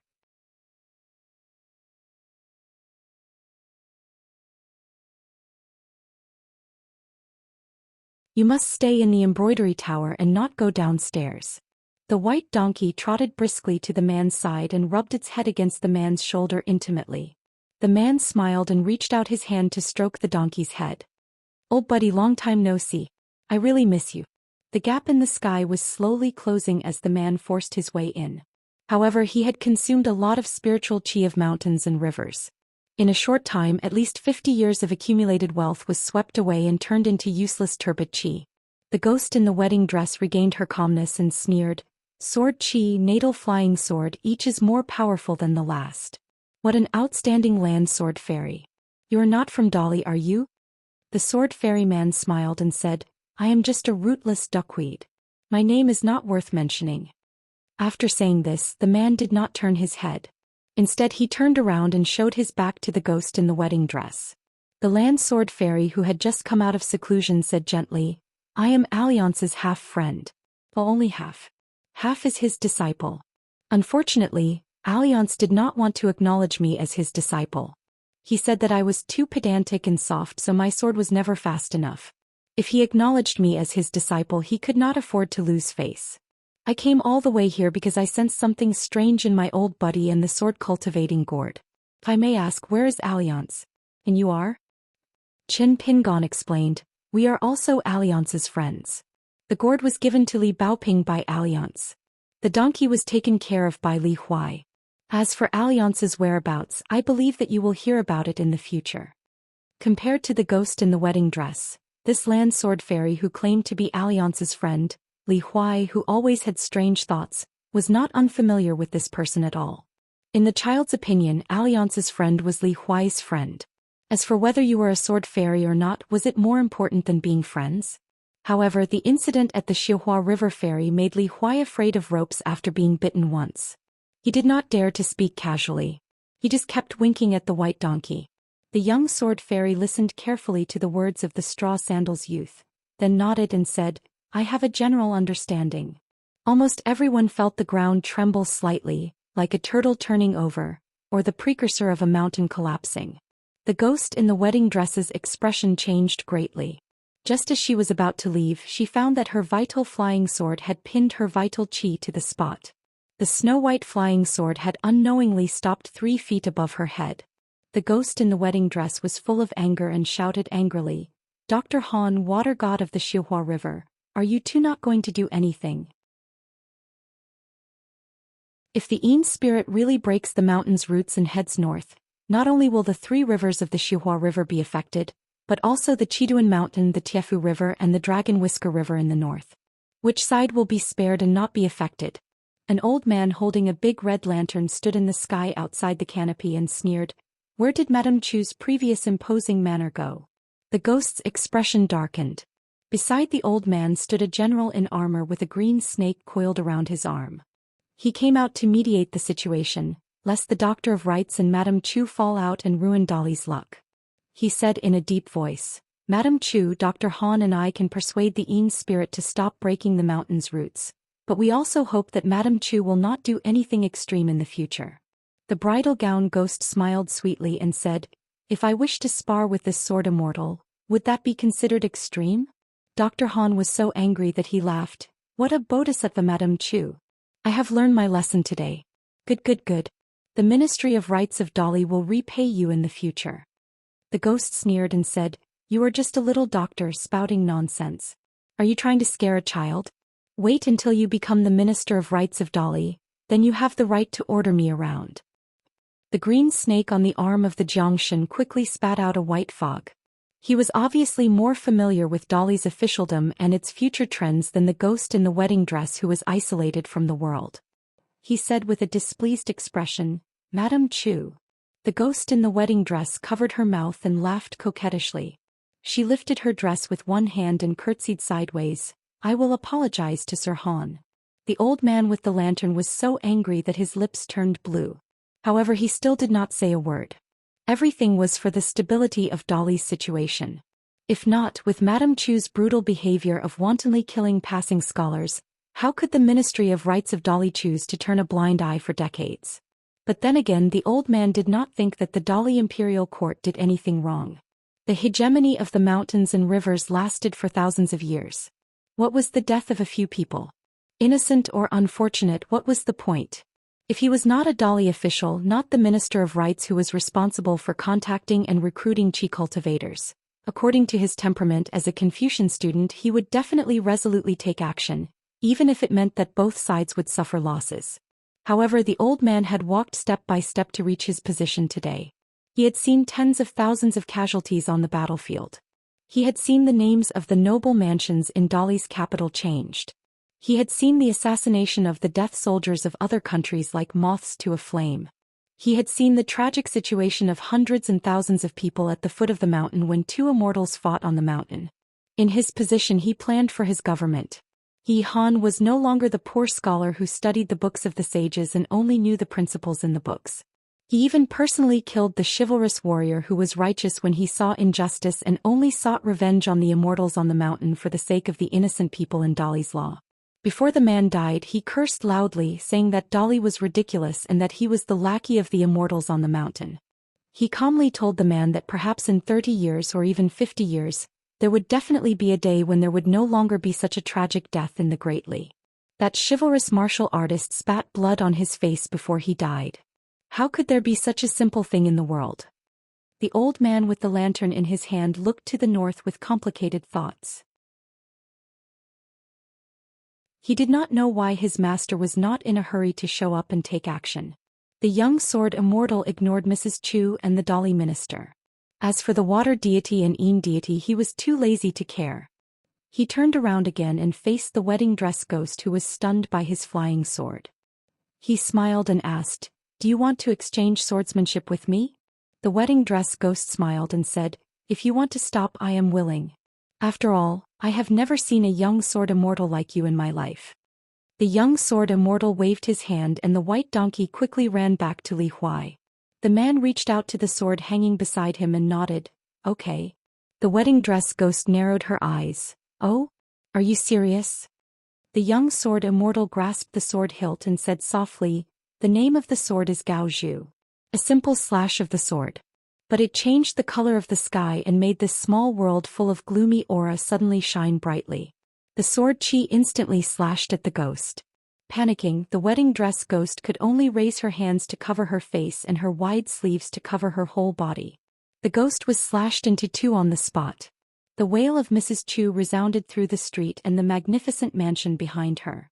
The servants and maids stood where they were in a daze and began to bleed from their 7 orifices. Some directly collapsed to the ground and turned into a pool of pus. Inside the mansion there were noble ladies who were learning needlework. Needles were piercing into their arms without them realizing it. There were guards who were practicing martial arts standing where they were and punched each other's heads. Even if half of their heads were broken, their movements did not stop. The ghost hurriedly rushed to the gate of the mansion. The two halves of her body were connected by countless red threads. The scene was like a lotus root that was cut in half. At this moment the two halves quickly merged together in the air. The young sword immortal said indifferently, "Again." A slash of the sword. The slash of the sword spread out in the air like a sparkling water surface. The wedding dress ghost was like a beauty who had just come out of the bath. Her waist was covered by the water surface. The wedding dress fell limply to the top of the stairs. The ghost turned into billowing smoke and flew into the golden plaque. Blood constantly fell to the ground.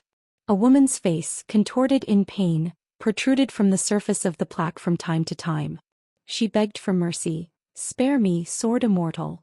The young sword immortal attacked twice. After only 2 attacks, the soul of the arrogant ghost in the bridal dress was split into 4 parts. She had to return to the plaque where the mountain root and water source of this small world was entrusted. She could only catch her last breath. There was a saying in the world, living under the eaves of others. Actually, it had already revealed part of the heavenly secrets. Under the eaves of ordinary people, be it the beams or the plaques, there were often great mysteries. Lin Shuyi's mind wavered. No wonder Alliance said that among the Qi practitioners in the world, sword immortals were the most carefree, the most lethal, and the most unreasonable. It was a pity that although Lin Shuyi had a good aptitude for cultivation, he was not suitable for the path of sword immortals. Lin Shuyi felt a little regretful, but soon he made up his mind. Wouldn't it be better if he could rely on the heavenly Taoist method to defeat a sword immortal on the land who was so good at sword art? However, Lin Shuyi was very clear that the man in front of him was most likely the legendary Qi cultivator of the upper 5 realms. If the pure martial artists outside the Qi cultivators were always one level lower than the Qi cultivators, then the sword cultivators among the Qi cultivators were always one level higher than the other Qi cultivators. The reason was very simple. No one was willing to fight with a sword immortal who had achieved Tao. It was said that someone once calculated that among the Qi cultivators who broke the longevity bridge of the enemy, the sword cultivator was undoubtedly the most, accounting for 1/3 of the total. They were even more decisive than the military cultivators who killed decisively and were not tainted by karma. One must know that there were thousands of paths of cultivation and each path was predestined. The sword cultivator was just one of them. Qin Pinggan's thoughts were not as complicated as Lin Shuyi's. He was just thinking about one thing. It turned out that the sword could be used in this way. The young sword immortal put one hand behind his back and held the long sword in the other hand. He smiled and said, "You can't do the same thing more than 3 times. Mrs. Chu, why don't you take my sword?" A figure quietly appeared under the horizontal board. It was a man who was also young, but he looked ordinary. He held the sword behind his waist and said slowly, "Wei Jin of the Wind Snow Temple." "That's enough."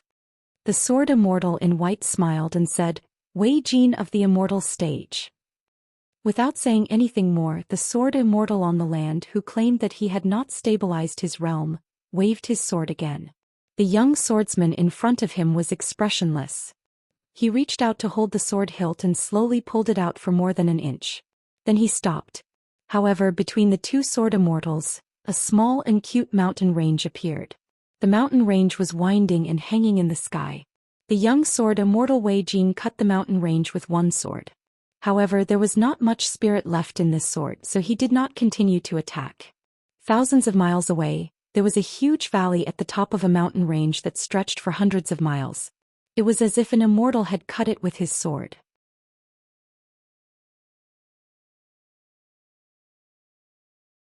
127. Wei Jin smiled and asked, "Are you that person from the Mo family?" The young swordsman's expression was not good. He thought, "Senior Alliance, can't you say one more name?" He said to Wei Jin, "Wait a moment. 888 read book. 2 infinity 30 is equal." The young swordsman turned to the female ghost attached to the plaque and frowned. "Madame Chu, now that things have come to this, can you show some sincerity?" The female ghost, whose soul was hidden in the plaque, nodded. Then the sky gradually disappeared. This was a sign that the boundary between the mountains and rivers was dissipating. It was similar to the common people opening the door to welcome guests. No matter how ignorant and inexperienced she had also heard of the various legendary deeds of this person. He was born in the school of Mo's ranger lineage, and after joining the Great Li Song clan, he was immediately treated as an honored guest by the Great Li's emperor. Now he was one of the gatekeepers of the Great Li's capital city, and one of the key figures in the Great Li's power to intimidate the forces on the mountain. It was said that when he had free time he would travel alone. Every time he saw a mountain or river he would turn it into his sword will. As a result, the Ministry of Rights doctor and the embroidery river god appeared on the street and bowed to the young swordsman. The latter only nodded in acknowledgement. It was clear that this person had a high status in Dali. The Yin spirit also stood beside Qin Pingon with a murderous aura. Just now he had almost sacrificed his cultivation to break the mountain's root. He wanted to fight to the death with the ghost in the wedding dress. Once the mountain's root was broken, it meant that the ghost's amulet was no more. She would completely lose the confidence to fight against the cultivators of the 10th realm. A suet jade-like arm stretched out from the horizontal inscribed board. The wedding dress on the ground floated towards the horizontal inscribed board. When the female ghost came out from the horizontal inscribed board, she put on the wedding dress again. Previously, her body was cut into 4 by the immortal deity stage Wei Jin. Even though she was in a life-threatening situation, she did not forget to keep the wedding dress intact. It was enough to show how much she cherished the wedding dress and how obsessed she was with it. After the female ghost landed on the ground, she inadvertently caught a glimpse of the bookcases on the backs of the children. Her eyes instantly changed and a vicious aura erupted from her body. Although she tried her best to suppress it, the strangeness of the female ghost was clearly displayed. The young swordsman sighed and looked at the young man with straw sandals whom he had met once on the ferry of the embroidery river. He pleaded sincerely, "Can you please put away the 3 boxes first?" Mrs. Chu's resentment towards scholars was the crux of her abandonment of the god of mountains and rivers. The reason for this is really difficult to explain in a few words. Qin Pingon, I only hope that you can be lenient. Seeing that we didn't make a big mistake, let's forget about this enmity. How about it?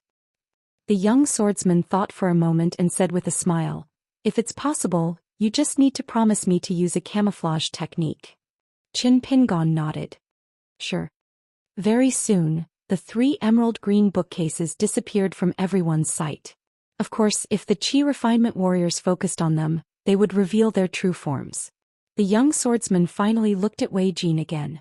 This was the youngest cultivator of the upper 5 realms in the eastern treasure bottle continent. Moreover, he was a sword cultivator whose combat strength could be 1 realm higher.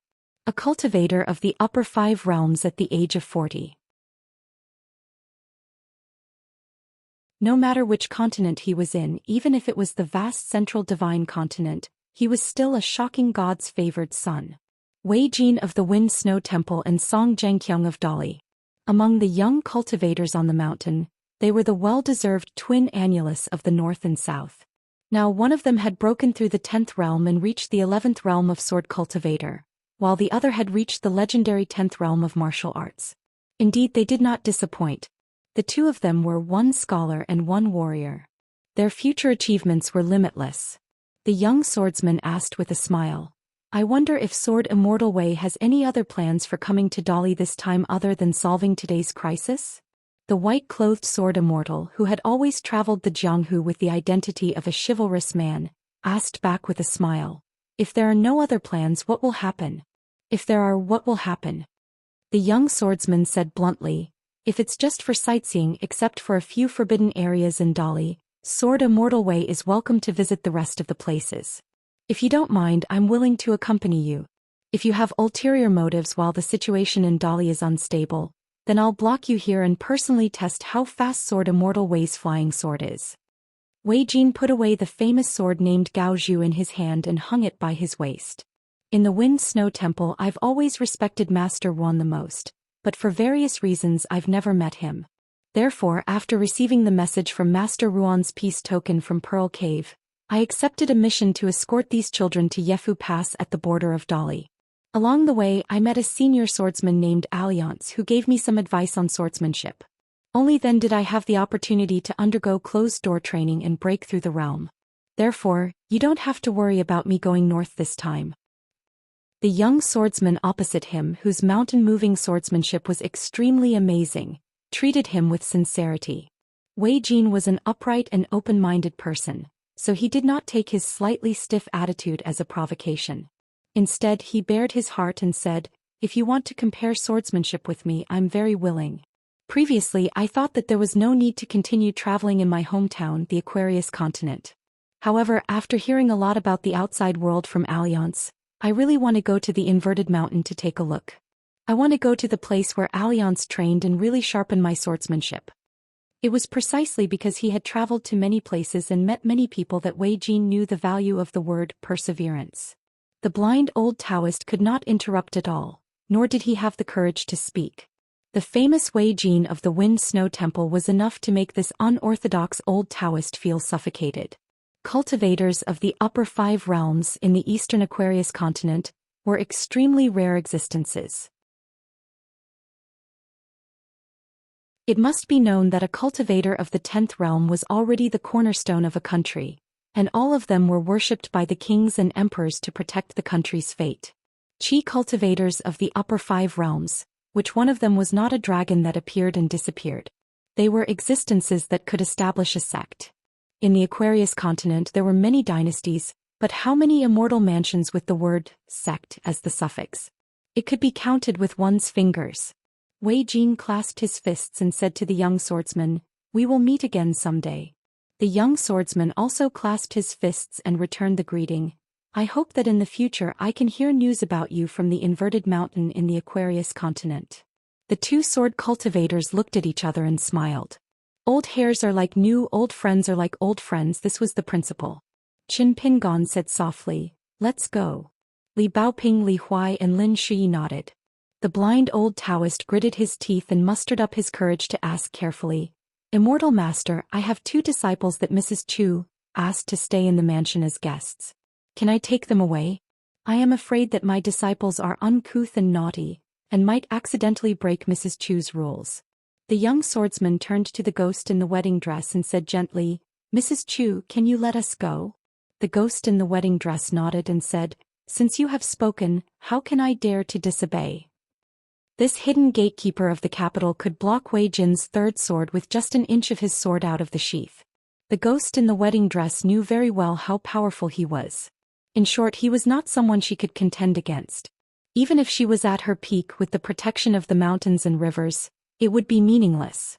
Moreover, she was not a true 10th realm cultivator, and this strange swordsman from the school of Moism might be like Wei Jin, an 11th realm sword immortal.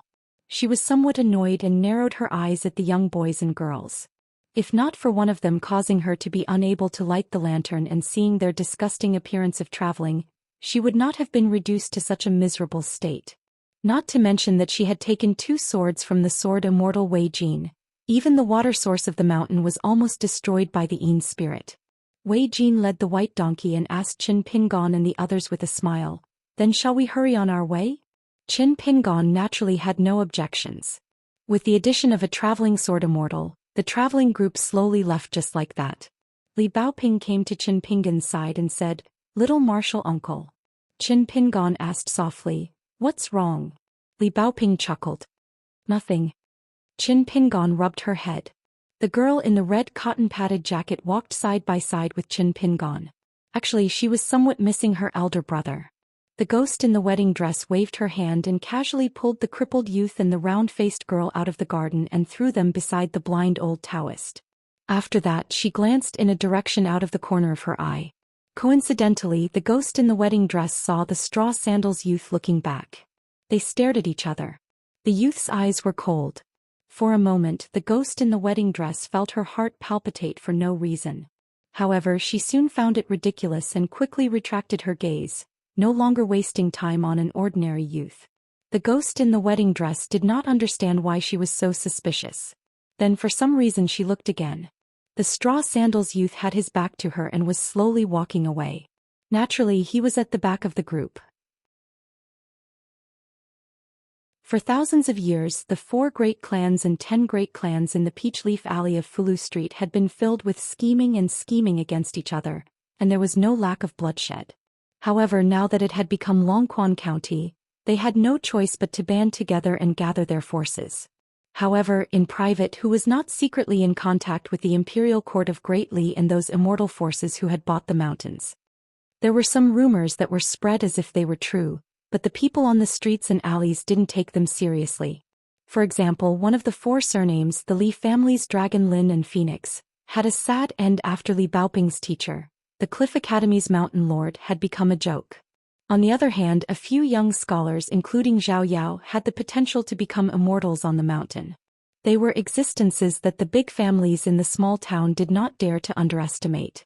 However, it was said that the second son of the head of the Li family, Li Baozhen, had met a noble in the capital and became a supervisor of the Imperial College. He had followed the famous scholar Lu Wenhu to learn the great etiquette, which had caused a small stir in the small town. As for Li Hong's eldest son, all the elders in Fulu Street had the impression that he was a bookworm who had become stupid from studying. The youngest daughter, Li Baoping, was a crazy girl who had not been at home since she was young. Other than that, there was nothing special about them. Only Li Baozhen had some hope of bringing glory to the family. In the study of the Li family, a young man with a distant expression handed a letter from the capital of Dali to his father, Li Hong. Li Hong smiled and said, "Baozhen is like his sister. He would rather send it to you, his big brother, than to his parents." The young man smiled bitterly and said softly, "Father, you have to be mentally prepared for what is written in the letter." Li Hong's expression instantly became serious. After taking out the letter, he roughly skimmed through the greetings. The more he read, the gloomier his expression became. The man stood up and lit an oil lamp. He placed it in the brush washer and burned the letter bit by bit. The ashes slowly fell into the plum-green brush washer. The man used 2 words to conclude his son's actions: nonsense. Li Hong asked, "What do you think about this matter? Do you want to listen to your brother's suggestion and have Zhu He and Zhu Lu, father and daughter, removed their lowly status from our Li family through the county yamen and help promote them to commoners? If the father and daughter of the Zhu family successfully changed their household registration, they would be removed from the lowly servant status of the Li family on Fulu Street in Longquan County and obtain commoner status. Henceforth, their descendants would not have to be slaves for generations. It would not be an exaggeration to describe it as a carp jumping through the dragon's gate."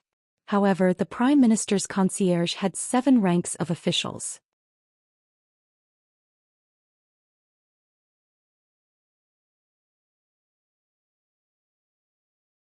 128. Without the ghost in the wedding dress causing trouble in the dark, Qin Pingon and his companions can go on without any hindrance. There is a road leading to the mansion in the valley. Originally, it was wide enough for 2 carriages to go side by side. Now, although it is covered with weeds and cold rain, it is much better than when Qin Pingon had to open the road with the auspicious symbol with the narrow saber after he left the road to the underworld with the barrier-breaking charm. The man who was called the Land Sword Immortal by the ghost in the wedding dress does not speak after he suddenly joins the team. This sword practitioner of the immortal level of the Wind Snow Temple leads the white donkey with one hand and holds the hilt of the sword at his waist with the other hand. He walks with his eyes closed and his mind wandering. If there was a chasm between the lower 5 levels and the middle 5 levels, then there was a chasm between the 10th level and the 11th level. Even the Qi refinement warriors of the 10th level, who were the pillars of the dynasty in the mortal world below the mountain, had to sit like dead bones for decades or even centuries. In the end, they finally found the opportunity to break through the level after a long period of silence and walk down the mountain from the blessed land and the mountain gate. However, in the end it was all for naught. There were still many of them who returned to the mountain and continued to sit and face the wall. Wei Jin quietly ended the unique breathing method of the Wind Snow Temple.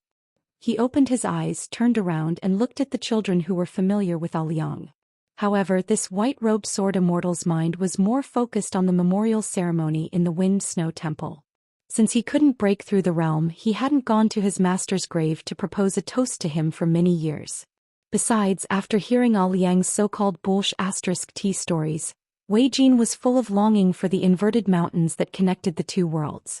He was even more fascinated by the Great Wall, which was filled with sword cultivators. Wei Jin sighs and feels that it is not enough.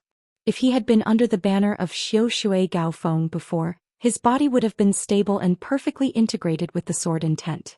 Then there would be no flaw in his sword. At that time, the paladin of the school of Mo who blocked his way would have drawn his sword more than an inch away. At least half of the sword would have been out of the sheath.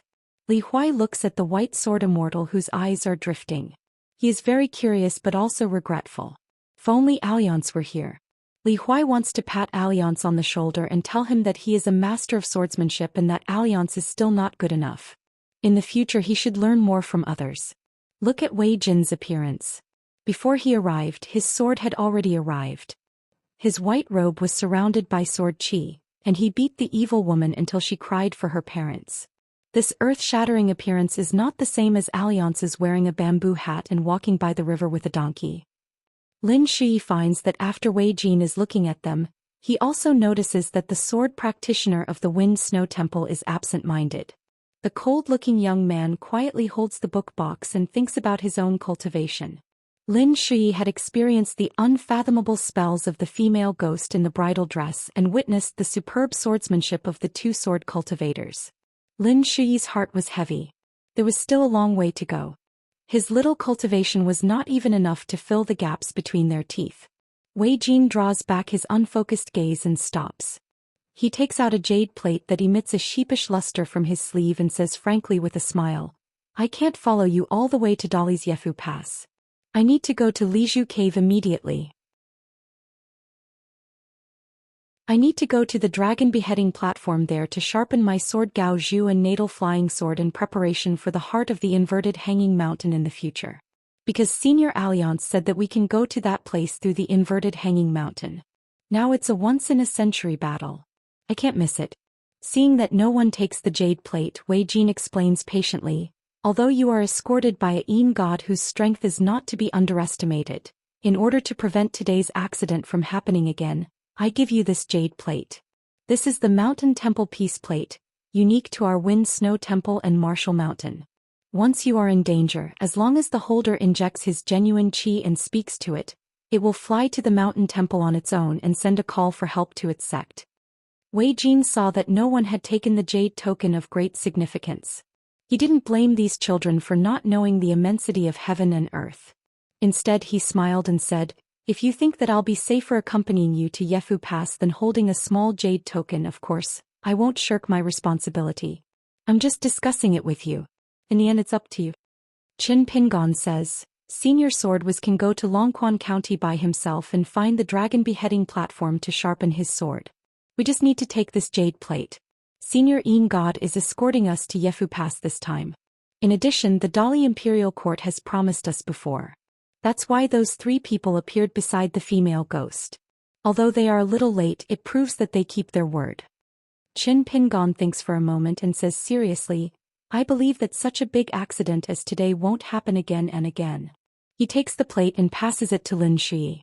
He whispers, remember to keep it well. It's best not to put it in the box. If it's too far away, it'll be inconvenient to take it out in an emergency. Lin Shi nods and says softly, I know. I'll hide it in my sleeve with the other 2 talisman. Wei Jin smiles knowingly. He is a little surprised by this straw sandal boy's understanding. In fact, Wei Jin was a little puzzled. Why did this person make the decision in the group? Earlier, on the street in front of the female ghost's mansion, Wei Jin saw that the boy named Lin Shi has already set foot on the longevity bridge.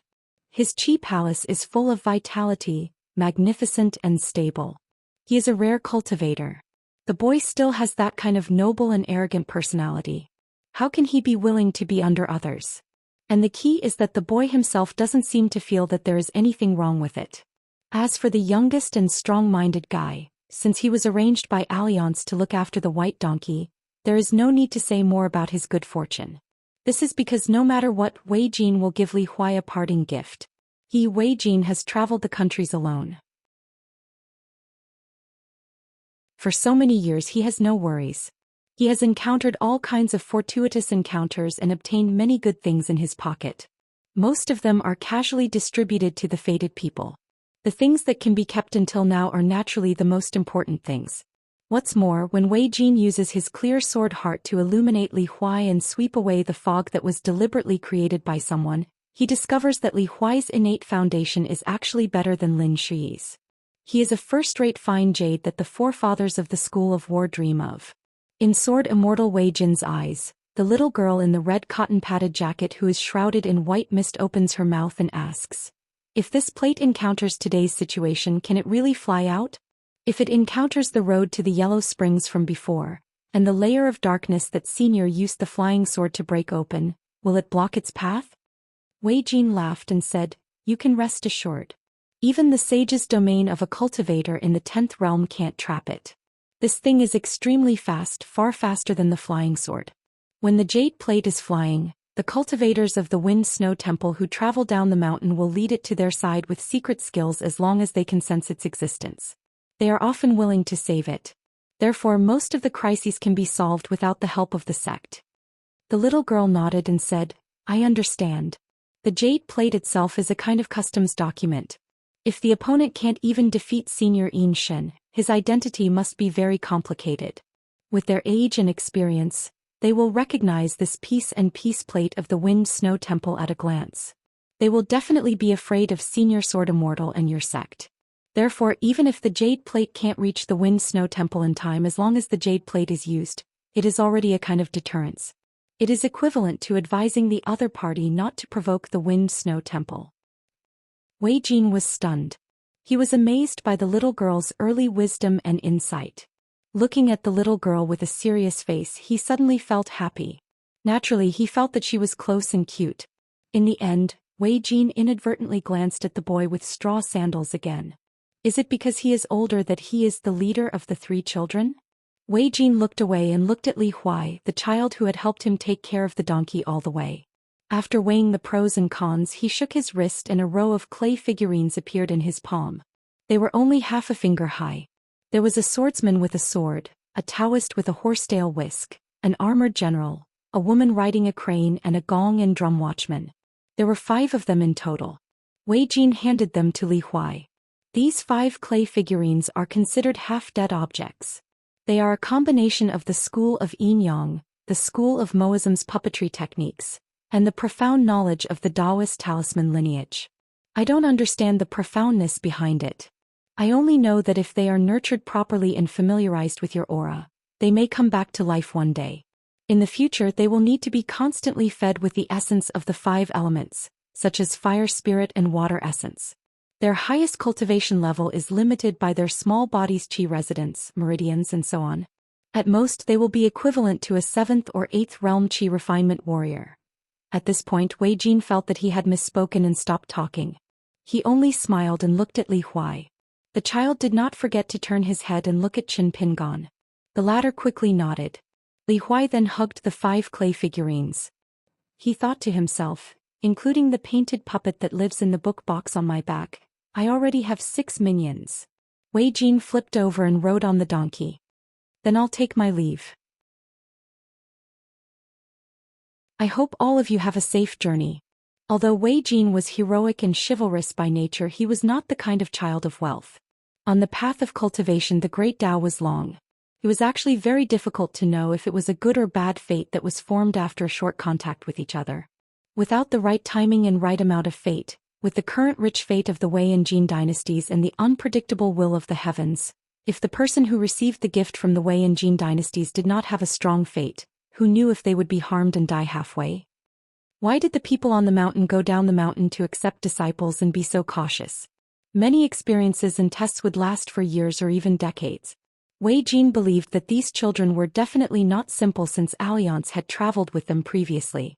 As for who was the person that Alliance cared about the most and valued the most, it could be Li Huai, who had a great background and great fortune. It could also be the naturally likable girl in the red cotton padded jacket. It could also be Lin Shui, who had a firm Taoist heart. Could be any of the 3 children, or it could even be one of them. However, it was urgent for Wei Jin to rush to the inverted mountain. Otherwise he would miss the soul-stirring peak battle. Otherwise he would really want to accompany this group of children to the border Yefu Pass. As a sword cultivator who aspired to reach the peak of swordsmanship, how could he miss the once-in-a-century event? Qin Pingon subconsciously cupped his fists in return. However, it was the first time he cupped his fists in salute on the Embroidery River ferry. He was used to covering his right hand with his left hand. Now, looking at Wei Jin and the young swordsman in the Wind Snow Temple, it seemed that they were covering their right hand with their right hand.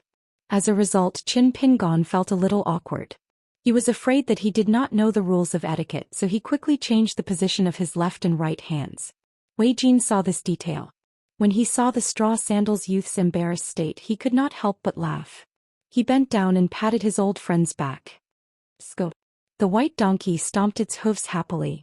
After taking a few steps forward, it suddenly turned around and ran towards Qin Pingon. It rubbed against the young man's cheek before carrying its long-awaited master on its back and continuing its journey. Along the way, it was said that Li Huai was taking care of the white donkey. However, how could Li Huai have such patience and perseverance? Wasn't it still Qin Pingon who silently fed the donkey, blew its nose and drove away the mosquitoes and flies? Qin Pingon smiled and waved goodbye to the donkey. The white-clothed sword cultivator could not help but laugh. His body leaned back and moved up and down along with the donkey's hooves. Well, it turned out that this land sword immortal was not as popular as his old friend. The world was lonely, desolate, and barren. Between heaven and earth, there seemed to be only a city wall of unknown length and height left. Even from 100 miles away in the south, one could still clearly see the 18 large words carved with sword qi. From this, one could see how big the words were and how tall the city wall was. Taoist techniques, vast western heaven. The sword qi existed forever, the lightning pool important place. Qidongchen. Meng. Hundreds of miles south of the Great Wall, a bugle horn that seemed to be able to shatter the dome of the world suddenly sounded. Countless black shadows gathered together densely. As the bugle horn sounded, bits of fire lit up and finally connected into one. If one stood at a high place in the north and looked into the distance, it would be a resplendent sea of fire. On the city wall, an old voice sounded majestically. Raise your swords. On the city wall that had stood here for 10,000 years and was tens of thousands of miles long. In an instant, hundreds of thousands of flying swords left the city wall at the same time and flew towards the south. The sword qi was brilliant. It was like a flood breaking through a dam and pouring down. There was no greater wonder in the world than this. 8.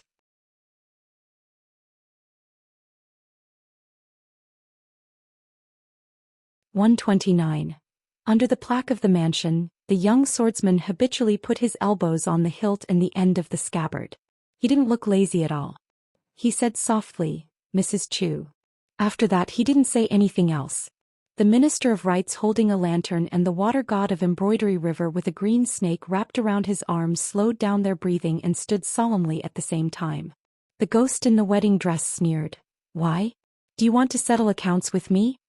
The young swordsman looked up at the place where the flying sword of the Wind Snow Temple broke the sky and said slowly, "Mrs. Chu, you don't have to be angry. I don't mean that. But the children left here and the blind Taoist master and his disciples continued to go north. I hope Mrs. Chu won't cause any more trouble.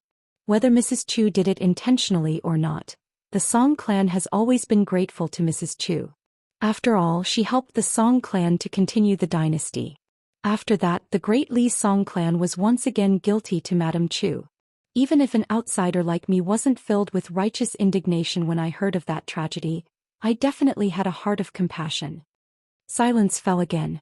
The ghost in the wedding dress raised her arm and stroked the hair on her temples, showing the gentleness of a woman. She squinted and smiled. Next you can say, but. The young swordsman nodded and said, but the more we delay the matter of Mrs. Chu indiscriminately killing scholars, the more we can't hide the truth, just like today. I don't dare to guess what His Majesty will think. But if I hear that a scholar has disappeared here again, I'll visit alone and bring Mrs. Chu back to Dolly's water prison. Don't worry. His Majesty cares about friendship, but he'll definitely pay more attention to the rules. Besides, no matter how much friendship there is, it will be used up one day. The young swordsman sighed and said sincerely, Mrs. Chu, whether you believe it or not, I don't want such a day to come. The ghost in the wedding dress looked into the distance and gently twirled the sleeves of her wedding dress with 2 fingers. She rarely had a calm state of mind and said softly, because you're willing to talk to a young man so humbly, I believe what you said. She paused for a long time and her expression turned cold. I can promise that I won't harm any passing scholar, but I want you to know that once I accidentally see those traveling scholars, I may not be able to control myself. I'm not pleading with you. I just want to tell you the truth. When the time comes, you can do whatever you want with me. Do you want me to be thrown into that water prison, or do you want me to break the water source of this place? You and I will each depend on our own abilities and we will be responsible for the consequences. The young swordsman smiled. Sure. The water god of the embroidery river wanted to say something but hesitated. Before the young swordsman left, he said to the water god, there's no need to hide. Just tell Madame Chu the truth. After so many years, Madame Chu should have known the truth long ago. Regarding this matter, if there is any responsibility, just put it on me. You don't have to worry about the imperial court blaming me. The water god cupped his fists and said in a deep voice, thank you, my lord. In the future, even if it's your personal matters, I will not hesitate to go through fire and water for you. The young swordsman waved his hand and left with Dr. Han. Madame Chu stood where she was, looking at the river god who was deeply trusted by the Dali imperial court with some disdain. She did not invite him into the residence as a guest, but she also did not chase him away on the spot. The water god of the embroidered river strode up the steps and sat down casually. I know you have always looked down on a rough martial artist like me, so I will make a long story short. The Langjun you have taken a fancy to did not betray your sincerity. It's just that the Dali imperial court took the overall situation into consideration. They were afraid that if you left this place, they would no longer be able to suppress the remaining fate of the holy water country led by the Chestun Mountain. Therefore they never told you the truth, deliberately making you misunderstand that scholar. Madame Chu's sleeves billowed and her eyes were red. Blood kept flowing out of her eyes, but her expression was still calm. Now that things have come to this, you still want to lie to me? Do you really think I'm a 3-year-old child? Although after he left, I never went to places other than the mountains and rivers here, and I no longer went to Wanping County and Red Candle Town to enjoy the scenery of the mortal world. I'm not deaf when he went to Lakeview Academy. I passed by so many scholars and many of them inadvertently mentioned it, so I know a lot. In the end, he fell in love with another woman. Madame Chu murmured, I know that if he fell in love with someone, it must be true love. The water god of the embroidered river looked calm. Then you should also know that as the first scholar in Dali to enter the academy with his own ability, he was set up miserably in Lakeview Academy. First they deliberately flattered him, and then someone secretly spent a lot of money to hire the most famous brothel girl to pretend to admire his talent and make him famous. Then they made the great scholars of the nearby dynasties deliberately treat him as a friend despite the difference in age. They also made each of his copybooks worth a lot of money. There were many other methods which were all linked together, making him half a step away from becoming the first gentleman in Dali to be recognized by the Confucian Academy. But overnight the world was turned upside down and his reputation was tarnished. Someone framed him for plagiarizing poems, and that courtesans slandered him for being inhumane. Several literary masters joined forces to criticize his moral essays, calling him a hypocrite, and scolding him as the turbid current of Lakeview Academy. A great scholar who was originally in high spirits went crazy just like that. He went crazy for a long time, and this scholar who was born poor became the laughing stock of the entire Lakeview Academy. The saying that Dolly was a northern barbarian became more and more true. But in the end, no one expected that he would actually wake up. At this point, the water god of the embroidered river turned to look at Madame Chu, who was in a daze. Do you know why he could wake up? Madame Chu slowly sat at the top of the stairs, and her wedding dress slowly spread out like a bright red peony. Was it your Dolly Chi refinement warriors who did it? The burly man smiled, his eyes cold as he said bluntly, if Dolly really wanted to do something, it should be to kill this scholar. Madame Chu's lips twitched and she nodded. It is indeed harmful to the country's prestige. In the battle between two countries, it's only logical that they would resort to any means possible. The man let out a turbid breath. The reason why that scholar could wake up was because a woman he was familiar with went to his side. Madame Chu's body stiffened. The water god slowly got up and walked down the stairs. That woman's face was covered with a mask, and her appearance was exactly the same as yours, Madame Chu. If I'm not wrong, Madame Chu's voice, habits and preferences have all been copied by her. If you say that tricking the scholar before involved the battle between two countries, then forcing the scholar to a dead end and playing with him in the palm of your hand, I'm afraid it was a battle between the scholars. The water god strode away. In short, after that scholar knew the truth, he jumped into the lake and died. It's that simple. According to the words that this scholar had with his two best friends at the directorate of Dolly's capital before he went to Lakeview Academy, he had long known of your inhuman identity. That was why he insisted on becoming a gentleman above the sages of the Confucian sect. In this way, when he returned to Dolly in the future, he would have the confidence to ask the imperial court for a legal marriage. The water god had already left. The female ghost in the wedding dress who had committed countless crimes was still sitting in the same place. Her expression was serene and her movements were gentle. She smoothed and folded here and there, and she was never tired of it. Not long after the Wei and Jin dynasties left, a hurried shout came from behind Shin Pingon, asking his benefactor to stop. He turned around and saw the blind old Taoist and his two disciples chasing after them. The old Taoist had been through a lot, and he certainly knew that this group of children of unknown origin was the key to safely leaving the mountain. Who knew if that eccentric ghost would regret her words and capture them to wash their faces and hearts? According to the two disciples, many scholars were planted in the mansion's garden. It seemed that someone had struggled to climb out of the soil. Now it seemed that it was a pitiful person who had been cut in half at the waist. The old Taoist was supported by the round-faced girl and ran all the way. His old Taoist robe was full of barbs on both sides of the grass and trees, but he did not notice it at all. Could be said that he was in a mess. To be honest, although the old Taoist thunder method could not suppress the female ghost in the wedding dress, he was actually an old immortal in the marketplace at the foot of the mountain. On this trip to the north, he was often worshipped as an otherworldly master. In the Three Branches Mountain, he was regarded as a swindler with poor skills. After all, it was a rare and bleak situation. The old Taoist no longer pretended to be mysterious like when they first met. He squeezed out a smile and asked, "May I ask where the great sword immortal way of the Wind Snow Temple is? My common name is Suingzhen and my Taoist name is Xianguzi. I have admired the great sword immortal way for a long time. This time it was a blessing in disguise. I was able to meet great sword immortal way and witness the three sword moves of the immortal with my own eyes. It is really a great blessing for me."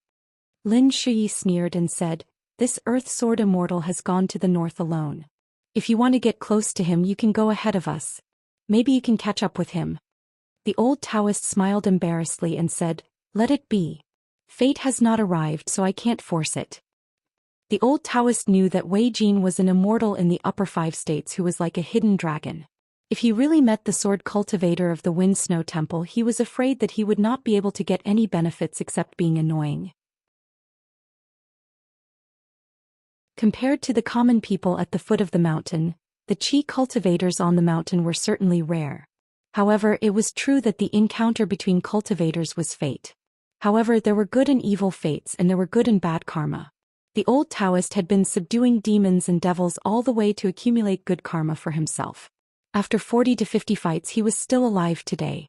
It was not only because he had the cultivation of the 5 states of Qi cultivators and the unorthodox thunder method that he had relied on.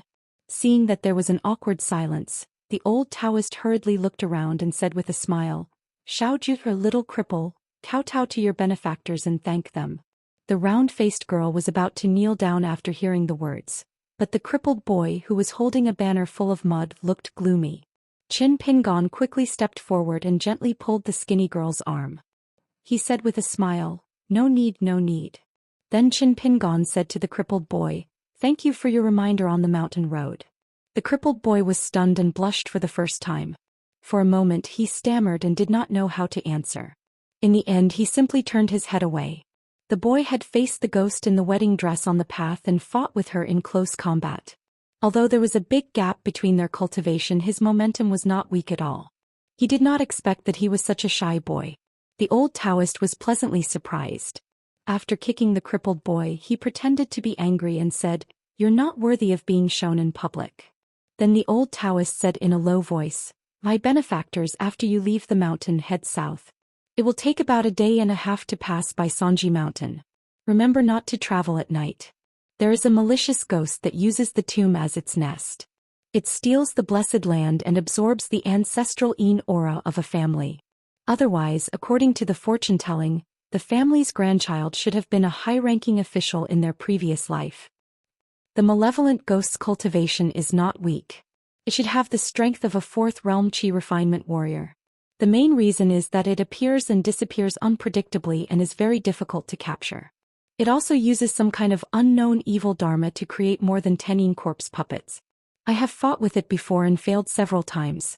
Not only did I waste several precious thunder talismans, I was also mistaken by the local villagers as a swindler. It is really infuriating. Lin Shi's heart was slightly moved. He heard the secret reminder of the senior Xian and asked, "Taoist, are you good at the 5 thunder spell? May I know which sect you belong to?" The old Taoist was a little embarrassed. He thought that this cold boy was really inexperienced and did not know the rules of the Jianghu. Who would ask someone's background so directly? No matter if he was a celestial cultivator in the mountain or a martial artist in the Jianghu, this was a big taboo. However, with the pitiful experience of his fellow sufferers and the help of the land sword immortal like Wei Jin, the old Taoist did not care about this. After careful consideration he slowly said, "It's a long story. My benefactors, please don't mind my nagging. My hometown is the famous Southern Stream Kingdom, where Taoism is respected. There is a Taoist sect at the border which is the leader of the Aquarius Continent's Taoist sect. It occupies one of the 72 blessed lands, Qingtan Blessed Land. Not to mention that the sect leader is the imperial tutor of the Southern Stream Kingdom. Due to the profoundness of his Taoism and his great magical powers, the kings of several nearby countries have personally come to the mountain to worship the sect leader as the #1 immortal of the country. Therefore, this Taoist immortal has the title of Immortal of the 4 countries and is recognized as one of the top 10 immortal masters in the Aquarius continent. To be honest, if the great sword immortal Wei of the Wind Snow Temple met this immortal master before he broke through the realm, Senior Wei would not be able to be on equal footing with him. Qin Pingon and Lin Shi listened very seriously, not wanting to miss a word. There is always someone better than you. Especially the words immortal. Wasn't Lu Jimao who appeared in the small town, known as the immortal master Xianxia? Li Baoping and Li Huai on the other hand were not so focused. Li Baoping looked at the round-faced little girl from time to time. The latter timidly hid beside the blind Taoist, looking shy and shy. The blind old Taoist became more and more interested. With the help of Xiaoju, he unknowingly walked between Qin Pingon and Lin Shi and said, "In the world, the sects that are qualified to have the word sect are generally divided into 3 sects: ancestor, orthodox, and lower sect. Among them, ancestor is often called the ancestral court. The lower sect will have many affiliated sections. The names of these sects are not so particular. As long as they do not use the word sect without permission and do not have the same name as other sects, such as Taoist temples, Buddhist temples, and so on. They can be named casually. Periodically, they will give some tribute to the lower sect and build a good relationship with the imperial court at the foot of the mountain. They will find a place with good feng shui and cultivate peacefully in the mountain. They will try their best to recruit disciples with cultivation aptitude and pass down the flame for hundreds and thousands of years. This humble Taoist came from the truth-seeking temple, and it was once one of the top-ranked large sects in the Southern Stream Kingdom. But it fell into decline over 100 years ago, and when it came to this humble Taoist generation, almost all of my masters and seniors had passed away. Not many of my senior and junior brothers were left, and there wasn't a single one of them who was truly promising.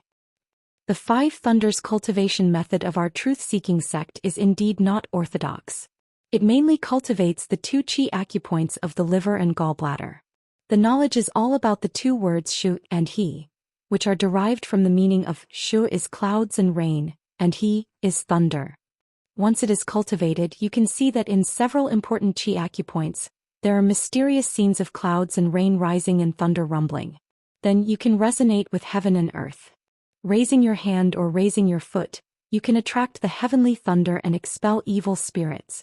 Of course, in front of the great sword immortal weighs great sword immortal. This unorthodox cultivation method of the truth-seeking sect can only be a joke.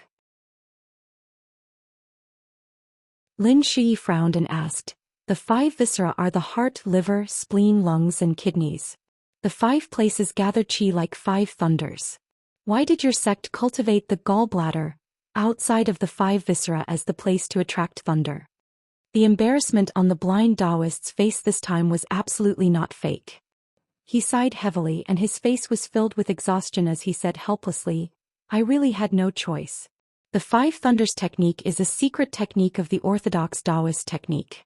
To put it bluntly, even if an outsider obtained the complete cultivation technique, who would dare to cultivate it without permission? The truth-seeking sect mainly cultivates the two related qi acupoints of the liver and gallbladder. In fact, even if it is the liver, it is only because of a chance encounter that the founder has learned a little bit. In the end, it is barely similar in form but not in spirit. This is the root of why there are so few orthodox cultivation methods in the world and so many unorthodox cultivation methods. Lin Shui suddenly understood and said, "I see." The old Taoist sighed from the bottom of his heart and said, "It is more than 1,000 times harder to walk on the Great Tao than this muddy mountain road. It is precisely because my sect is not the orthodox cultivation method of thunder that there are advantages and disadvantages when I cultivate it. For example, once the yin-yang cultivation method of thunder reveals the secrets of heaven, it is easy to be punished by the invisible heaven. My sect cultivates this thunder method and usually chooses disciples with congenital defects to join my sect. Because these people are pitted by the way of heaven, even if they frequently use the truth-seeking thunder method of thunder that hurts the origin of the liver and gallbladder, it is not an extravagant hope for them to attain Tao and live a long life if they are lucky. Legend has it that once the qi cultivators of the orthodox cultivation method of thunder of a big continent take action, the god of thunder, the goddess of lightning, the rain master, the wind master, the cloud official, and all kinds of gods will be driven to help boost the momentum. Think about it, after such a great effort is launched, how can the mountains and rivers not change color? Speaking of these things that were completely unrelated to him, the blind Taoist's face was full of spirit, and there was no trace of discouragement. This was probably one of the reasons why cultivation was as difficult as ascending to heaven, but people still flocked to it. Once one embarked on the path of cultivation and walked on the bridge of longevity, one would have seen or heard of the beautiful scenery at the top of the mountain. One could live a long life, no spells, summon the wind and rain, move mountains and seas, and all kinds of unimaginable magnificent scenery could be expected. In this way, who would be willing to hang around at the foot of the mountain? The old man sighed and said, "My two disciples and I have relied on each other for survival these years. We have traveled everywhere, subdued demons and devils, and caught ghosts and exorcised evil. We have done a lot of things, and we also collect money. There is no other way.